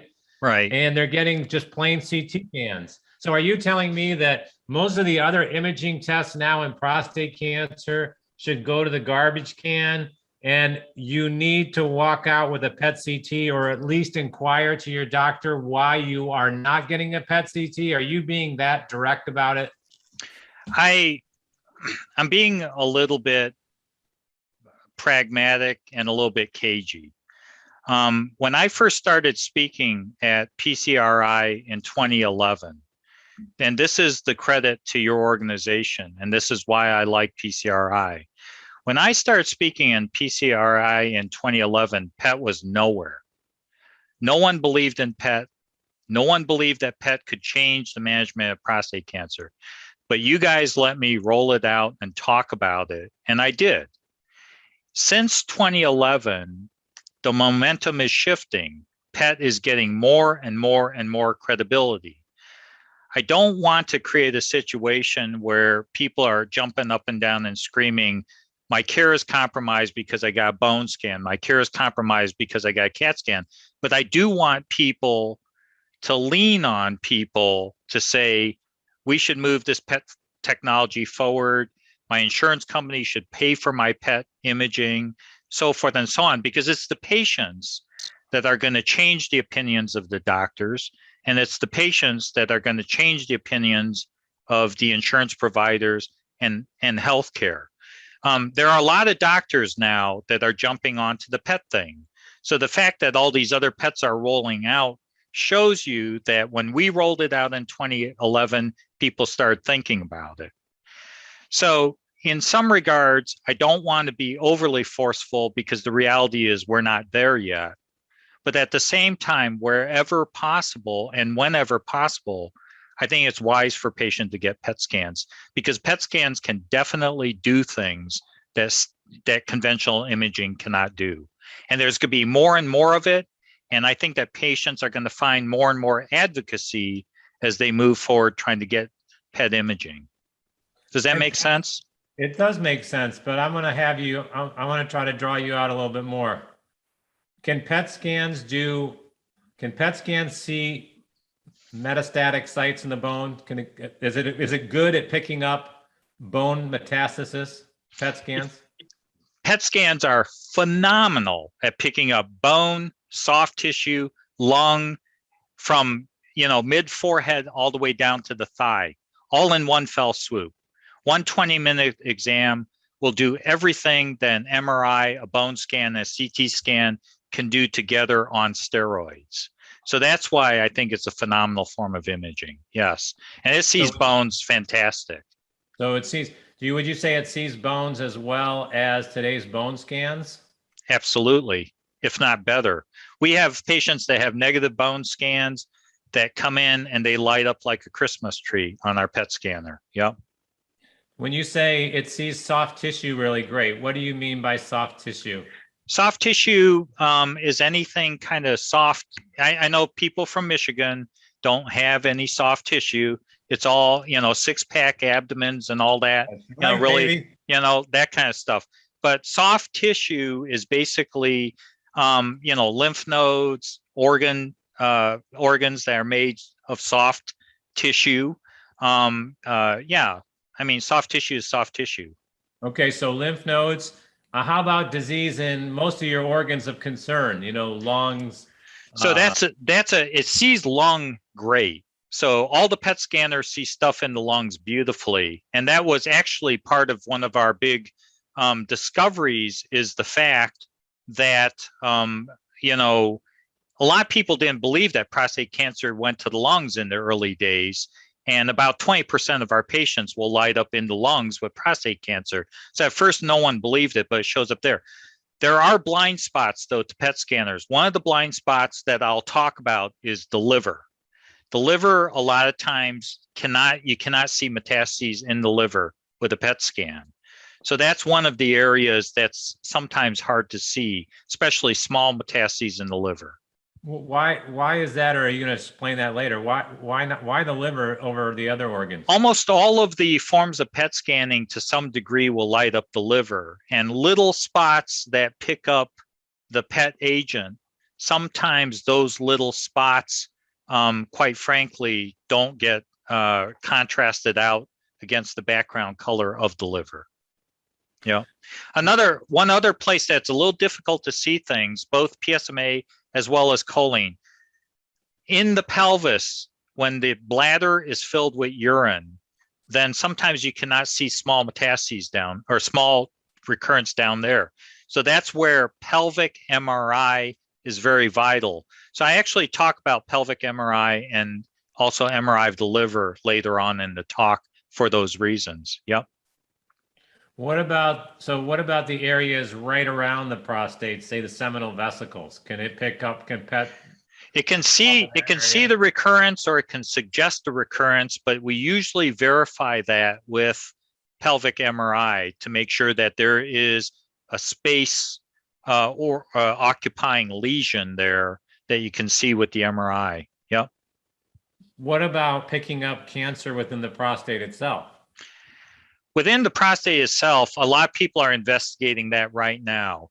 I do think that PET has the ability to see stuff that is cold, medium, or hot. And I think by virtue of doing that, so if you look at a prostate, you might see the red side, one side of it is red hot. And then if you see that red hot spot, then you get an MRI and you look if there's a lesion there.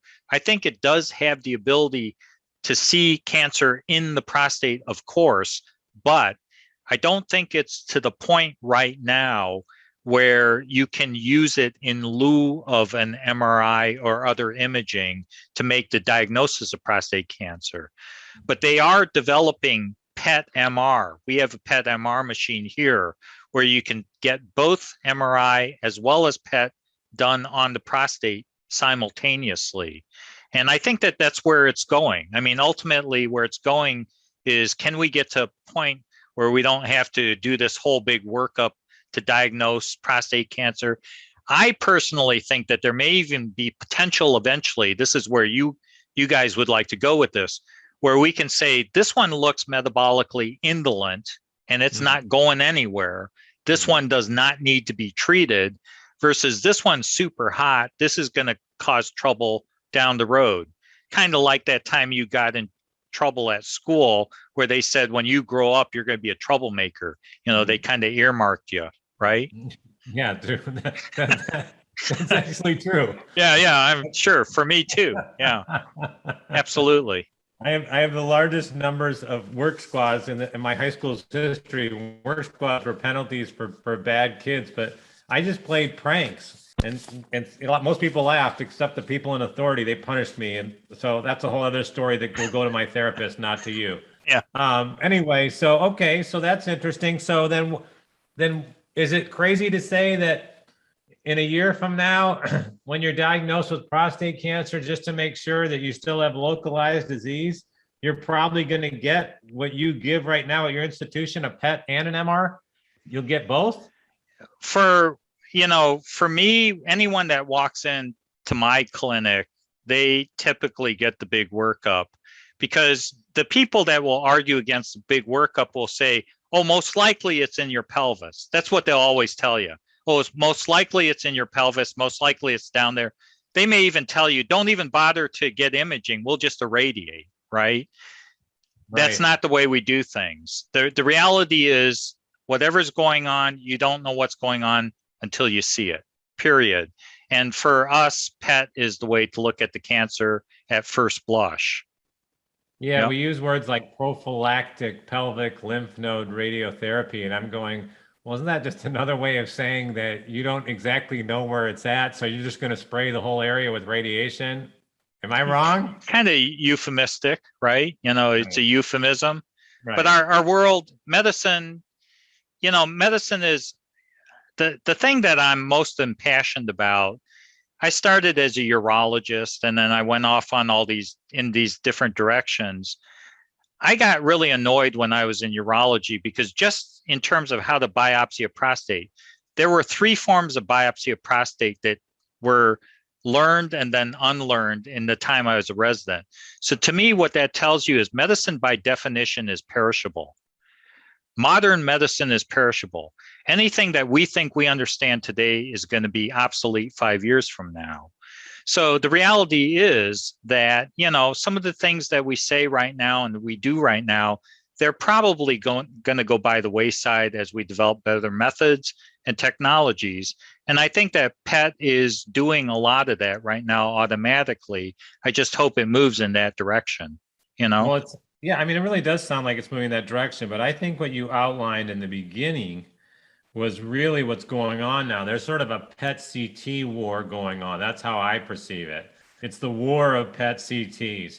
You got your cholines at Mayo, you got Axumin. I mean, I'm not saying this is deliberate, but this is the reality. Then everyone now is talking about getting a PSMA because it picks up at so early, such a low PSA, and now we have different types of PSMA. And so I think, do you want to, again, further comment on what you said? I think you said it beautifully. It was the best part of my first part of the presentation. My second favorite part was, hi, Mark.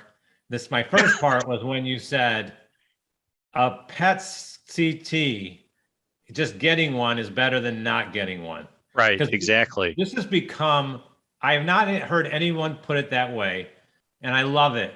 This has become ridiculous on which one is best. And can you reiterate that again? And part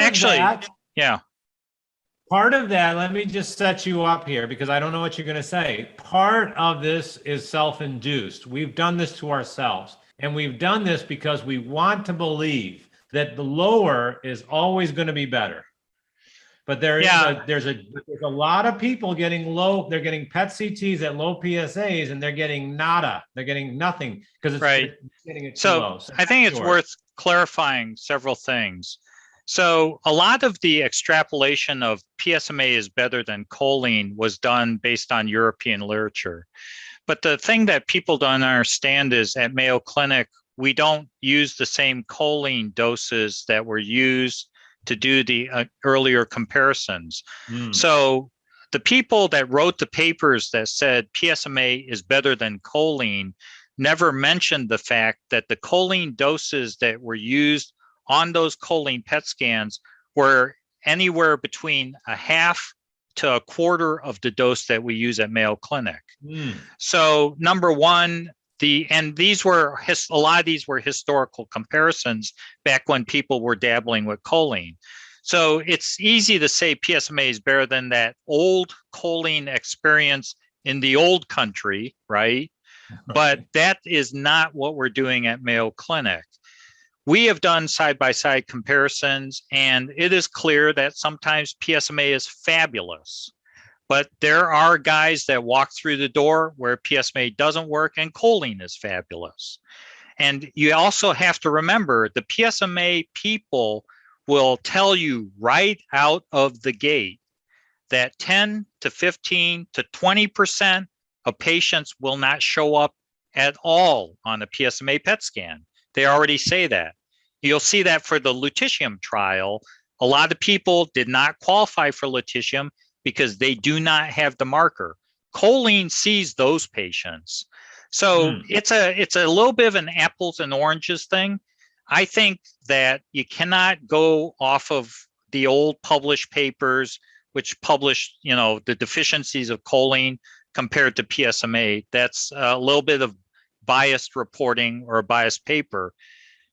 But I'm kind of more in the area. So I went to the guy that invented the choline scan here at Mayo. His name is Val Lowe. He's one of the most ethical, nicest, smartest guy. He's like a ship's captain. Everyone believes him. And I asked Val Lowe, I said, is PSMA better than your choline scan? And you know what he told me? He said, not if you can't get a choline scan. That's what he said. He said, the best scan is whatever scan you can get to figure out what's going on with your disease. That's what he said. And I believe that too. So my attitude is start out with a PET scan to get an idea of what's going on, number one. Number two, once you get a sense of what's going on, then we can work out the details. Either us or whoever can advise. But I think that this big furor over PSMA is better than choline, I think that that's like Michigan saying that they got a great football team, but Iowa's lousy. Okay, that's what that is. All right, Yeah. Well, that part's true. I didn't say I was lousy. I just I think my that wife, but my that's wife's from that area. No, but that's America. You're right. America, No, that's a good point. but That's a good America point. it's everything is competitive. Academics is competitive. Schools are competitive. Companies are competitive. That's fine. But for the patient that is agonizing over their cancer, ultimately, the right answer is get the best study that tells you what the hell's going on. And if that one doesn't work, then we should help you get the other one. That's what the message should be. No, right? that's a very powerful message because we're so excited about all these new technologies and people want to go on this one and that one. And the reality is what you're saying too, I didn't ever even thought about. I didn't even know it, is that none of these are static. They don't stay in place. They keep evolving. Like your choline scan keeps evolving. And so the idea that I'm getting a choline from 2012 today is not true. And that I never thought about it that way. That's really well put. And we're trying to even think of how to give multi-agent PETs using all the agents because they obviously all have blind sides, but we can work it out where we can shoot every agent in and say that much is PSMA, that much is choline, that much is this. And we'll talk about that. It's called disease heterogeneity. So we'll be talking about that as we move forward. What do you do about this whole PSA competition, though? I mean, part of this, like what I mean by self-induced is that, we advertise PSMA at 0.2. I remember going back several years ago when you and I would talk, you liked a little bit of a higher PSA for your choline scan because you thought it was more accurate. So what's your take-home message on the right PSA and getting it as early as possible? How should I look at that? I actually have a refined thought about that. For guys that have never had systemic therapy, I think setting the PSA number low, but not super low is fine. 1.0, somewhere around there, maybe you start looking at it. But it's nuanced. If a guy comes in and he's got a Gleason 10 and he's a young guy and you're getting a reading, if his PSA before surgery was 2.0 before he had prostate out, and his PSA after surgery is 0.5 and he's got Gleason 10, I would PET that guy. I would PET him instantaneously because the cancer is under manufacturing PSA because of dedifferentiation, right? So you have to have a high index of suspicion for that guy. Or if the guy had a whole bunch of systemic therapy and he's on 52 different agents and his PSA is still measurable, he's got resistant disease, I would immediately PET that guy because he may have dedifferentiated disease that's metastatic. So part of it is experience and gauging kind of how you're going to look at the situation. But for a clean guy with average prostate cancer, PSA of less than 1.0 to me is probably not too bad. I wouldn't necessarily force him to get a PET. I think that to be honest with you, the numbers that have been published and the experience that's been put out there is still fairly small. I think we're feeling out what are the capabilities of these machines, when's the best time to use them, when is it not. But obviously you have to put stuff on paper before you send it to the FDA to get it approved. So that's where these numbers are coming from. The other place that the numbers are coming from is just that part of everyone wants to make their PET scan sound like the best on the planet. So come to us and we'll apologize about the fact that we can't see squat on you after you get your scan, you know? So if I come in for a PET CT for you or somewhere else, I mean, how long, what's the time commitment on this? How long does this take just to get the whole thing done? So in terms of running through the scan, injection to the end of the scanning is 30 minutes, 20 minutes, but a lot of them are even getting faster. I even heard of scanners coming out of Japan that they can do a PET on you in 20 seconds. They can run you through, get high digital output, and you're done, you know? Yeah. Wow. And we're thinking about putting some of those into our office or into our suites here, because, you know, I mean, racing patients through is very advantageous, you know? Yeah. I mean, that's incredible. So really a couple hours, check in, you know, 30 minutes here, and then you're finished. And then how long does it take you to read the scan? It takes about 12 days. No, I'm just joking. So, well, it depends. Is there Saturday, Sunday, major holiday in there? You know, the radiologists are a little bit different than us, right? So I'm just joking. Yeah, but usually in our practice here, our rules are that if it's done the prior day, the reading should be out in 4 hours.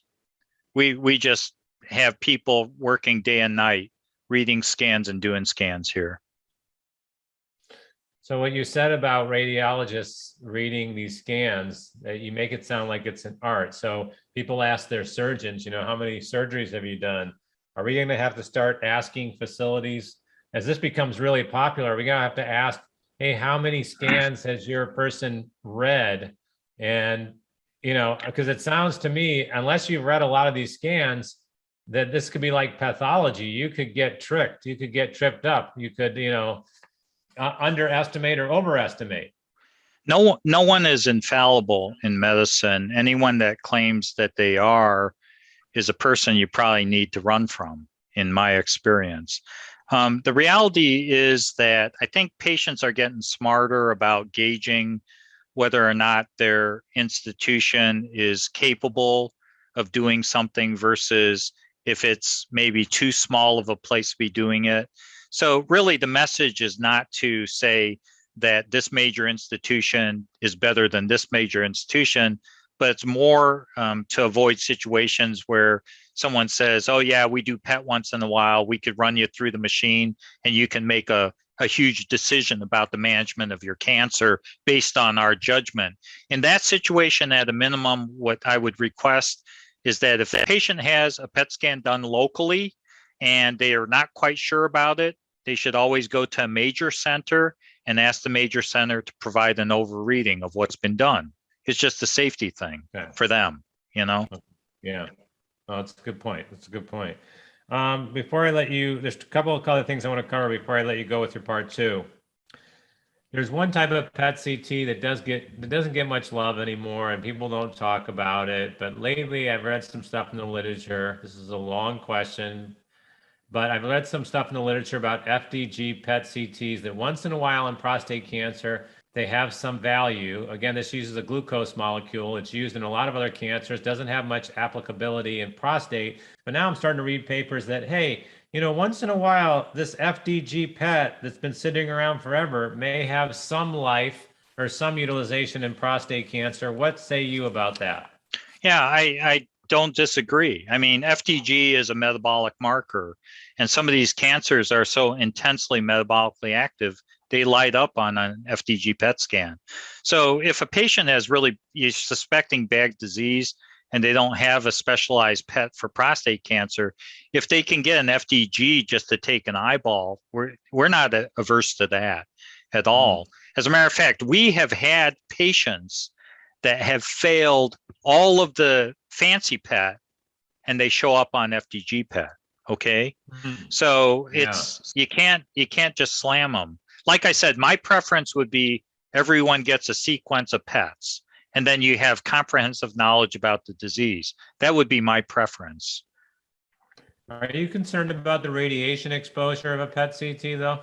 So a CT scan provides X amount of radiation. A PET scan provides about 1/4 of what a CT will do. So the radiation does not come from the PET agent. It comes from the CT component of the scan.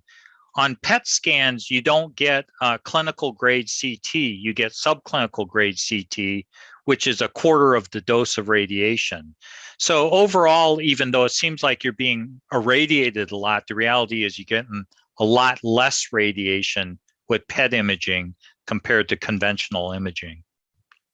All right, I apologize. This is going to be my last question before I let you do part 2. This is not a fun question, but it's a reality. We're hearing about a lot of patients still who their insurance is not covering PET CT. This to me is the battle. Okay. Yes. And you know, I'm just me, and I just drive the truck. Like I said, you know, if I were in charge of the world, everyone would get PET over and over and over again. I think that this is the forte of the Prostate Cancer Research Institute and organizations like you.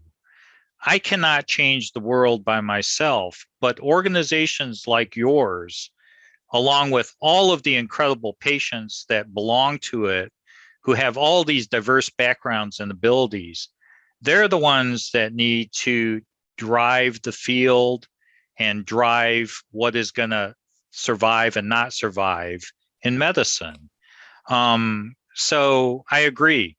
I mean, we hear over and over and over again, especially for young guys. I mean, it's crazy. The youngest people, you know, really need these scans because their disease is oftentimes very, very fierce. And it's heartbreaking not to be able to give them a scan. So personally, I think that I agree. Hopefully the insurance companies will start to come around. I think that they have little by little. I think pharmaceutical companies are even starting to get interested in it because the assessments on the drugs is much better with PET than it is with conventional imaging. In fact, you could probably assess response to therapy in weeks as opposed to years just by getting PET scans. So I think that people are coming together, but that's what PCRI should be doing, is to make this a priority or a passion that you're going to try to get into the mainstream of, you know, billable medicine nowadays, you know? Yeah. So if I come see you and they don't approve my PET, I'm always offered the opportunity with most insurance companies to write an appeal letter that comes from my physician, my doctor. What do you think about appeal letters and the success of those, or is that just pie in the sky thinking? Most No, don't. I think that vociferous patients actually do win appeals with their insurance companies, but they have to be persistent. And sometimes they have to go through some fiery hoops to do it. But I have seen, I've been shocked actually at some of how the patients have overturned the decisions of their insurance providers. And I've been really impressed how some patients will even reach out to their legislators and, you know, get policies changed and all these kinds of things. The sad part, though, to me, is not fighting the fight. The sad part is a person who's sick and scared to death with their prostate cancer and having to take care of their family. They should not be having to fight these fights. I mean, what what a demoralizing, humiliating thing to do to a patient, to make them fight with their insurance provider over something they really need. I mean, that's sad. But also we have to understand, though, a lot of these things are tradition and culture and business and so forth. It takes a while to turn the ship. So that's where we're at right now, But the fact that you've even been, impressed that some people appeal and they won, and I've seen some appeals won too, which has been surprising. It makes me think that if you're rejected, the first thing you should think is appeal, or what you're saying is the squeaky wheel gets the scan sometimes, right? Well, I think that there, part of it is formulaic. I mean, I don't know what is the truth or what's not the truth, but the rumor is, if they'll try to reject you 3 times over, but if you're persistent beyond that, a lot of times you can overturn it. I mean, that's what you hear in the rumor mill. Whether it's true or not, I have no idea. Yeah. But like you've seen cases, and a lot of people have now, that when someone says no, sometimes that doesn't mean you stop. That doesn't mean you stop at all. Right. Okay. Unless there's a question I haven't asked you, I've already broken my own rule. I've gone 10 minutes further than I thought I was going to go, and I need to let you get to part 2. So you want to start part 2? Yep. If I can do that. All right. So this is the second part of my talk. This is where we talk about how to stratify your disease into local, focal, zonal, or diffuse disease. I think this is a very important concept when you're thinking about doing battle with prostate cancer. So at this point, I would advise you to put your safety belt across your lap and buckle and keep your hands and feet within the vehicle at all times. So we're going to talk about local recurrence, focal recurrence, zonal recurrence, and diffuse recurrence of prostate cancer in the next portion of my talk.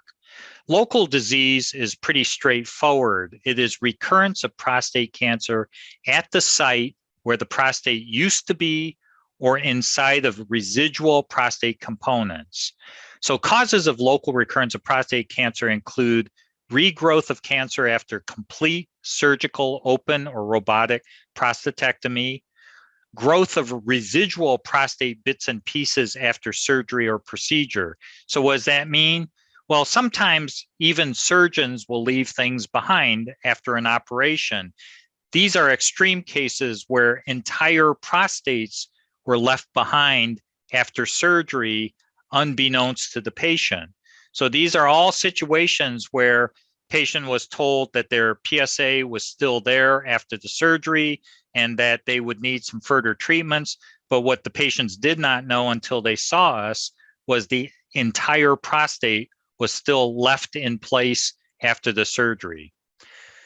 Another cause of local recurrence is recurrence of prostate cancer within a prostate after it has been irradiated. And this includes external beam radiation therapy, stereotactic, brachytherapy, or proton beam therapy. Another cause for recurrent prostate cancer is after having both surgery and salvage radiation therapy. So let's talk about after surgery first. Prostate cancer can appear after an open or robotic prostatectomy. The way this usually is patient at first has undetectable PSA, but then over time, PSA starts to go up. You can have PSA start going up 20 years after your prostate has been removed. A lot of times, these are local recurrences where the prostate cancer is basically growing back by the roots somewhere in the pelvis. So sometimes the cancer can come back between the bladder and the rectum, or sometimes it actually can grow into the bladder, or sometimes it can be on the front of the rectum, or it can be at the site of surgery where the bladder is joined to the urethra. Sites of recurrence after prostatectomy have been mapped by my group, and what we found is that 33% of patients that have their prostates taken out and suffer a recurrence will suffer only a local recurrence in the pelvis. In contrast, 45% of patients who have a rising PSA after surgery will have what we call metastatic recurrence of prostate cancer. Finally, 22% of patients that undergo surgery and PSA goes up will have both local as well as metastatic recurrence of disease. To diagnose local recurrence after prostatectomy, you have to undergo a PET scan to rule out metastasis, MRI, and a biopsy.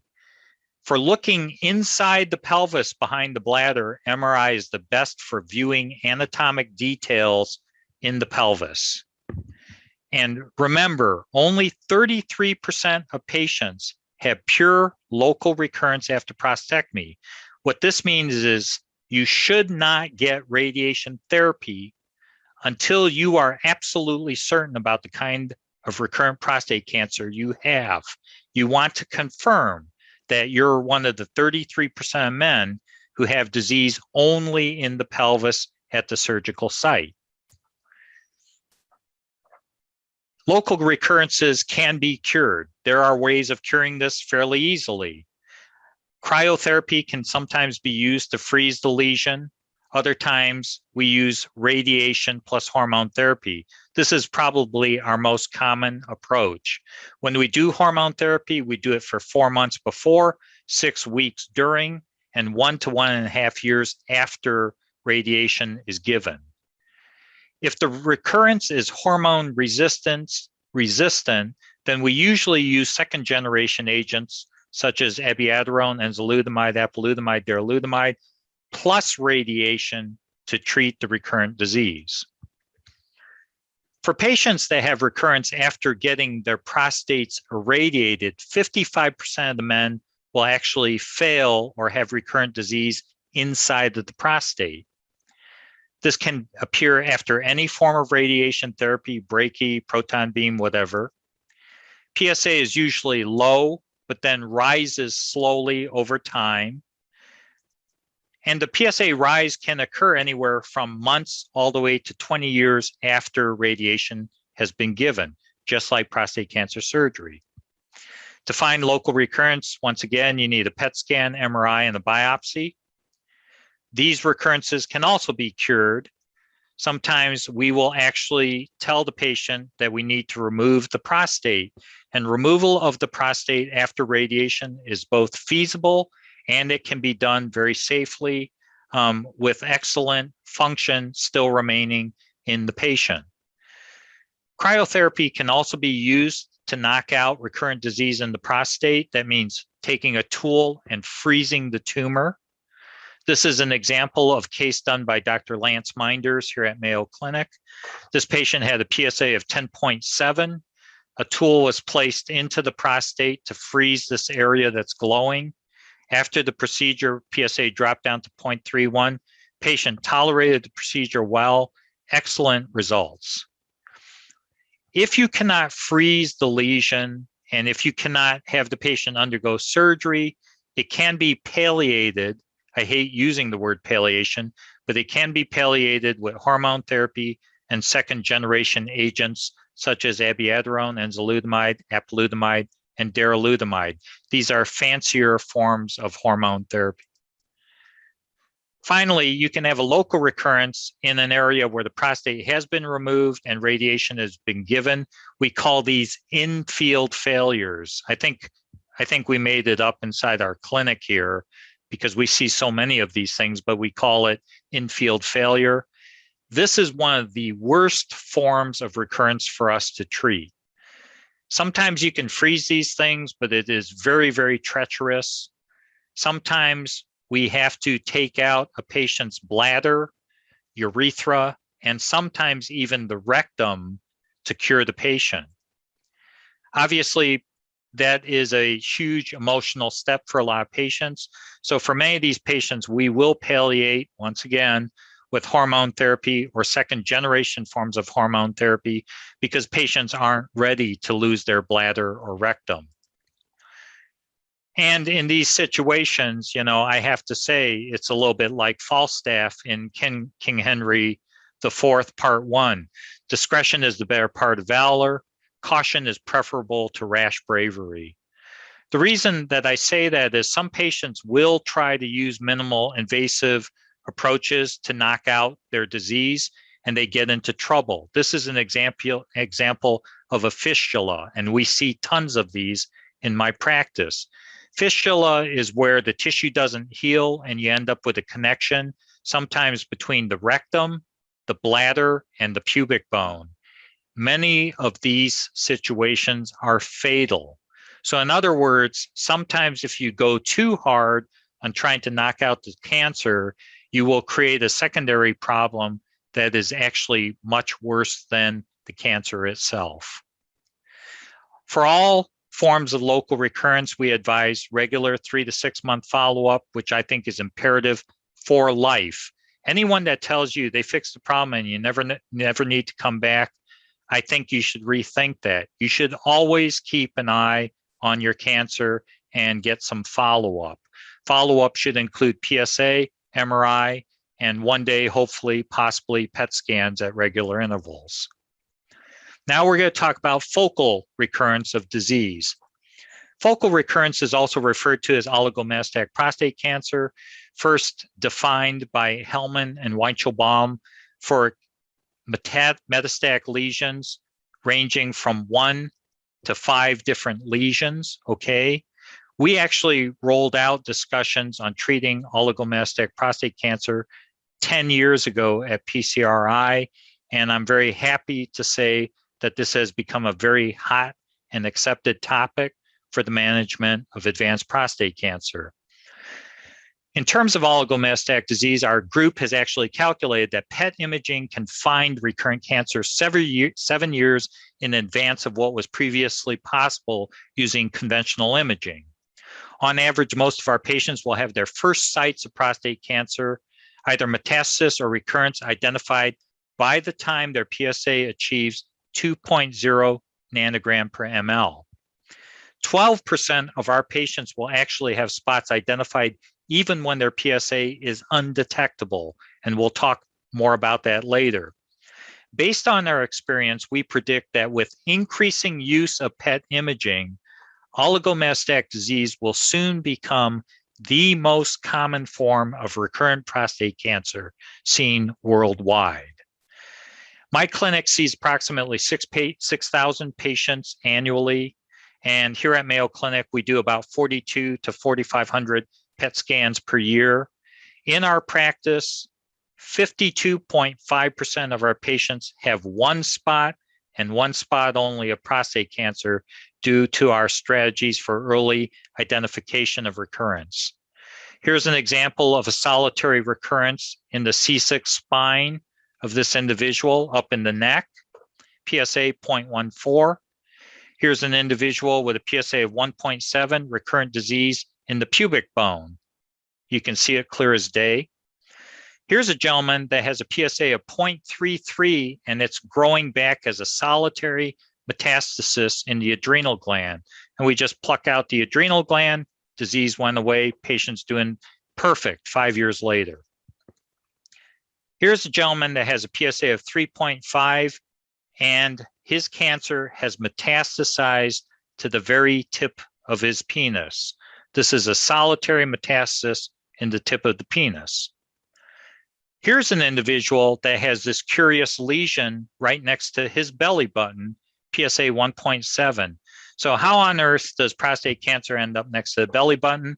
Well, this happens to be the place where the robot surgery port was placed in. The robot arm went into the body, and as the port was being removed, it must have contaminated the port site with prostate cancer. So we actually published a series of these as proof positive that you can explant cancer from one spot to another by basically instrumenting or manipulating the cancer surgically. So that was the first time ever report of that, and that has been reported. So a lot of people will say, well, why would you want to find prostate cancer so early? It's not causing any problems. And to those people, I say, well, there are advantages to finding it early. If you find prostate cancer early, you're going to be dealing with less numbers of spots in the body. And also the size of the tumor is going to be small. And also the heterogeneity of the cells is going to be less. meaning there are going to be less mutations associated with the disease. And obviously, the big advantage is if you can find it, you can kill it.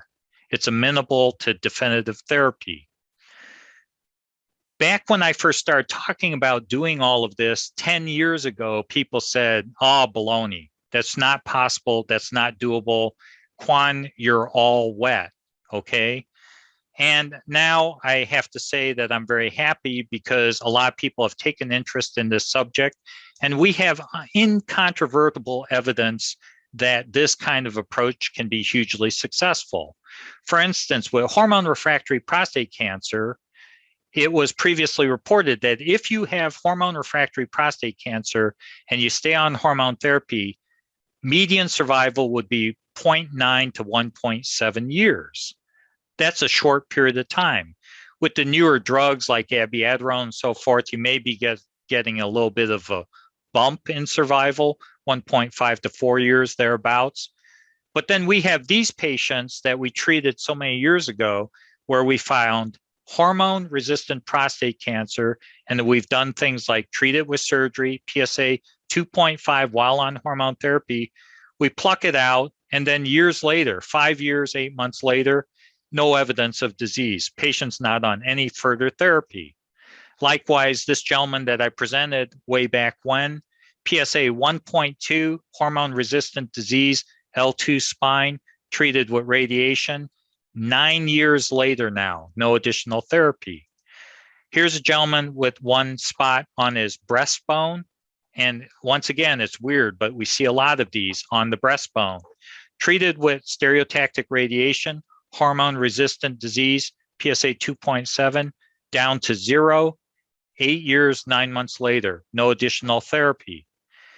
To me, that's incontrovertible evidence that finding it and knocking it out is much better than what used to be done, which is just let the disease play out and let the patient die in 0.9 to 1.7 years. So I think that the evidence is growing every day that targeting these lesions is very advantageous for the management of patients. When we treat solitary metastasis, it depends on location. Bone, if it's in the bone, we freeze it or we use pinpoint radiation, stereotactic radiation. A lot of these methods initially were rolled out by our radiation team at Mayo Clinic, who shot at these lesions left and right and proved that it can be highly beneficial for patients. If it's in a lymph node, you can freeze it, you can remove it surgically, or you can irradiate it. If it's an organ, you can use cryotherapy or surgery or radiation therapy. Usually, if we see one spot of cancer, we do not use systemic therapy. We want to know beyond a shadow of a doubt, did we get all of it and is it going to stick?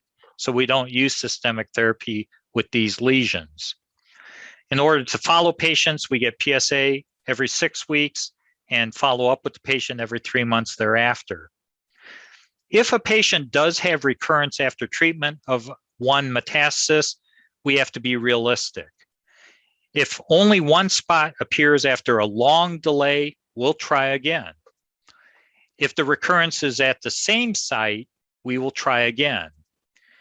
However, if the PSA doesn't go down or starts rising after you made that spot go away, then you got to start thinking about something else. If the cancer or if the PSA starts to come back as multiple recurrences or the PSA starts skyrocketing, you better think of alternative therapies, including systemic treatment of disease. For oligometastatic, this is anything but solitary, 2 to 5 lesions, depends on location, can be treated with all the same tools, radiation, freezing, surgery, whatever. The more the metastasis, the worse the results. So when you start pushing 3, 4, 5 lesions, you're probably not going to shoot them all down. Results also worsen if these spots are far apart from each other. Usually, if we start to see lots of spots, we start thinking the deluxe treatment package. And I'll talk about deluxe treatment a little later. I'm very happy to report that multiple studies have now shown that directly targeting oligometastatic disease can eradicate the cancer or profoundly delay requirements for next forms of treatment. This is increasingly more an accepted form of therapy worldwide and nationwide. And I'm very happy that's the case because I think it works very, very effectively for patients. And obviously, lots of publications have now come out to support this point of view. As with any form of therapy, focal recurrence, regular follow-up is imperative. Follow-up should include PSA, MRI, and PET scan imaging. Now we're going to talk a little about zonal disease. Zonal disease looks a little bit like this. So zonal disease is not a real medical term. It's a term that Kwon made up, okay? So I just made this up because I thought it sounded good. Focal, local, zonal. I thought that sounded kind of cool. Zonal recurrence means a large clustering of prostate cancer or recurrence of prostate cancer within an anatomical compartment or zone within the body. So for instance, here's a guy that has a ton of disease in the pelvis, PSA 9.2. These are lymph nodes. Here's a gentleman that has a ton of disease only in the retroperitoneum. That's the space in the back of the tummy. Look at all those lymph nodes filled with cancer, PSA 7.1. Here's a gentleman that has his cancer growing back inside of the bladder. So that's a zone, zonal recurrence, PSA 1.6. Here's a gentleman that has a PSA of 0.19 and the cancer is completely replacing his penis. So this is a zone. This is a zonal recurrence of prostate cancer. Here's a gentleman that has PSA of 31.2, but all of his disease is in the top part of his lung. And this patient was treated with surgery with excellent outcome. So zonal recurrences can be cured. Many of the patients I showed you, they've been cured. They can sometimes be treated with smart combinations of surgery, radiation, or hormone therapy. Oftentimes, when we see zonal recurrence, we roll out a deluxe treatment package, which is typically a combination of hormone therapy used in combination with chemotherapy and surgery or radiation therapy. So once again, deluxe treatment is not a real medical term. I'm just going to take a sip of water. Once again, it's a term that I made up to describe a rational and aggressive approach to force curative responses to treat advanced forms of prostate cancer. So what's the logic behind deluxe treatment? What could possibly be the logic other than trying to sound like McDonald's, deluxe treatment? Personally, it's my strong belief that the goal of treating prostate cancer should not be to force palliative outcomes, okay? The goal of prostate cancer treatment should be to force a curative outcome, not palliation. And this is a very important discussion because some physicians right now are against being super aggressive for small volume disease because they believe that the only outcome that is possible is palliative outcomes. I disagree with that, all right? So up until recently, the focus of treating advanced prostate cancer was palliation. Let the cancer get bad, treat it with something, let it get bad, treat it with something, etc. Use different agents until you lose control and then the patient dies, okay? To me, every one of these spots represents an opportunity lost in terms of knocking out prostate cancer. I don't like this outcome of failing with a lifelong period of treatment with an end that looks like this, all right? I like this kind of situation where you see the disease and then you go essentially very aggressive in terms of managing the disease to the point you hope that you can knock it out. And usually we use a mixture of approaches and treatments to try to force that outcome. I think this is a better outcome, and I call this curative therapy strategy. Another reason that I think deluxe treatment makes sense is cancer is not one cell. It's a whole bunch of genetically unstable cancer cells, all right? And my feeling is if you're dealing with a heterogeneous population of cells, you need a heterogeneous population of treatments to kill those cells. These are mixed populations of cells. If you don't believe me, just look at a Gleason scoring system. It basically is the realization of heterogeneity of cancer. You have Gleason 1 through 5, you have, 4 plus 3, you have 5 plus 2, whatever, It basically, everything about prostate cancer says heterogeneity. On top of it, you have cell types that people hardly ever mention. Neuroendocrine small cell subtypes, unclassified. I think Jonathan Epstein is going to be discussing how heterogeneous prostate cancer really is. So to me, if you have heterogeneous disease, you need heterogeneous treatments to knock out the disease. No brainer. Another reason we want the deluxe package is we can't necessarily see all the cancer in the body. And at times it is wise to presume that there are microscopic seeds of cancer elsewhere in the body. We typically don't fear what we can see. We fear what we cannot see in a patient, all right? And that's why a lot of times we will roll out a deluxe treatment package for their cancer. Finally, the part that just blows my mind, I cannot think of another form of cancer where they just use successive palliative treatments to manage the cancer. This is not what we do with breast cancer. Breast cancer is chemotherapy, hormone therapy, radiation, surgery. Boom, knock it out, right? So why on earth is prostate cancer treated differently than virtually every other form of cancer? Why not use a deluxe package to try to knock it out? So that's my argument for deluxe treatments. When we talk about treating cancer, we like to talk about 3 different forms of therapy. I call them suppressors, killers, and removers. Suppressors are forms of hormone therapy. They make the cancer get sleepy and go to sleep. It regresses the cancer, but doesn't necessarily cure it. Second generation hormone therapies are just like the first generation hormone therapies, but they're second generation. Zytiga, Xtandi, Erleada, Nubequa, abiraterone, enzalutamide, apalutamide, darolutamide.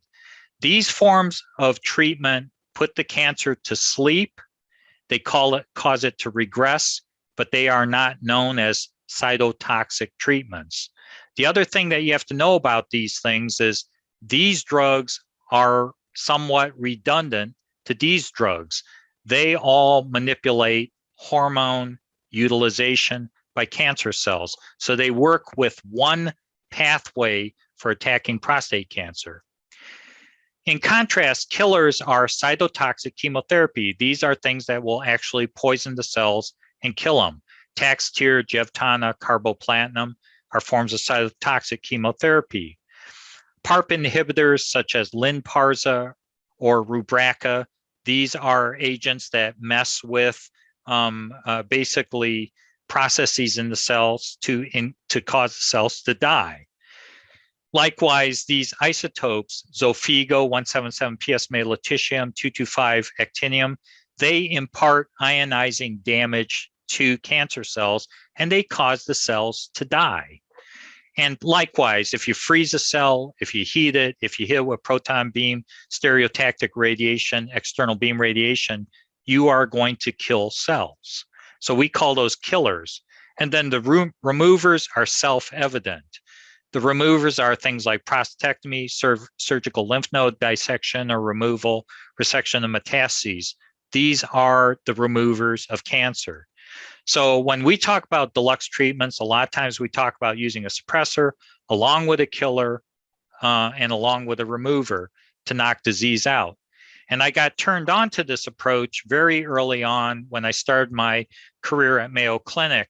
I was contacted by a medical oncologist out in the community named Vladimir Hujak, and he told me that he thought that we are too gentle on the management of advanced prostate cancer. And he said that we should toughen up and get more serious. And he shared a patient with me that was 45 years old who had bone metastatic disease, spots on his T3 and T10 vertebral body. And he said, let's go wild on this individual and try to knock out his disease. So we gave this gentleman Taxotere chemotherapy in combination with hormone therapy far before Charted or Stampede trial was ever conceived or conducted. And then we irradiated these spots with radiation. And I actually presented that patient when I first spoke in 2011. 11 years, 7 months later, this patient is not even on hormone therapy. His PSA is unmeasurable. He has no evidence of recurrent disease. And he is leading a great life. And he's only in his mid-50s now, but he is very happy. And I feel very good for this individual. Likewise, this is a gentleman that was sent to me by my colleague, Dr. Carnes. Dr. Carnes is a surgeon here, but he thought that, this is even beyond his incredible skills as a surgeon. PSA 25,000. The gentleman was in liver failure, bowel obstruction, kidney failure. So we treated him with hormone therapy. We treated him with chemotherapy. We treated him with abiraterone. We whittled down the disease to little spots. And then Dr. Carnes went in not once, but twice to take out every one of these little spots in the gentleman's retroperitoneal space. And this person came to Rochester this month, and he came with his rock band and he gave a concert in Rochester, carefully, of course, because of the whole COVID thing. He's 10 years out, no further treatments. He's extremely happy and grateful for the treatment he underwent. So this is deluxe treatment of fairly advanced disease. So for zonal recurrences, just like every other form of recurrence, we recommend regular 3 to 6 month follow-up. It's imperative for life. We think that you should get PSA, MRI, and PET scans for all of these patients as possible. So now we're to the diffuse part of the discussion. And if we want to go through some questions or answers, that's fine, or we can just plow ahead. That's a fabulous part 2. I love it. You're 2 for 2, baby. You've hit 2 home runs. You've got so much energy. I decided to introduce my bottle of pickle juice for my Q&A, because pickle juice apparently has a lot of sodium and potassium, so it's going to give me all the electrolytes I need to keep up with Kwon. So let me ask you, you wanted me to ask this, and I thought this was a good question. Why not use systemic therapy in combination with treatment of solitary metastatic sites? So, I mean, you're making it sound like, okay, we hit these sites that are by themselves, but on one hand, you're saying, let's throw the kitchen sink at it. But when it comes to oligometastatic, you're saying with these isolated sites, no, don't do that. So is that counterintuitive, or I mean, it is, and I'm really conflicted because it's exactly, you saw that last case where the guy had 2 spots. We hit the 2 spots, but we also give Taxotere and hormone therapy, and that guy is free of disease.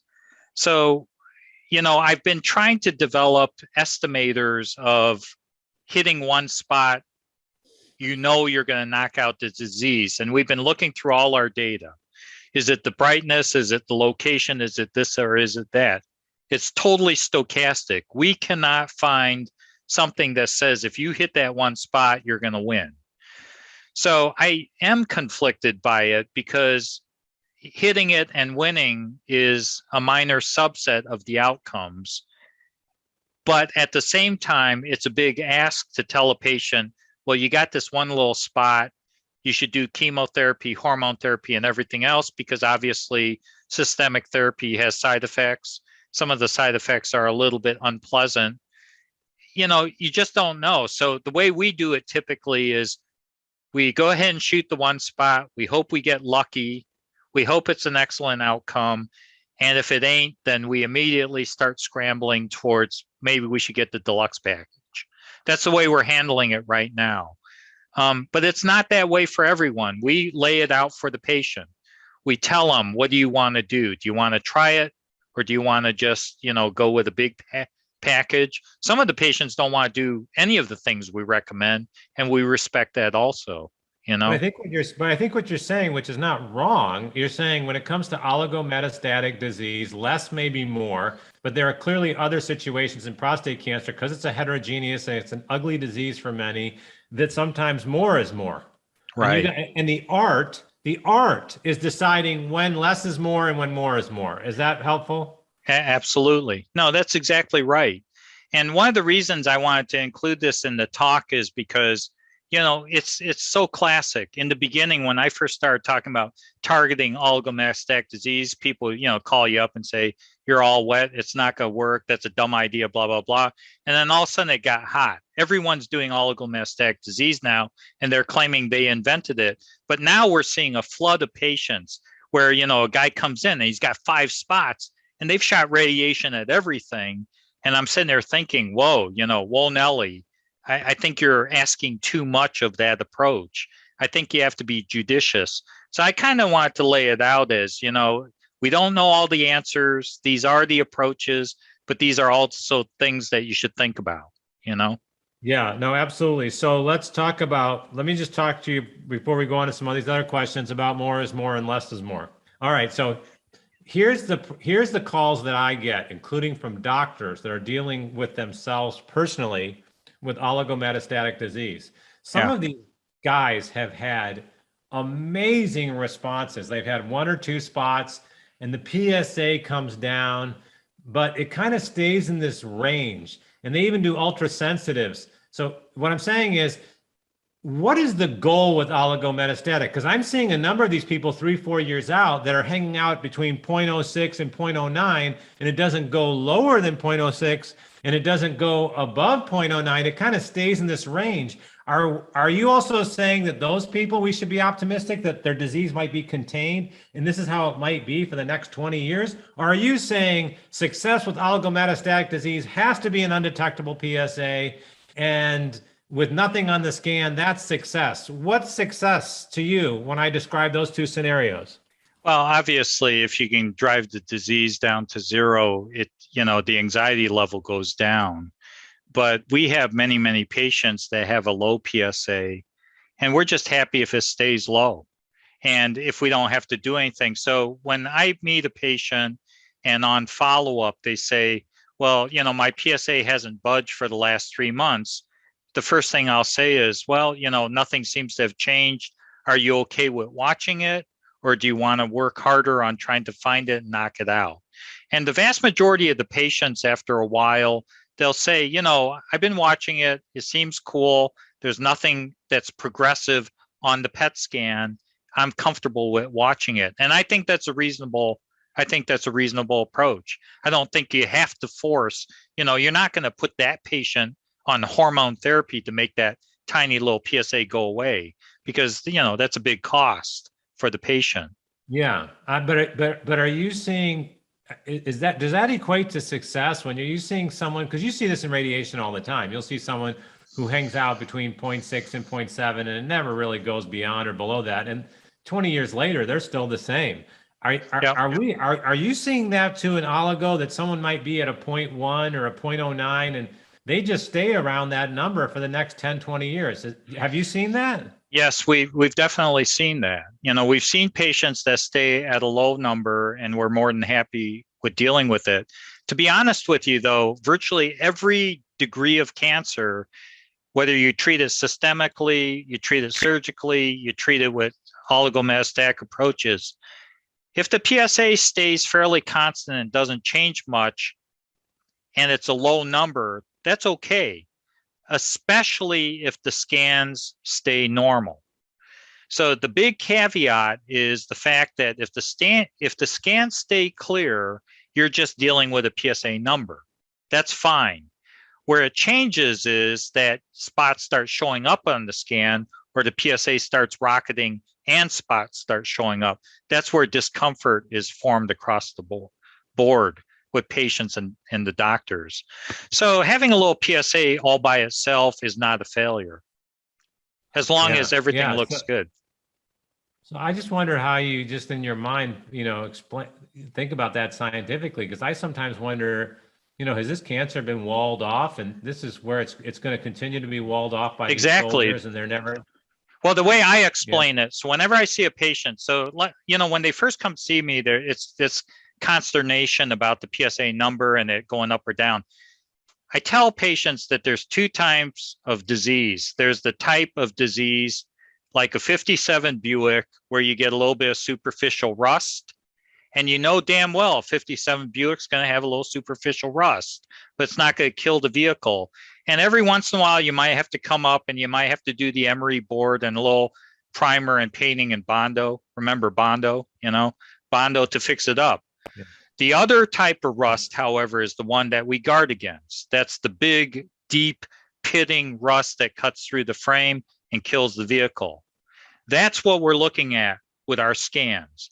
When patients hear the 57 Buick for some reason, and they think of superficial rust, they immediately get the idea, yes, I understand now.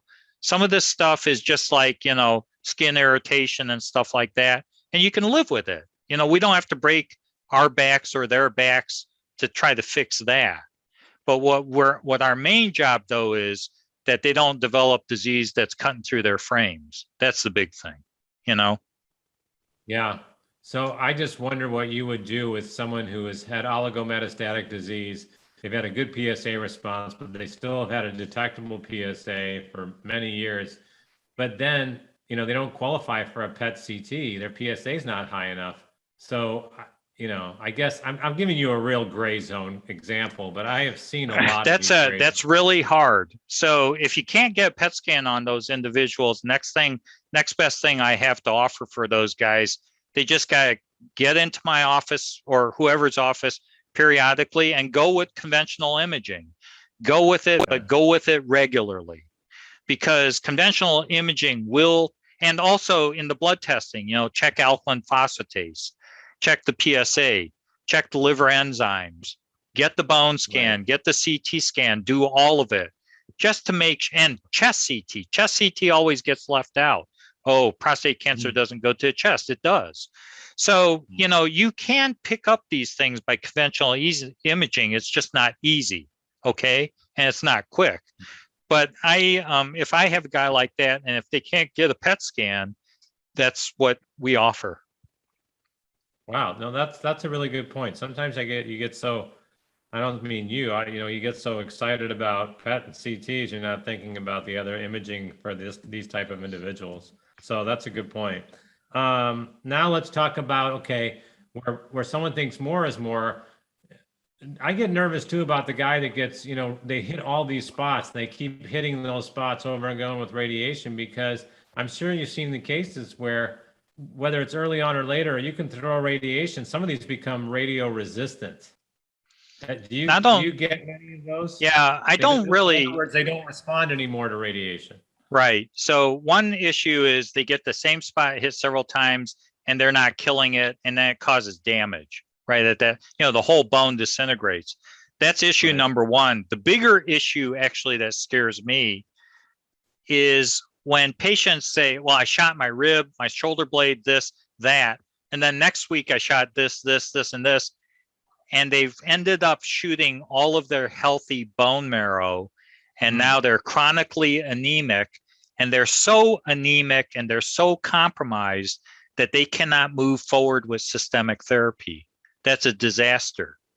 So we have to, and that's one of the reasons I put in here, and we're as guilty as anyone else. I mean, we have some guys that we've shot, 5 or 6 times, but when we do that, a lot of times it's within the context of, this is an older gentleman and he's probably not going to be able to go with systemic therapy, or he's got bad heart disease or whatever.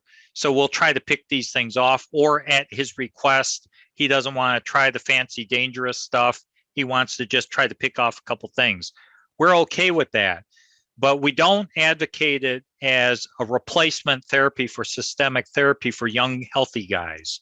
You can take a couple pot shots at it, but if you're not knocking it down, you better, pull out the big guns and start treating it. My analogy is a Chicago street fight. You go out in a Chicago street fight, And if you throw a couple punches and that guy's not laying on the ground, you're in big trouble. All right. I mean, you have to realize you can afford one punch, but the next one better knock it out. And that might be something like systemic therapy, you know? Yeah. But you made me think of something as you were talking about that. And you mentioned, because I don't think a lot of people understand it and are not necessarily told about it. Can you just elaborate a little bit about what you said earlier about the bone marrow and why the bone marrow is so magic for people, but at the same time so catastrophic that you do have to protect? I mean, you compromise bone marrow, but you also have to protect it. So can you give the Kwon review of why bone marrow is so important? Yeah, I think that that's a great thing to talk about because I think it is not ever discussed. So all of the elements in your blood, your red blood cells, your white blood cells, your platelets, everything is made inside the bone marrow. That's where it all comes from. Life emanates from the bone marrow. The bone marrow is the space inside the bone, and there's also a bunch of soft, squishy parts that are like factories that make red blood cells, white blood cells, everything. With prostate cancer patients, they are already in great jeopardy because the cancer oftentimes metastasizes to the bone marrow and it starts using up the bone marrow real estate. So almost from the get-go, guys are in trouble because the cancer is now squatting inside of the bone marrow and it's trying to take over your ability to make red blood cells, white blood cells, and platelets. You can make that even worse by shooting tons of radiation at all of those spots, because not only will you kill the tumor, but you might kill additional bone marrow. So that's a problem because if those areas do not recover, then you may end up anemic. You don't have enough white blood cells, you don't have enough red blood cells, or you don't have enough platelets and you bleed to death. It even gets worse because many of the big therapies that you may have to use down the road actually also beat up on the bone marrow. So you got 3 or 4 things that are hammering the bone marrow. Oh, and then the worst one is aging. So as we age, our bone marrow regresses to the central part of the body, usually around the pelvis and usually around the low back. And those happen to be the prime areas where prostate cancer likes to hang out. And those happen to be the windows a lot of times where prior radiation has been given. So a lot of our guys have 2 whammies against them the day they walk in. They had pelvic irradiation and they have cancer in the bone marrow. So they're already compromised. And then if you do more compromising, at some point you can fall off a slippery slope where they cannot make blood, you know, and that's catastrophic. That's catastrophic. Yeah, and so it's an important discussion, like you said. I mean, you're getting hit on multiple levels. The cancer is going into the factory. I mean, bone marrow, I look at that always as sort of a widget factory, right? You got the cancers breaking in and doing damage to the factory, right? Because you get older, the factory doesn't work as well overall. And then all these treatments we're throwing at, and you're going to talk about one in the next section on lutetium. All these are great, but they screw with the factory a little bit. So, you know, I've never talked bone marrow with a single person on an interview, but I've always in my mind going, why don't we talk about bone marrow? So I'm so glad we covered it. Is there anything else you want to add on that? It's an important part of the discussion of anyone who's going to be, quote unquote, throwing the kitchen sink at their cancer. Or even deciding on any therapy. It's just part of the things that you have to factor into your decisions.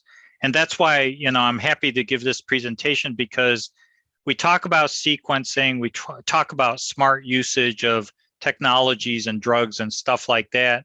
Because if you're just taking handfuls of darts and throwing them at the dartboard, things are not going to work out well. So, you know, I think it's a great discussion and we can follow up on more of that moving forward.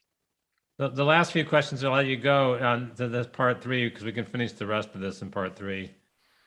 You really think prostate cancer can be spread by needles and instruments, and what about biopsies? I mean, this question comes up a lot. So my first comment is the general consensus is biopsies are a low risk of spread of tumors. But you're saying with needles and instruments, you might be able to do it. But I'm wondering what you're saying about biopsies. Do you think you can actually, what we call it, seeding or spreading cancer cells from biopsies or needles and instruments? We don't have proof positive that you can spread it with a biopsy. However, logic would say that if you could spread it with a big port, which looks like a big biopsy needle, then you can spread it with a little biopsy needle. There is some evidence that maybe biopsies do spread a little cancer, because when we did our contemporary mapping of disease sites for recurrence, I think it was about 9 to 13% of recurrences of prostate cancer were actually around the rectum and in the perirectal space. And we were all kind of surprised by that. We didn't expect to see that much disease in that area. And the first light bulb that went off in my head was, gee, I wonder if that's a consequence of our way of doing biopsies transrectally, right? Uh-huh. So that is one of the things that I started thinking about. I don't have proof of it at that level, but I do have I think we have proof of it just when you look at the robotic surgeries, having these things growing inside the port. That tells you. And if you ask any surgeon or anyone, in the heart of their heart, do they believe that you can spill tumor cells and explant them? They will say probably yes. I mean, they will say it's like cancer. It can happen. Not always, not like transitional cell carcinoma, but certainly with prostate cancer, I think it's possible. So then what's the end result of this discussion? Are you saying that targeted biopsies has got to be the future? The idea of just randomly putting a needle into an orange or all over the place is just not the way to go? Yeah, I don't really know. You guys have been doing this for many years, and you kind of know the landscape of the patients that are out there and what has been advised and stuff. I haven't really paid that much attention to it, but I would have to say that I'm not a big fan of these blitzkrieg multiple biopsies over and over and over for watchful waiting. I'm against that. Just thinking about it sounds painful to me. Yeah. Just that alone. Yeah. But I think that there might be risks associated with it. I can't prove it, but those are kind of my opinions. You ever get caught up in the debate? I have no idea. I've never talked to you about this. Have you ever get caught up in the debate about transrectal guided ultrasounds versus transperineal at Mayo? And I mean, you guys have. Well, I think everyone's switching to transperineal, and I haven't paid attention to why. But this is exactly what I was talking about before we went online today. Yeah. When I was in residency, I started with transperineal biopsy. That's the way I was trained. Oh, I didn't know. Then we were taught, no, you have to do it with fine needle transrectal. And then we went to transrectal ultrasound guided. And now here I am decades later at Mayo, and they're saying, no, we should go transperineal. Yeah. So to me, I think that, I don't know why they did that, but to some extent, from the standpoint of spreading the cancer and so forth, maybe it's better. I don't know. Ideally, the way I see it, what I would really hope for is we get to the point where we have markers and imaging where you don't need a biopsy. That would be the best. Yeah, that would be great. No, the movement's huge in transperineal everywhere. Less contamination of the field, lower rate of infection. They're saying they got the data for less sepsis. The bigger patients, it's easier to access that tissue. You can hit an anterior tumor, because anterior tumors are tricky. I mean, the argument has become super compelling. And so I'm not surprised that Mayo's switching and a lot of other people are switching. I think it's just another important thing to bring up before you're biopsied. If they're going to say, we want to biopsy you, you got to ask for the latest data on the pros and cons of the approach. Right. That's what you're getting me fired up for. Yep. Can you really surgically remove a prostate or take a prostate out after it's been radiated? Yeah, I knew that, with Mark Scholl's book, the prostate snatchers. Yes. So the reality is that we do see a lot of guys that are very young and they have blazing hot prostates on the PET scan with recurrent disease after radiation. And I swear to God, the guys here are excellent at taking them out. And as a matter of fact, they keep data on their surgical outcomes and rates of continence, not potency, but continence are comparable, whether you've had radiation or not. So the myth that you can't take a prostate out after radiation, it's just not true. You can do it, and you can do it with good outcome. And for some of the guys, I mean, it is really a life-saving procedure. It is. I've seen a couple of people get it done. I think it saved their life. But the reality is, from what I've learned and what I know is, unless you're going to a center that does it a lot, holy moly, do not go anywhere else. Right. If you want to talk about going to a high volume center for everything, for anything, that has got to be for radical after radiation, because man, are the outcomes. We have 3 surgeons that do that. Jeff Carnes, Matt Tollefson, and Igor Frank here. 2 of them do it robotically, and 1 of them does it as an open procedure, especially if it's going to be complicated. But I've been astounded how well patients do. But that's all these guys do. Okay, they don't tell jokes. They don't, have hobbies. That's all they do. They do these salvage operations, and they're good at it. And you're right. I think that it's worthwhile to go to a place that does a lot of them. Yeah, no, that is a big deal. So does that mean, I don't know if you're going to talk about it, but let's talk about it now. Does that mean you believe in some level of debulking? So, Oh, I can't believe you're asking that.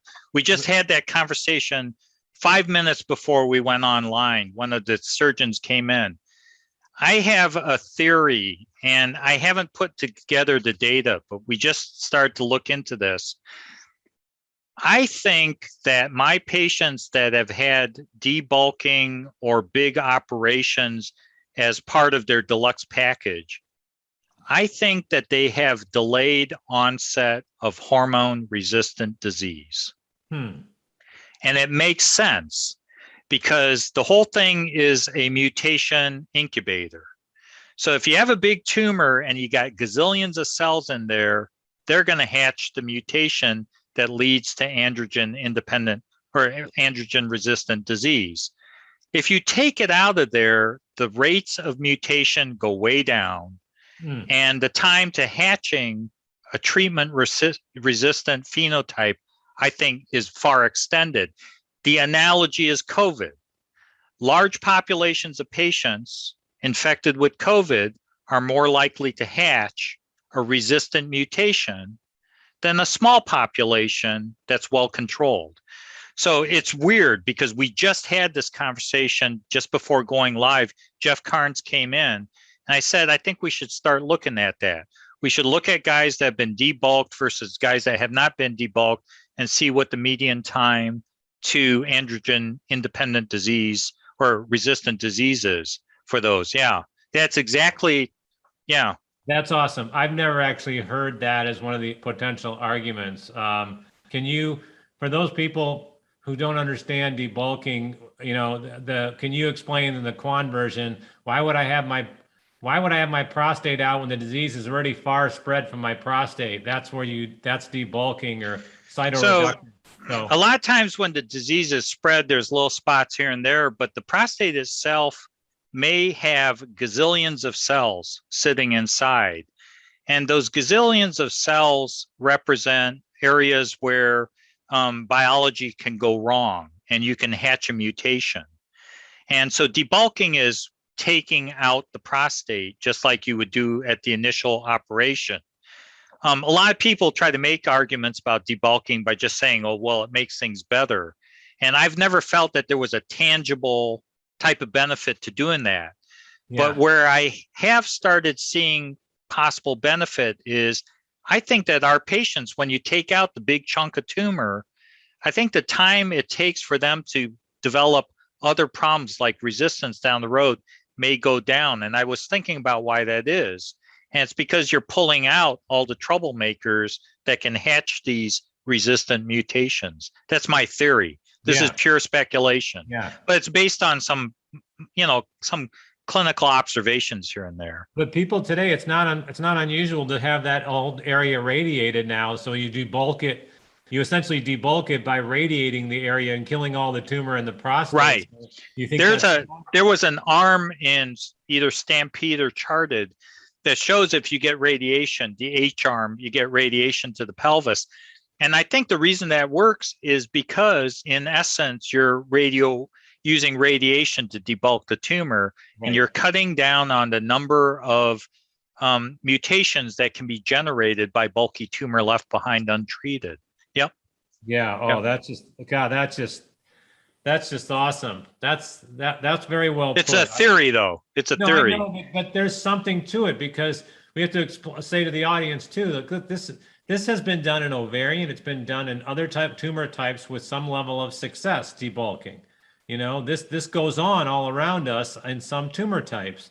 And so the idea right now is, and I don't know if you would agree, is it's either doing nothing or it's doing something. It doesn't seem to be making the cancer more aggressive. It's either making it less aggressive or you're doing nothing. And so that's why it should stay intriguing. It's still a potential player.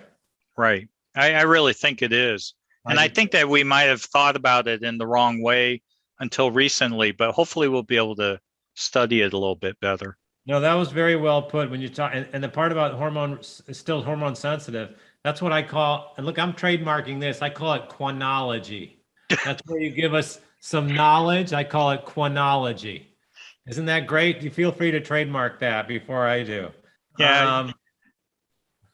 No, that's fine. That's fine. I was just wondering how that. I was just wondering how that translates to something that I can actually market with a little cart in my retirement. If I go around. Oh, I won't be able to do that. No, you will. I've got you taken care of. I mean, all the times you and I have gone back and forth. I'm going to let you sleep over on the couch at my house if you ever run into financial issues. Oh, great. So now we're going to talk about diffuse prostate cancer. And diffuse prostate cancer is understandably one of the more disconcerting forms of prostate cancer that we see in my clinic. Diffuse prostate cancer looks a little bit like this, and what it basically refers to is disease that's spread through numerous regions of the body. Diffuse disease can develop after failed treatment of localized prostate cancer, for instance, after prostatectomy or radiation therapy, or it can appear de novo, okay? To assess diffuse disease, you typically need to undergo a PET scan. You also need abdominal or pelvic MRI to look at diffuse disease. And the reason this is extremely important is because some patients will have disease that is in the liver. We call this metastases to the liver. Metastases to the liver typically will indicate a very difficult form of prostate cancer to treat. And we like to know right off the bat if a patient has disease in the liver. Another thing that I think has to be assessed at the very beginning is the kidneys, or are the kidneys. It surprises me how many patients come to me who are receiving advanced treatment of prostate cancer and their kidneys are blocked. And this is a tragic situation because you need your kidneys to be able to fight the battle against prostate cancer as you move forward. So you want to ensure that the kidneys are draining and functioning adequately so that you can go on and be treated for your prostate cancer. So you need to get abdominal pelvic MRI or CT to assess for these things at the beginning. Likewise, you need a biopsy, and the biopsy is to assess not the diagnosis of prostate cancer, but what types of cells are present in your prostate cancer if you have diffuse disease. One other thing that I advise is patients should get genetic testing to determine if they have inheritable forms of prostate cancer or prostate cancer associated with BRCA1, BRCA2, or other mutations. And the other reason we get genetic testing is to assess for microsatellite instability or tumor mutational burden, because these things can be used to determine if you can treat a patient with various forms of immunotherapy. So I break diffuse disease into two different forms of cancer. I break it down into uncomplicated diffuse prostate cancer versus complicated diffuse prostate cancer. So the difference is if you have prior systemic therapy or if you've had prior systemic therapy, it's complicated. If you have unfavorable genetics in your blood testing or your tumor testing, that's complicated. If you have bad cell types present on your biopsy, that's complicated diffuse prostate cancer. If you have an unfavorable ratio of PSA to metastatic burden, then that's complicated. And finally, if you have unfavorable disease distribution, for instance, in the liver and so forth, that is unfavorable disease. I'm going to talk about unfavorable factors for a while because they're all related to each other. So we're going to talk about that a little bit because all of these subjects are interrelated. When you talk about prostate cancer, it is not one cell. I already pointed out it's very heterogeneous. And even when you look at the best form of prostate cancer, adenocarcinoma, it is also heterogeneous. Adenocarcinoma is generally a good form of cancer to have if you have prostate cancer, because generally speaking, it has androgen receptor, which makes it susceptible to hormone therapy. And it has the serum marker PSA, which comes out in the bloodstream. And it has the marker on the surface, which can be imaged and targeted with therapy. However, with adenocarcinoma, you can have good stuff or you can have bad stuff. So Gleason 6, adenocarcinoma of the prostate, pretty friendly stuff, relatively speaking. Gleason 10, adenocarcinoma of the prostate, typically bad cell type. A lot of times by the time you're getting to Gleason 10, you're starting to lose hormone sensitivity, the androgen receptor, and you're starting to miss out on the expression of some of these markers, such as PSA and PSMA. A bad cell type is something like neuroendocrine small cell tumor or neuroendocrine prostate cancer. Neuroendocrine cells do not have androgen receptor. They are not sensitive to hormone therapy. These guys are bad, and they typically constitute around 5 to 7% of prostate cancers that are diagnosed. These cells under a microscope tend to look more like nerves than nerve cells rather than prostate cancer cells, and they make things that you find in nerves, such as synaptophysin, neuron-specific enolase, chromogranin A. So these are bad cells. They do not play well, and they're difficult to treat. Another thing that's really terrible to see in a biopsy is small cell or unclassified prostate cancer. I call these ugly, the good, bad, the ugly, Clint Eastwood, right? These are ugly cells. These are very, very, very highly aggressive. The reason you have to know about this is because cells like Gleason 10 or neuroendocrine or small cell, they make very little PSA, very little PSMA. They can grow like wildfire, but you can have a very low PSA in the bloodstream. So you can have a low bloodstream PSA or low serum PSA, but huge amounts of cancer inside your body. So these are all examples of patients that walk through the door to see me. They have a PSA of 0, and they're literally head to toe filled with cancer, prostate cancer. This person is riddled with prostate cancer. This person has all kinds of lymph nodes in the chest. This guy has a tumor the size of a football growing in his chest, PSA 0. In fact, 12% of our patients with undetectable PSA in my clinic, 12% of them will in fact have metastatic disease. And this is why PET scan is so important, because if you just go by the PSA, you would not pick up these patients. So now we're going to talk a little bit about prior systemic therapies, how prior systemic therapies can make prostate cancer management more difficult or complicated. So when we talk about systemic therapies, we're talking about hormone therapy, Lupron, Eligard, Zoladex, Firmagon, bicalutamide. When we talk about prior therapies, we can also talk about chemotherapy, Taxotere, Gevtana, carboplatinum, other forms of therapy, Xofigo, which is radium-223, 177 PSMA lutetium, Lynparza, olaparib, Rubraca, etc. We also talk about prior therapies in the form of second-generation hormone therapies, Zytiga, Xtandi, Erleada, Nubequa. These are relatively new drugs that are very, very popular. We're going to talk about this form of prior systemic treatment and how we believe it complicates the management of advanced diffuse prostate cancer. These drugs are very, very popular, and I think sometimes these drugs are being used a little bit too much and without much thought. Zytiga, abiraterone, Xtandi, enzalutamide, Erleada, apalutamide, so forth. These drugs are very tricky to monitor, so you have to know that if you're on these drugs, you better have your ears pricked up because there are things to watch for. Specifically, we have seen that patients that are placed on these drugs will see a decline in their PSA, but in fact, if you run them through a scanner, the cancer gets worse. In fact, we have named this paradoxical responsive therapy. So the PSA is going down, the doctor tells you, you're doing great, everything's going great, but then you run them through a PET scanner and you see the cancer is growing. So this is something that you have to watch for. In fact, we looked at a series of patients and we're in the process of publishing this.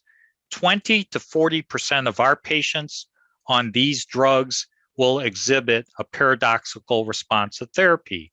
In other words, PSA will go down, but the cancer will keep growing. So this is something that everyone should be cognizant of. Another issue that I have with second generation hormone therapies is, the typical reason for using these agents is, well, they're not as bad as chemo. But these drugs also do have some side effects, and I wouldn't say that the side effects of chemo are necessarily worse than the side effects of these drugs. I mean, all drugs and all therapies have side effects. So I wouldn't use that as justification for using these drugs over chemotherapy. We don't know this for a fact because our data is retrospective, but we do have some suspicions that these agents may inadvertently compromise overall optimal outcomes. Our residents and fellows several years ago looked at the data at Mayo Clinic, and this is what we found. Patients who have hormone-resistant disease have two options. They can be treated with chemotherapy first, and then second-generation forms of hormone therapy, or they can be treated with the second-generation hormone therapy first, and then chemotherapy.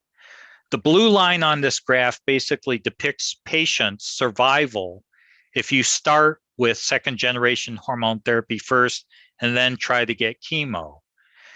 Based on our retrospective study, it seems that survival is not as optimal if you start with these convenient oral drugs prior to receiving chemotherapy.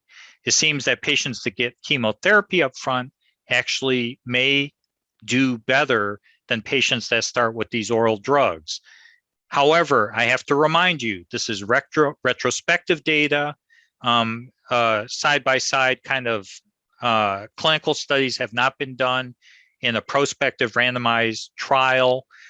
So we interpret all of this data with caution, but these are things that we need to be concerned about. Related to that, I've also seen that with patients who fail these drugs, I have personally seen that it's very difficult to treat these patients with chemotherapy after they fail their drugs. A lot of times standard chemotherapy doesn't cut it. You have to use something stronger in order to cause the disease to regress. So why on earth would this be the case? Well, my theory or my inference is that some of these drugs, whether it's second generation hormone therapy or even prior chemotherapy or hormone therapy for that matter, sometimes these drugs will cause initial regression of disease. But as we know with cancer, if you don't get it all, something grows back. And typically what grows back is probably a selected or induced form of bad prostate cancer. So basically, with some of these drugs, they're not mean enough up front. They let something slip through, and what comes back tends to be very aggressive and tough. I do want to mention two pet peeves that I have, given the fact that I see about 6,000 patients annually. I do not like it when patients come to me with advanced disease, very often terminal advanced disease, and they've never been offered chemotherapy. I think that that's not good. I think that patients, when they are healthy enough early on, should be offered chemotherapy because chemotherapy is very effective for treating their prostate cancer. Another thing that kind of irritates me is when a patient has been given a couple very minimal treatments and then are randomized or placed on clinical phase 1 or phase 2 trials. A phase 1 or phase 2 trial is not a replacement for thinking smartly and treating the cancer aggressively with current powerful treatments for prostate cancer. So these should not be used in lieu of excellent treatments for prostate cancer, okay? Now I'm going to talk a little bit about genetic testing and how that reveals some bad features of prostate cancer. We use circulating tumor cell methods to look at genetic testing of prostate cancer. And we do this after each and every form of systemic therapy. So if you've done Taxotere recently, we check the genetics afterwards. If you then failed Zytiga, we check the genetics afterwards. The reason you check the genetics after every form of systemic therapy is because, like I said, the cancer mutates. And you want to look at what is the most recent mutation so that you can treat the cancer with the best agent possible. We typically avoid using original specimens. I have lots of patients that come in and they say, well, you know, I'm on my 4th treatment and now my doctor is looking at my prostate specimen for 20 years ago. I'm not sure that the original specimen is as relevant to the genetics of the cancer as here and now. So typically we do not look at original specimens for genetic testing. The point of genetic testing is to find BRCA1 and BRCA2 mutations that might be treatable by PARP inhibitors such as Lynparza, olaparib, or Rubraca, which is rucaparib. Also, when we do genetic testing, we're always looking for microsatellite instability as well as high tumor mutation burden, because these can be treated very effectively with checkpoint inhibitor immunotherapies, such as nivolumab, Opdivo, pembrolizumab, Keytruda. And nowadays, insurance recognize the fact that if you have high microsatellite instability and high tumor burden, you might be a good candidate for treatment with these excellent drugs. So for uncomplicated disease, meaning no prior therapy and no bad indicators, typically when I see a patient with diffuse disease, I advise hormone therapy throughout, combined with chemotherapy in the form of Taxotere or Jevtana sometimes, which is cabazitaxel. Usually chemotherapy is given once every 3 weeks. Each time you get it, it's called a cycle. We typically ask for 6 cycles of treatment, but we always check patients after the 3rd cycle just to make sure that the hormone therapy and the chemotherapy is working. Nothing's worse than going through 6 cycles of chemotherapy and finding out nothing is happening. When we assess patients, we repeat blood testing and we repeat PET imaging for these individuals.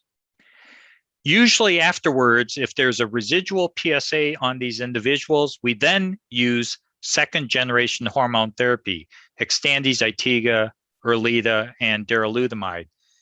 These are great drugs, especially in terms of polishing off residual disease. Afterwards, we'll take a look at the patient and we'll also decide, is there a role for surgery or what we call consolidative radiation therapy to kill off whatever is left behind. And we think that whenever possible, this is a very important step because even with all of these therapies, achieving a perfectly sterile environment with all of these forms of therapies is very difficult. But if you then put on top of it consolidated radiation therapy or consolidative surgery, you might get a better outcome and actually clear the disease. For a simple hormone-resistant prostate cancer, of course, these patients stay on hormone therapy forever.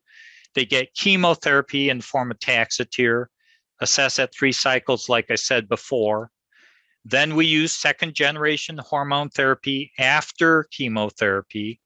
And then once again, we look for the possibility of consolidative radiation therapy or consolidated surgery to wipe out whatever might be left behind. If you have any of the bad features that I talked about that make it complicated diffuse disease, our thinking almost immediately starts to shift. We start thinking about some form of chemotherapy that has platinum as a component of treatment. So Taxotere plus carboplatinum times 6 cycles, Jevtana plus carboplatinum times 6 to 8 cycles, sometimes even cisplatinum with etoposide for anywhere to 6 to 8 cycles of treatment. And of course, these patients stay on hormone therapy. The reason we think about platinum is very effective against resistant or hardened or aggressive forms of prostate cancer. And I've actually been very, very happy because I've seen in the community more and more and more people talking about treatment with carboplatinum. At some level, I think that many medical oncologists are already recognizing that platinum-based chemotherapies may have some advantages over and above what taxane-based chemotherapy provides. So we treat these patients with the chemo, we assess as we always do. Then we treat these patients with second-generation hormone therapies. And then also we look for whether or not there are mutations that can be treated with a PARP inhibitor like Lynparza or Rubraca, or immunotherapy like Keytruda or Opdivo. And then at the very end, once again, we look for chances of consolidation with either radiation therapy or surgery. Now, I want to make it very clear that these algorithms that I just covered, these are our bias or opinions within my clinic, but there is no gospel in terms of treatment. This is just what we think works based on our experience within my clinic, okay?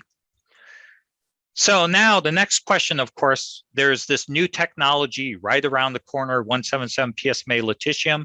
Question is, where is that going to fit in? Where is it going to fit in? So of course you're saying, well, I'll tell you where it will fit in if you tell me what the heck you're talking about, right? So 177 PSMA lutetium is a form of isotope that can target cells that have PSMA on their surface.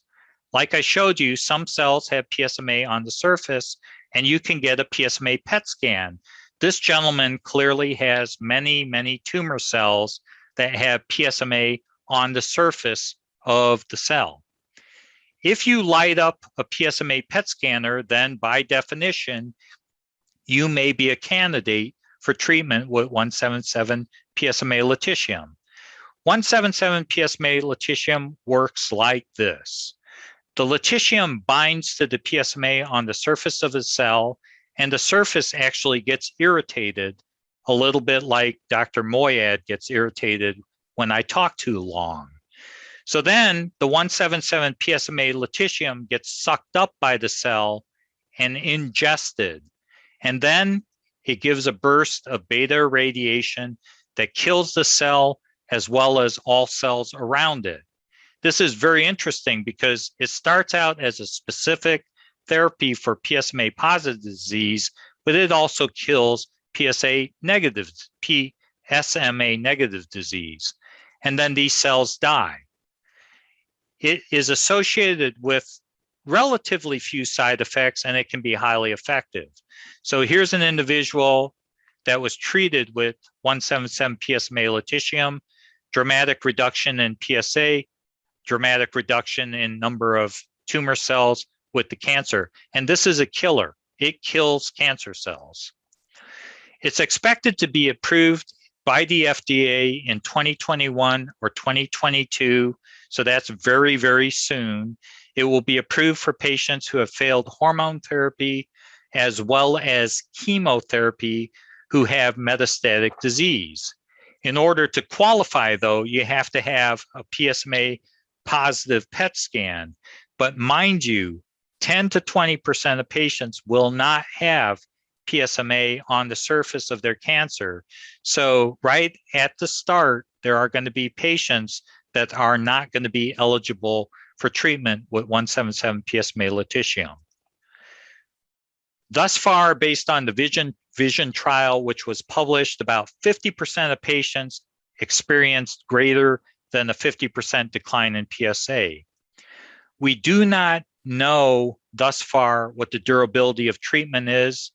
When I eyeballed the treatment of my patients, we probably put somewhere between 80 to 120 patients onto the Vision trial within Mayo and through collaborators.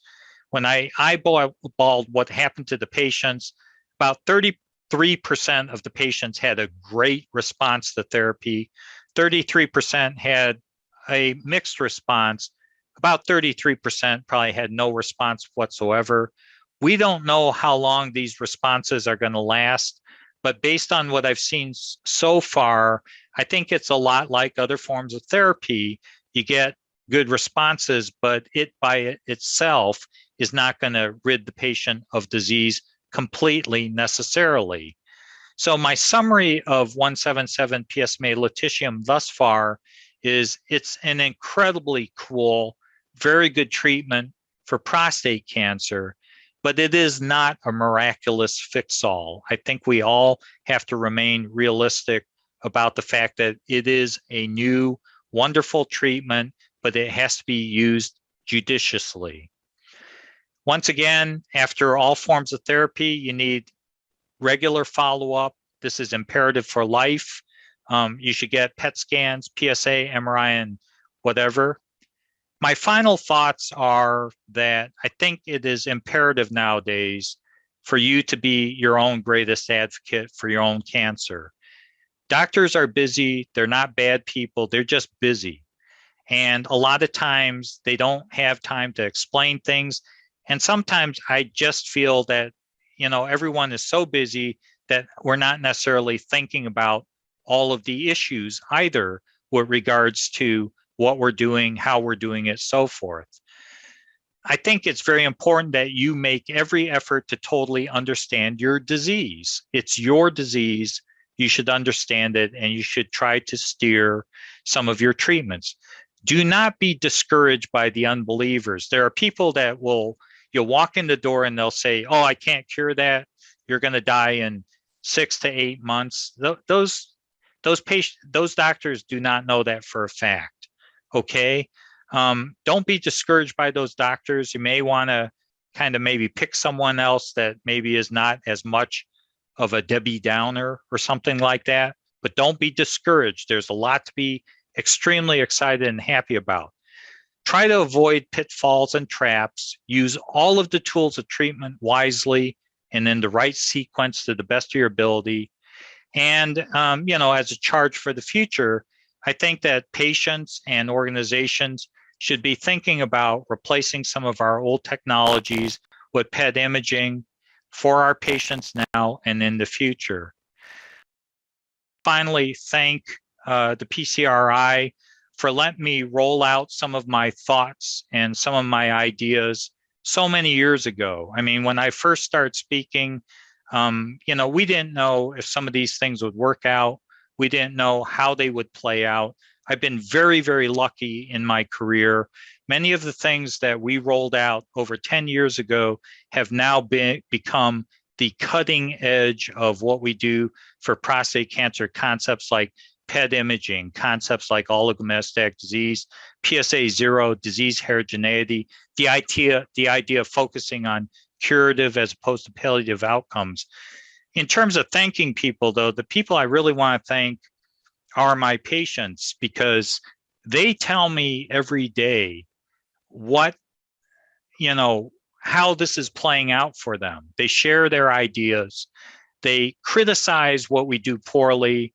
They say, Eugene, you got to fix this. You got to do this. When a patient comes to me and tells me something, I think that that's a huge privilege. If I were sick, I probably wouldn't want to share very many things with very many people, but I would share things with people that I respect and that I honor. When a patient comes to see me, I immediately feel that I'm in a privileged situation. It's a sacred moment, and I take what they have to say very seriously. And in essence, everything that I've done on this talk and in terms of innovation was given to me by the motivations and by the emotions, the hardship, the heartbreak of my patients. So that's why I wanted to make this talk. I wanted to give it back as a gift to all patients out there that are fighting prostate cancer. And I want to thank all of you for permitting me to be part of your care. And then, of course, I have to thank all my collaborators and my associates. I am really lucky. I've been surrounded by some of the absolute smartest and most talented surgeons and scientists and clinicians on the planet. I'm very, very fortunate in that regard. I'm kind of at a nexus of everything, even going back to my days when I got to work with Jim Allison, who I always said was one of the most brilliant people on the planet. Last time I talked to PCRI, I said I thought that Jim Allison probably win the Nobel Prize, and he did. He did. I'm just lucky to be in the shadows of all these people. So I just want to say thank you to all of you. All right? Good luck. Bye-bye. Hey, Dr. Kwon. Yes, I'm still here. You are still there. You gave 3 amazing parts. Here's what we decided to do, because we've almost gone 3 hours. I mean, what we're going to do is we're going to add in some of the audience's questions, and we're going to do a part 4 with you. And we're going to call it, so After Hours with Dr. Kwon, and then in small letters, and Dr. Moyad. And then we're going to do an hour or 2 of answering questions that were asked that were sent in to the PCRI. And we're going to do that in the next few weeks to air as an additional segment right after this conference. So you've agreed to do that. So for those of you who still wanted to hear another 18 hours of Dr. Kwon and myself, emphasis on myself, we're going to do that. We're going to add one more segment called Part 4. It will be released several weeks after this main conference. So thanks for agreeing to do that. But I don't want you to leave without a few things. Okay. I want to ask a couple more questions, and then we'll save all the rest of the questions from the audience and myself for Part 4 a few weeks from now. So Deal. Yep. Sounds good. I'm glad you touched upon chemotherapy, because to me, chemo gets a really bad rap. But really, when you line up all the potential side effects of chemotherapy versus all the other new drugs people are getting excited about, is there really a difference in terms of number and severity? In other words, should we change the name of chemo to some other fancy name, drug name, and people won't think of it as chemo? I think that, if you interview my patients who get chemotherapy, the vast majority of the younger patients will tell you that the chemotherapy is cake compared to the hormone therapy. I mean, they'll just flat out tell you chemotherapy is nothing compared to hormone therapy.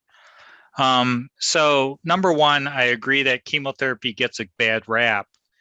Chemotherapy was actually sold to me by Vladimir Hujek, who's at Minnesota Oncology up in Twin Cities. He told me that he can give chemotherapy safely. And the way I found out about it was I had a couple patients that I didn't have much to offer. They were in their 80s. They had advanced disease, and I shook their hand and said, I got nothing for you. And to my surprise, they came back 3 months later for follow-up, and they shake my hands and they say, thank you, thank you, thank you. I said, what happened to you? I got chemo. And I was shocked that chemotherapy, this was back before chemo was even part of our vocabulary. You know, back when, oh, chemo doesn't work for prostate cancer and chemo is really lousy. These guys looked great and they had incredible responses. And so I started to realize that chemotherapy is much more palatable than the way people talk about it. And I think what's happened is as follows. In the olden days, when we had some of the chemo regimens, they were horrible and they did not work on prostate cancer. And I think that rap carried on to the newer generation now that we have Taxotere and so forth. So people talk like that, but the reality is Taxotere and Jevtana and these newer agents, much nicer and much more effective. And like you said, I mean, some of these oral drugs, they can be rough on the patient. Chronic fatigue, bone aches, pains, muscle pain, stiffness, changes in mentation. These are not innocuous drugs. And plus, in order to get the effectiveness of these drugs, you got to stay on them chronically.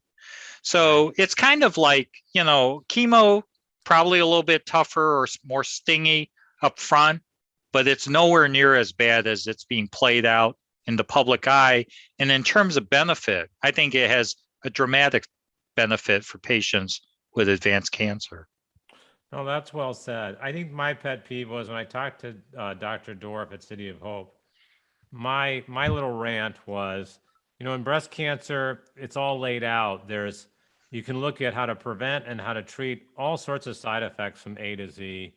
And there's an expectation there of how to go after these side effects. I just have a feeling that that discussion doesn't occur as much with chemotherapy. I'll give you a case in point. Once in a while, a guy will call and he said, I want to tell my doctor that I don't want to lose my hair. How do I prevent hair loss, for example, but I'm scared to bring it up. You know, in the breast cancer world, we've become very comfortable now bringing up that subject. And we have one type of chemotherapy, Jevtana, that doesn't cause that kind of loss. And I wish we could do something to encourage more of that kind of behavior. When I talk to my patients, that's all part of the discussion. So we'll tell a patient you're going to get chemotherapy. These are the things that you have to guard against. You have to guard against neuropathy. You have to guard against low white blood cell counts. If you are, you know, my practice has a lot of patients that CEOs, celebrities, things like this, they want to maintain their looks. So we have that as part of our conversation. We tell them you can go on Amazon, you can get a freezing cap so that you don't lose your hair. You can immerse your hands and feet in ice water to mitigate against the side effects of the neuropathy. So we already have incorporated that into part of our discussion. But there is a huge gap between how breast cancer is handled in the United States and prostate cancer is handled.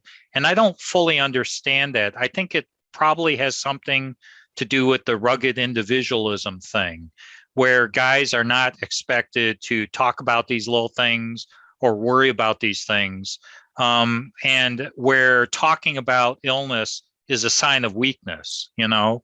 But that's why I put that one slide up. When you look at death rates from prostate cancer, they're not that much lower than the death rates from breast cancer. So it kind of blows my mind that prostate cancer is not more organized and not more kind of heavy hand or kind of advertised as a serious illness in the United States, you know? Yeah, you know, I mean, hopefully we accelerate part of that. I just feel, I don't know what's relevant to each person. Is it their hair or they don't give a damn? But the reality is they should be allowed, they should feel comfortable having the conversation of what's important to them and will this drug affect that? And if it does, what's the plan? I think that, you know, when we talk to patients with about chemotherapy, you know, first thing I say is it's not the way it used to be. I said, you know, this is not the same kind of chemotherapy you give for lung cancer, pancreatic cancer, where, you know, this is not, you know, the final scene in Love Story or the final scene in, what was it, Brian's song, you know? This is very treatable. And I also tell them very clearly, half the patients in the lobby, in my lobby, half the patients are getting chemo. You would not be able to tell. All right. So once they understand that, they feel, and a lot of my patients actually come back after their first cycles of chemo and they say, you know what? They said, I hardly experienced anything, and a lot of them will come back and say, however, the hormone therapy sucks so bad. Can you do this without hormone therapy? So chemo is actually very effective and not as bad as people kind of think it is, Yeah, but you brought up a good point, and I know you've had an interest in this, that once you go on hormone therapy and you get castrate-resistant disease, for example, to get into a clinical trial, or when you're on chemotherapy, in a lot of these situations, you have to stay on androgen deprivation therapy. It's continuous. Even if you're no longer responding to it, you stay on it. Have we made any headway there? Have we determined that clearly staying on androgen deprivation therapy while you're receiving all these drugs for castrate-resistant prostate cancer is meaningful, clearly is meaningful? I was at one of these big roundtables back a couple of years ago, and probably one of the smarter guys, Howie Shear, Memorial Sloan Kettering. He always cracks me up. So he was there, and we were all sitting there debating, why do we leave patients on hormone therapy? And so we were all staring at each other, and Howie Shear said, what I think is the truth. He said, I think we're scared to take them off hormone therapy. I mean, and to some extent, that is the honest answer. So when I think about taking a patient off hormone therapy, I always sit there and I think, are there cells that are suppressed by the hormone therapy that we haven't worried about for a long time that will suddenly rise up after we stop the hormone therapy? So that's my rationale for keeping them on hormone therapy, but we don't have the answer. We don't know. Yeah, I wish we'd get the answer to that question. That's a tough one, because we say we have preliminary data that's positive, but it's preliminary, and I'm going, gosh, can't we get this answer? But I guess at another time. Okay, so I wanted to ask you about, since we talked about taking your testosterone away, you and I have never talked about this subject, and I don't even know if you have an opinion on it. At Hopkins and other places now, they're looking at a select group of patients with advanced disease who have failed a number of therapies, and they are giving them high physiologic, super physiologic doses of testosterone. It's called bipolar androgen therapy. They call it BAT. They had one trial, I think it was called Restore, Restore, or as a study. And they're saying that they're finding in some select cases, even while the person is androgen suppressed, if they give them a high amount of testosterone for a short period of time, that it may resensitize some of those cells that are no longer sensitive to testosterone. Do you have any comment on that, or is that just too preliminary? I think it's very preliminary. I think that the original observation for high dose testosterone came out of France. And I think that it was tested in a fairly small clinical trial at Johns Hopkins, which showed some preliminary data that might have a utility for a subset of patients. But I think that the real cautionary part of this is, at least for me, because I've had patients that have failed that trial. And the cautionary part of this is, well, how big is the subset and what happens to those guys that do not benefit from the pulse? Yeah. So the problem with the pulse is that, yeah, maybe one or two guys may regress their cancer, but at the same time, one or two or more of those guys may have their cancer catch on fire and progress. So I think that you have to interpret the data very cautiously, and I'd be a lot more in favor of that study if there was some kind of indicator to pick out patients who are most likely to experience a favorable response to pulse therapy. Because if it's only going to happen for one or two guys out of 20 to 30 guys, then that's a dangerous situation. You know what I mean? Absolutely. No, I call it I'm not saying that it equates to this, but I call it the lottery effect of prostate cancer treatment. The lottery effect is where Or you call it the Las Vegas effect. You know, you go to Las Vegas, you see a picture of two happy people. You know, Mr. and Mrs. Smith won $10,000 today, but you never see an advertisement that says, and we also had 10,000 losers during the same hour they won. So I call it the Las Vegas or lottery effect, and I'm always on the lookout. Is anybody doing that? I'm not saying they're doing it, but I'm saying it's an important thing to look at when you're looking at clinical trials. I think that that's absolutely true. And that is exactly my concern with that particular trial. Well, I appreciate your honesty on that. So it'll be interesting to see where that goes. Do you have every single patient now that comes to your clinic, or do you suggest that every single patient gets some sort of genetic study? Either on I the do. tumor We've really picked up on genetic testing. You know, for our patients at first, we didn't really know how it fit in, but then we started picking up more and more that you do pick up BRCA gene mutations, you pick up downstream genes such as ATM or CHEK2 or so forth. And some of those things do in fact respond very well to PARP inhibitors. And some of the patients, believe it or not, respond to checkpoint inhibitors such as Opdivo, Keytruda. So for a lot of our patients, we do a fair amount of genetic testing. We usually do circulating tumor cells, and we don't look for pure germline. We look for acquired mutations. Okay. So they can be germline in nature, but they can be acquired during the treatment of the cancer.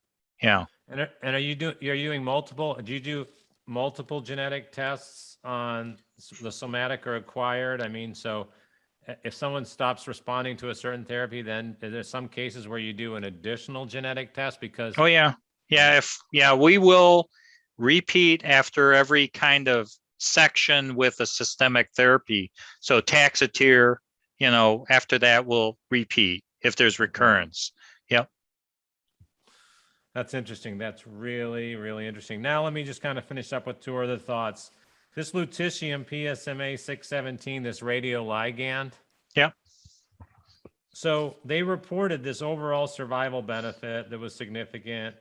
Radiographic PFS, progression-free survival, significant. It met both primary endpoints. It was called the VISION trial. You sent people, like you said, to the VISION trial. But here's something I found interesting, and I think this is what you were alluding to, and tell me if it was or it's not. Actually, you know, ideally you want to get a PSMA scan and it says, okay, you're a good candidate for this, and then you get lutetium when it gets approved. But it said 87% of those treated had positive PSMA scans. That's not 100%. So does that mean that some people who don't have a positive PSMA scan could possibly respond to this? I don't really know what that line is referring to. So I can't clarify that particular line if it's written like that. I'm wondering if it was meant to read that out of 100% of patients that tried to get on study, 87% had positive, whereas 13% did not have positive scans and did not qualify for treatment. It could have, but is it possible to, I know that there is some discussion, regardless of that statistic, of, you know, do you have to show a heavy amount of PSMA? Do you have to light up a lot in order to qualify? Right now, the VISION trial is really powered just to get that modality of treatment out there and approved, which I think it should be approved. The nuances about who's going to be a big responder, who's going to do better, all of that, that's still up in the air. That's going to take further trials. There are a million things we don't understand. Some guys light up real heavily with PSMA. You give them lutetium, it don't work at all. Other guys, they have a little bit, it works great. It's just like everything else. I think that we're going to spend another decade trying to tease out all of the things. How is it working? Why is it working? Why doesn't it work? So forth and so on, you know? Yeah. But I mean, you seem, when I talked to you before, you seem pretty excited about this finding, and we're assuming this is the next FDA approved drug in prostate cancer, right? I think so. Yeah, I do. I think that's really exciting. Last point, this ditty I pulled out from the JAMA Network Open. This was a collaborative effort done by a number of institutions. This looked at the primary cause of death in metastatic prostate cancer patients. from 2000 to 2016. Let me read you the conclusion when they looked at over 26,000 US men. Mhm. And this was just published on August 5th, 2021. In this cohort study, deaths from non-cancer causes, including cardiovascular disease, these are metastatic patients, constituted a substantial number of deaths among men with metastatic prostate cancer. AKA, they argued that there's so much we still don't even know about metastatic prostate cancer that a lot of men are dying from other diseases, including that not prostate cancer or another cancer. And they're saying that there's so many still dying of heart disease that maybe a number of these patients should ask to have a cardiologist if they have a high risk for cardiovascular disease. I mean, do you see this when you're talking about metastatic disease? I know this is a lethal and a terrible disease for many men, but what this opened up the door was, hey, a lot of men do fine during treatment. It's the other things that also come up and get them potentially that we're not looking out for. Do you have any comment about that? That's believable. I mean, I think that if you just focus down on the cancer and if you drive real hard to treat it, I think that patients can get in trouble from other aspects of their well-being, their heart conditions, their minds, so forth and so on. I am a fairly strong believer that to some extent patients do have to take somewhat holistic approach to managing their cancer. There's no question. Good diet, good exercise, good weight control. And if they aren't doing it, things aren't going to go well. I try to tell my patients that all the time. Yep. Yeah. No, it just gets very interesting because it's also what you said that I think it's a testament too to, oligometastatic disease is still called metastatic disease, right? Right. Absolutely. And so, I mean, that counts as someone with metastasis. And so it just seems so intuitive. It seems so logical that if you really believe that they're not going to succumb to this and you can keep it under control, wouldn't you want to take care of the other things that might come at them that they're high risk for? Absolutely. Absolutely. No question. So we're going to move to part 4 and for a later time, but you promised me when we first talked to get you here, there's 2 things I wanted to tell you. You're always so good at teaching all of us something, the audience, myself, the group, that if Mayo Clinic had a football team, I think you'd be the head coach. It'd be head coach Kwon of the Mayo Clinic team, because to me, there's 2 things when I associate Mayo that are very famous with me and very popular. Look at all these little extras I have. There's mayonnaise, right? But then there's also Dr. Kwon at Mayo. So I'm really appreciative of all this knowledge. I know you'll never have a football team because you guys are mostly brain talent, not necessarily athletic talent. But the truth is, I mean, you guys do such a good job teaching, but you promised me you would not leave this 3-hour session without showing me your guitar skills or some version of it. And I got this through security here at Mayo Clinic, and this probably violates just about everything in terms of security. I don't want you to worry. No one's watching, and except the 10,000 plus that watch your videos on an average basis. Great.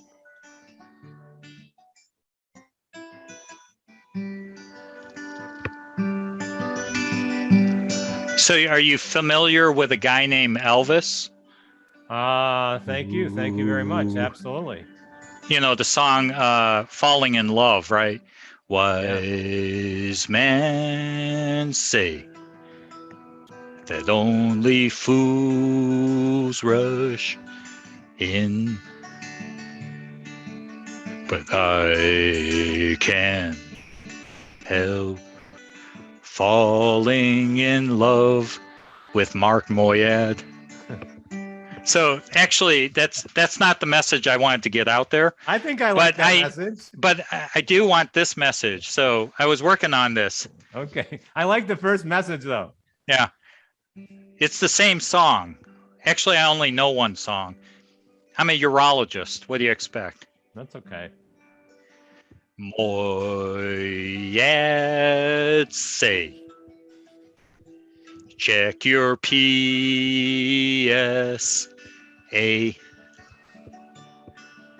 But Mark Scholes said, get a pet instead.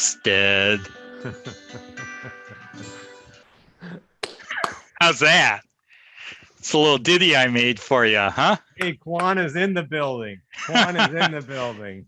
All right. That's just beautiful. I love it. So I just want to say, I'm not going to try to get too gushy here, but sometimes I take it for granted. You know, we get to play. I get to play in the NFL, meaning I get to interview and pass information back and forth with some of the top people. And you're definitely at the top. And it's always such a privilege and a pleasure. And I just appreciate you. I appreciate what you do for us and everybody else. So I'd love to, I wish I could say it for 2 hours, but you know how much I mean it off camera. Thank you. Thanks for everything you do, Eugene. I really appreciate it. It's my honor and privilege. It really is. This is just my way of putting good karma back in the world. You know, we need a lot more of that, right? No, I agree. I appreciate that. And please tell your parents I said hi and tell them that I understand what they mean when they say that you should have gone to Harvard. I thought you were going to say when they said that I have no musical talent. That's the audience right. Didn't. I didn't want to reveal that, but the audience didn't hear that part. That your parents basically said, "Stick to your day job." Yeah, and actually, to be honest with you, I hand CDs to my patients, and some of them come back. I was always surprised that my patients would be willing to say this, but they'll come back and they say, "Yeah, doc, I don't think you should give up your day job." Well, I just get the feeling that you could be Elvis. You could be really good, and people would still say, "Don't give up your day job," because what you're doing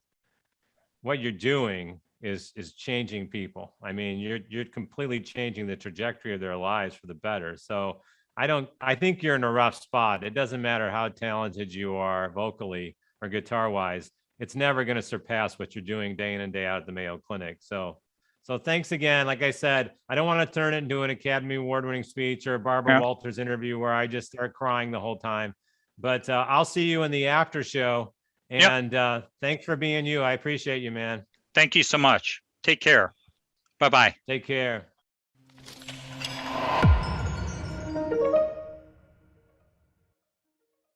Thanks to all of you who joined us for day 1 of this conference. I can't believe it's over already. We'll be back bright and early tomorrow at 8:30 a.m. PDT with Dr. Jonathan Epstein from Johns Hopkins University, and he's going to be covering everything we need to know in prostate pathology. I'm really looking forward to this presentation. Also, we have Dr. Tanya Dorr from City of Hope, who's going to be presenting on advanced disease, from imaging and hormone therapy, chemotherapy, and new treatments that are becoming available for this specific advanced disease category, which we know a lot of you are very interested. It's going to be packed with information, and I don't want you to miss it. And at the end of tomorrow, we're going to have Dr. Mark Moyad and Dr. Mark Scholes doing an extensive Q&A session where they're going to be recapping everything that we talked about and answering exact questions from you guys. And so if you still want to submit questions, you can do so on our conference page. Thank you so much for joining us this afternoon, and we look forward to seeing you again tomorrow.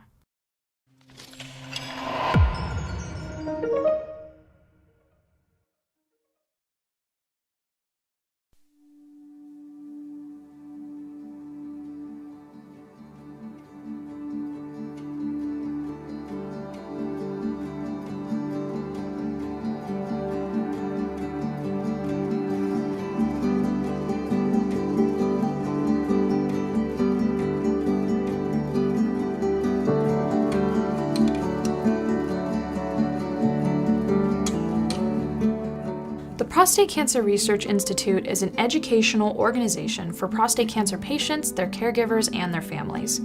We put patients first and are an unbiased source of information and support. For over 20 years, our goal has been to meet the educational needs of prostate cancer patients at every stage of their journey. Medical technology is advancing rapidly, and new treatments are becoming available. Patients have to make complex choices which have lasting implications. They face unexpected industry biases and doctors who may not be up to date on the latest research. Your donation helps men receive the latest, most up-to-date information, which empowers them to make informed decisions. Our website, PCRI.org, is a wealth of information and resources. Our conferences and webinars are a way to get patients' questions answered by leading physicians and researchers. And we have a helpline for men to call with questions about their diagnosis, treatment choices, and side effects associated with these treatments. Each week we produce multiple videos covering concepts and every patient question that we can think of about the disease in a straightforward and easy to understand format. This was a brief overview of what we do at PCRI, and to learn more you can visit our website. Your donation directly funds our educational programs, which give life-changing information to men during a very vulnerable time in their life, and we thank you for your consideration. You can visit PCRI.org to learn more. Provenge is an established cellular immunotherapy used to treat certain men with advanced prostate cancer. Provenge is customized to each individual and is made from his own immune cells. Immunotherapy is the prevention or treatment of disease with substances that may stimulate an immune response. The immune system has memory and can recognize substances it has encountered previously. Immunotherapy is designed to boost the immune system to target and attack advanced prostate cancer.